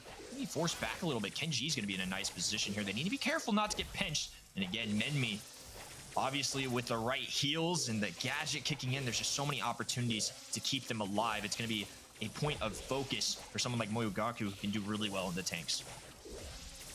Winter are really looking to avoid the Zeta Division look for the all-in, ready, set, go, and Winter are looking for the slower, more methodical, we'll get a pick out of attrition, essentially. That's how they earn the kill onto Bell, but it's still a fight as Menmi by themselves gets taken down by Chatompo, but the response kill is good, and the 2-on-1 should go in Winter's favor. But we still have to play it out. Close here. They're actually going to find a takedown. Okay. It's a 1v1 scenario. Things can get interesting here. As the poison closes in, Moyogaku's going to have to be careful here with significantly less HP. And at the end of the day, great effort. But Winter now taking the round, and it's their first set point we're looking at here. That's what I said. They came in here in round, the first game here, and we're like, listen, let's get to set number 4. We don't want to get swept out. You predicted the 3-1, and right now this is looking like the one. That said, Caster's Curse. Down goes Max. In comes Moya. And just like that, well, like I said, the Caster's Curse. You know what? Why don't you take over for round number 3? Yeah, and I'm starting to see why this B pick makes even more sense than I originally thought. It is a longer range brawler, but not too often we see it on a map like this, although it is a very untraditional draft. We almost never see Ashe here, but I think the B super can also be a great way to kind of deal with Max, when the speed comes a cooking. B can slow things down with both her gadget and her, you know, regular super shots. So there's plenty of opportunity to kind of deal with that too. So I think this is kind of a double dipping a little bit. I actually, the more this game goes on, obviously just about any brawler these guys are going to play, I mean, I think is going to be a pretty good one. But I think it does make a little bit of sense here, you know, where on Gym Grab, I wasn't quite seeing how the picture that they saw. But right now, I think it does make a lot of sense logically. Ooh, wow. Okay, Winter. Let's move on. Oh, there you go. I was getting ready to go into play-by-play, and it just ended. Ash works out here. You know, the super really was deceptive because we were sitting there going like, all right, these little robots are going to be really, really problematic, and they're gonna really hurt the enemy player, and that's not really what happened. The enemy handled the little robots very, very well. Problem was, everything else around the little robots, while everybody was looking at the super, that's where they got taken advantage of. So honestly, well played to Winter. They earned this one. Nobody can take that away. Yeah, not only do they earn it, I feel like there's a little mind games going on here or something, right? You know, I would definitely be thrown off a little bit as the opponent, you know, even for a team as good as ZETA Division One. I'm sure this is something they didn't see in practice too much and they haven't seen in past matches.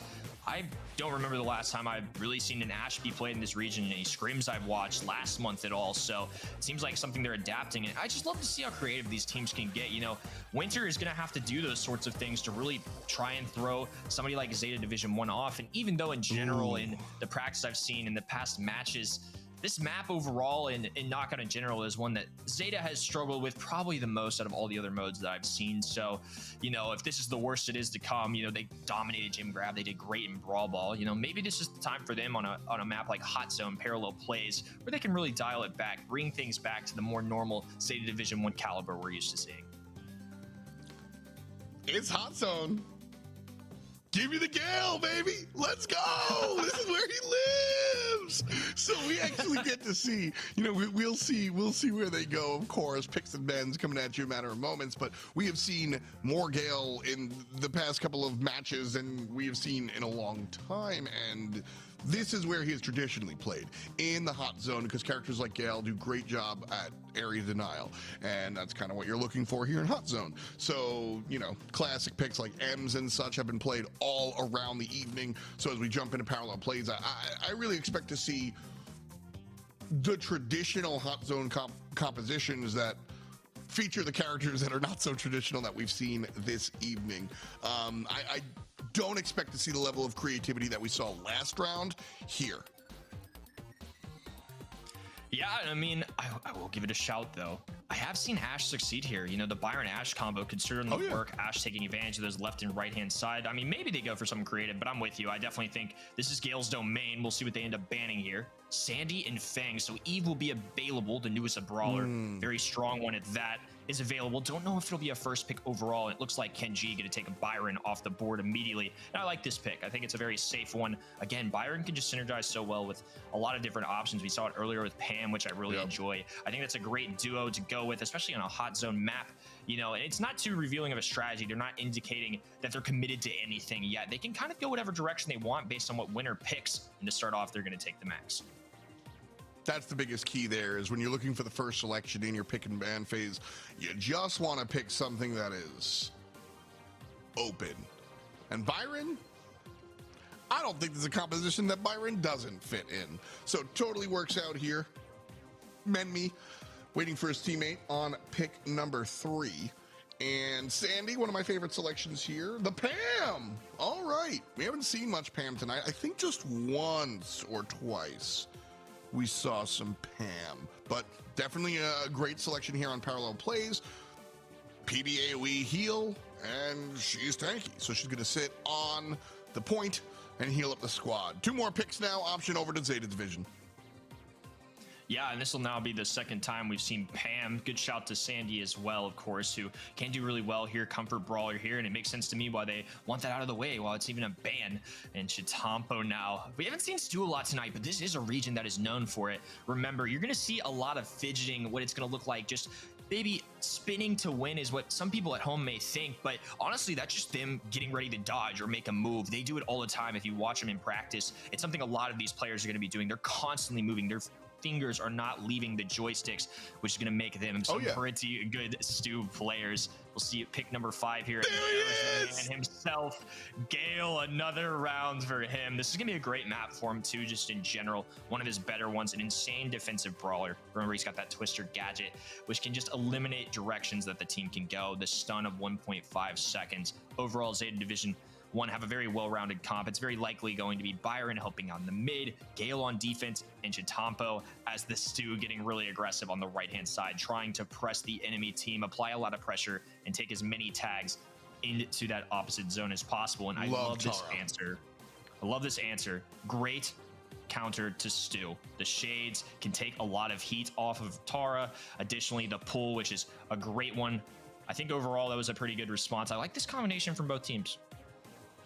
Yeah, the Tara here, I think Tara is played on Hot Zone frequently enough for her not to be considered a weird selection, but I still think she's underplayed in Hot Zone. Just the ability to super players off of the zone and call it, like, it's so strong. And so again, she's represented, but she's not the go-to selection all the time. So I love this choice here from Yotan. And I want to see Winter work out with it. The Max, they're going to try to be speedy, I suppose, but really I think it's Zeta Division's job to be the aggressors here. Yeah, and a very interesting decision. Off the start, they're actually going to put Stu in the mid, which is a little surprising. It looks like now Kenji going to be helping out. Again, the long-range capabilities of Byron are one reason they're so good, but now the double team on the Moyogaku, he was left all alone, and now Pam has a healing station established and some positioning. And Winter giving themselves the best opportunity that they can to try and make a little bit of a comeback here. Great job from Pam being the tanky character with the heal spot to go ahead and take the aggressive position. Max playing both spots right now, just trying to provide triage to whoever needs it. Gale slams Bottle Man against the wall. Kenji's here, but the assistance from Menmi on the right-hand side isn't enough to help out. Kenji winds up cleaning up the kill. We're tied at 71. Slight lead going to ZD1 as Winter gets pulled off on the southern position, but the northern one is all about red team at the moment. Nope, strike that. They're going back and forth here, and a hard stock. Nope, we're ticking 80% and counting here for blue team. And off screen too, Chitampo taking on a hard counter in Tara and the Max, a little 2v1. A World Finals MVP of last year, showing what he's got, and even though it is a he doesn't do well into, he's kicking in pretty well. The Gasso heal also keeping him up for a decent amount. Now they find themselves with a small 8% lead. Pam going to be on this left-hand side trying to make a difference, but for now, they're just kind of worried about Chitampo, who has been popping off this game, continuing to do so as well. The Tara super not paying off at all either. Menmi going to be weak here, and they only need a few more percentage points. Oh, that might be it. Refusing to go down. Fantastic play again by Chitampo. Unsurprising, but I got to tell you, big hit here. Well, Zeta Division pushed off the point, and just like that, they're 4 points away from taking the dub. But 81 and climbing. Winter needs to control. Chitampo falls out. 89 and climbing. Winter might be able to make this from the back end. Menmi steps off the point. They're filled up. They got to go to the southern one. 97, 98, 99. Winter looking for the comeback. They get it. That was fun. That was down to the wire. I feel like Zeta Division 1 just needed to make a coordinated defensive effort there. They really decided to fully send most of their assets towards the other side. I think that was the wrong choice, honestly. I think if they just held on defense, made sure they got the kills that were necessary, still plenty of time left. They had a lead. I feel like they just kind of rushed it to the right side, and Winter did exactly what they were supposed to. They hustled on defense, also sit one on offense, got the job done. I gotta give all credit to the Pam player. Bottle Man did work. A lot of stuff down south and then maintained left and mid up north. New game though. Shake the Etch-a-Sketch. Zeta Division now leading 25-17. Both teams ticking up. South side. Blue team owns. Bottle Man falls down. Could not repeat the success the Pam player found in game number 1. Winter owning the north side. And here's the slow tick up. Zeta Division 1 has to find a way back in. Where's their entry? Yeah, and Chitampo, honestly, Past couple games has looked like a 2v1 situation going his way and finally getting taken down, but a lot of those instances so far he's won, and now a really big one for Yutan here. We've got Gaku, great defensive brawler as the Gale, but dealing with Pam is a tough thing to do. Not the highest DPS brawler by any means, and even with the stun, doesn't have enough time to necessarily take down a Pam, as we see there, 824 HP, all it takes to survive. And now Winter doing a really good job this set. They've taken over half of this zone, and a lot of back and forth. Shitapo going to be forced to help out here, but the speed coming in from Mimi and Yutan, they're going to be able to force a little bit of chaos here. And Bataman somehow surviving again. Natara does go down. Bataman with 20 HP finally falls, but Minmi still hanging around. Battleman, that entire time when they started, the teams were trailing by 20%. Now Winter has the lead by 9 and counting up. Nice kill from Moya. And Shitampo comes in as well. Not only have they equalized, but now they are leading. Tied and lead change. Both teams ticking up 1% at a time. North side being defended here. Shitampo versus the world. Moya Goku and Kenji coming up as one falls. Menmi goes down. Yotan as well. Tied. 93, 94. It's Zeta Division that are counting up to the north. Kenji gets a kill. So does Battleman. That's all. We're going to a game 3. Oh my goodness. This is... Oh. Just Brawl at its finest. It really is. It's for just, real. Oh, beautiful. Come on, let's get in. Round 3. Let's go. I don't even want to post game it. Give me the action.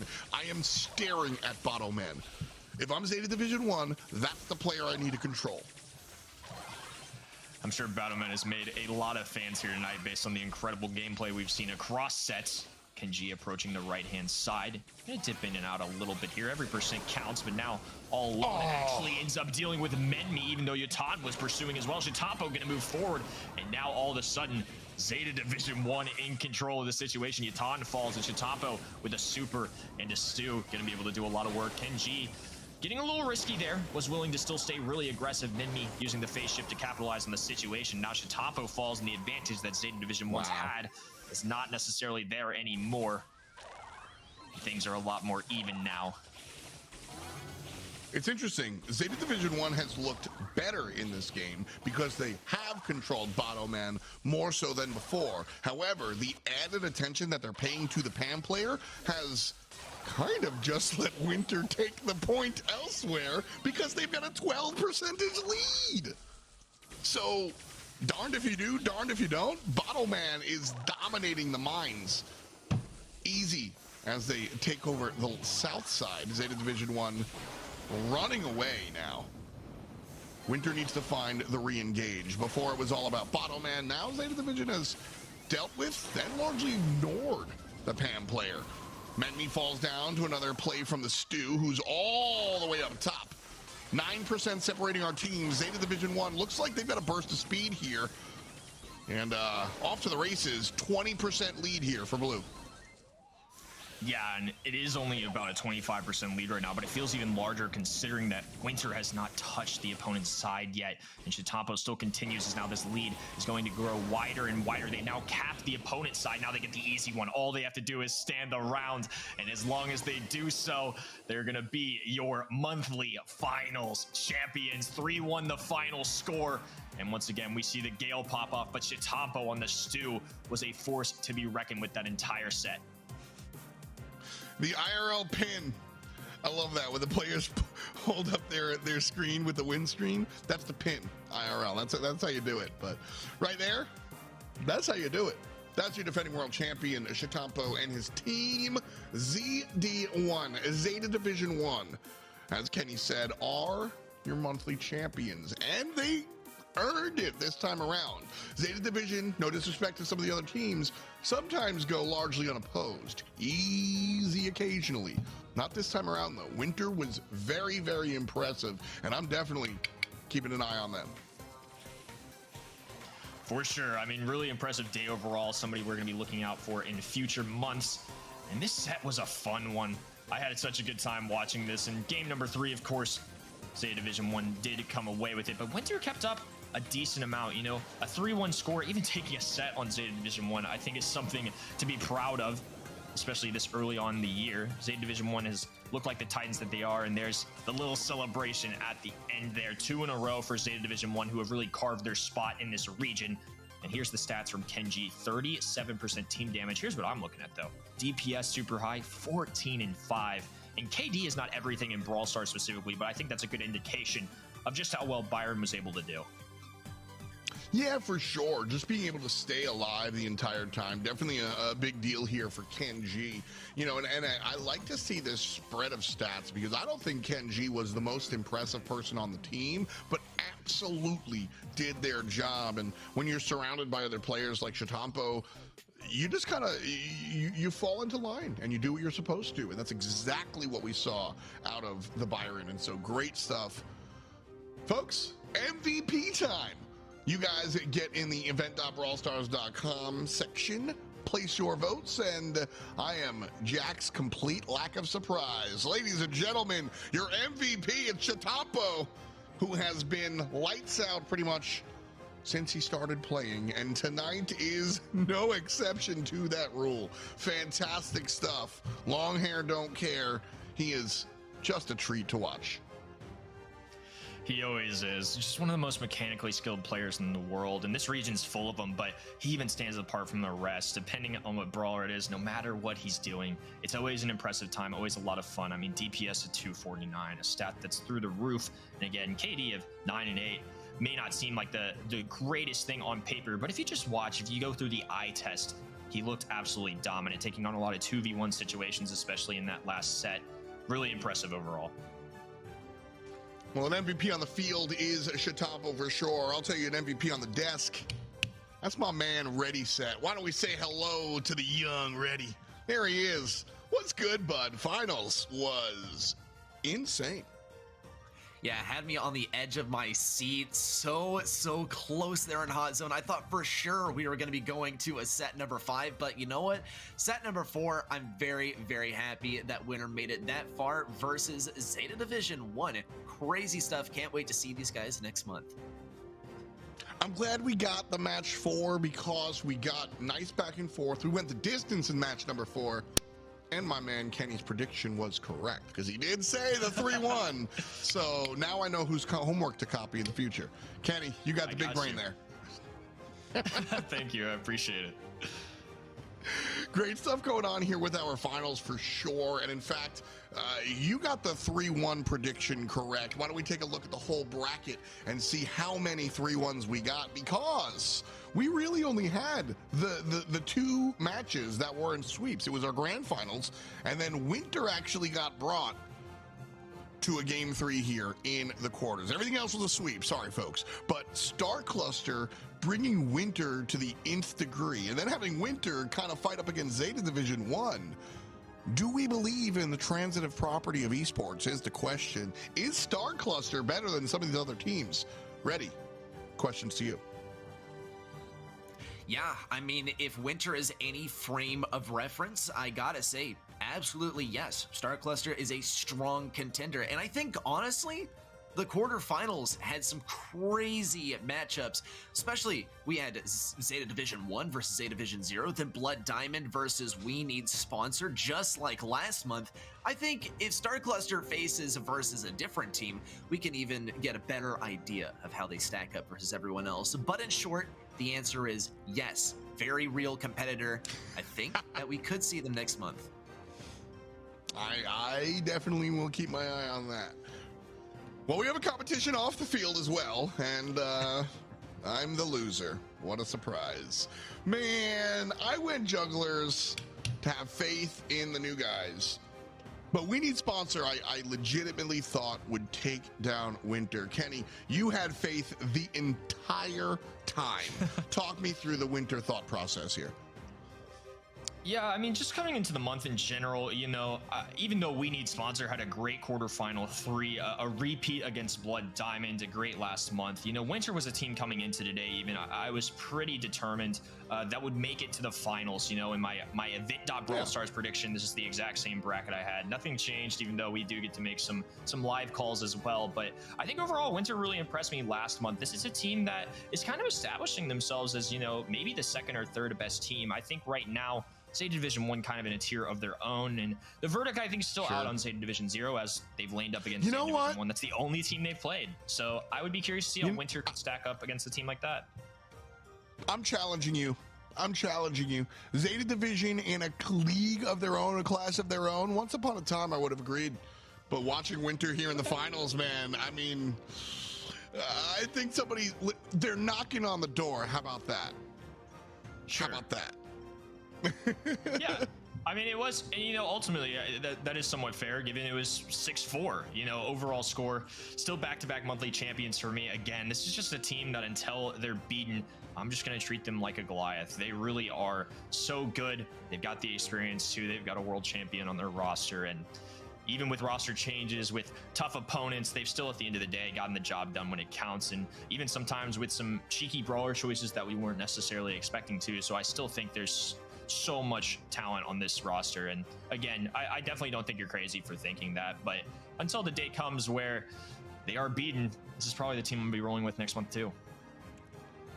You've defended your thesis successfully. I am here. I accept. Well done, my friend. At the end of the day, that is the conventional wisdom. When you are this dominant, when you're defending world champs, you got to prove me wrong before I believe. So I'm here for it. We had a lot of strong Brawl tonight. A lot of cool plays. Play of the day coming at you. Ready, set. You're going to take the reins for this one. I want you to break down some of the cooler plays. Actually, the coolest. Yeah, we saw Zeta Division 1 in Winter get so close here on this final defense. Zeta Division 1 trying so hard to push in. Batman doing his best to defend Yotan, also getting pushed back in. Just as it looked like Winter might get their point capped, they completely turn around into an offensive. Yotan doing his best to cap. Stetanfo making moves on the top right side. Genji trying his best to make that final effort, and Winter is able to pull it out in the end. Yotan and Battleman literally watch them get shoved off the point like this, and Battleman with just a single tick of health left was able to get that final bit of capture. It could not have been closer. What a way to end things off. I'm happy you went there. It's oftentimes like play of the day has to coincide with winner, but I'm glad you went with Battleman. I agree, and I think that he was one of the most impressive players that we have seen tonight for sure. Zeta Division's victory here in the grand finals grabs them a number of points, of course, with the big picture in mind. Winter coming in second place does so as well. So why don't we take a gander at the regional leaderboard and see how East Asia is shaping up. As we've told you a number of times, Zeta Division 1 in a league of their own, 214 points.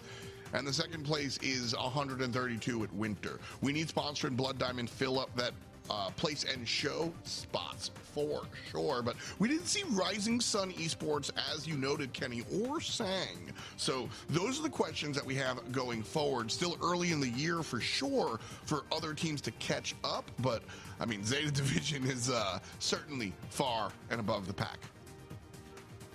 Yeah, and a worthwhile note too, Rising Sun Esports was the runner-up last month, and I think it goes to show that consistency is such a big factor. Take a team like Zeta Division 0. They only have made it to the quarterfinals. They've lost to Zeta Division 1 both times, but that 81 points just showing up to monthly finals is enough to tie them with someone who got second last month.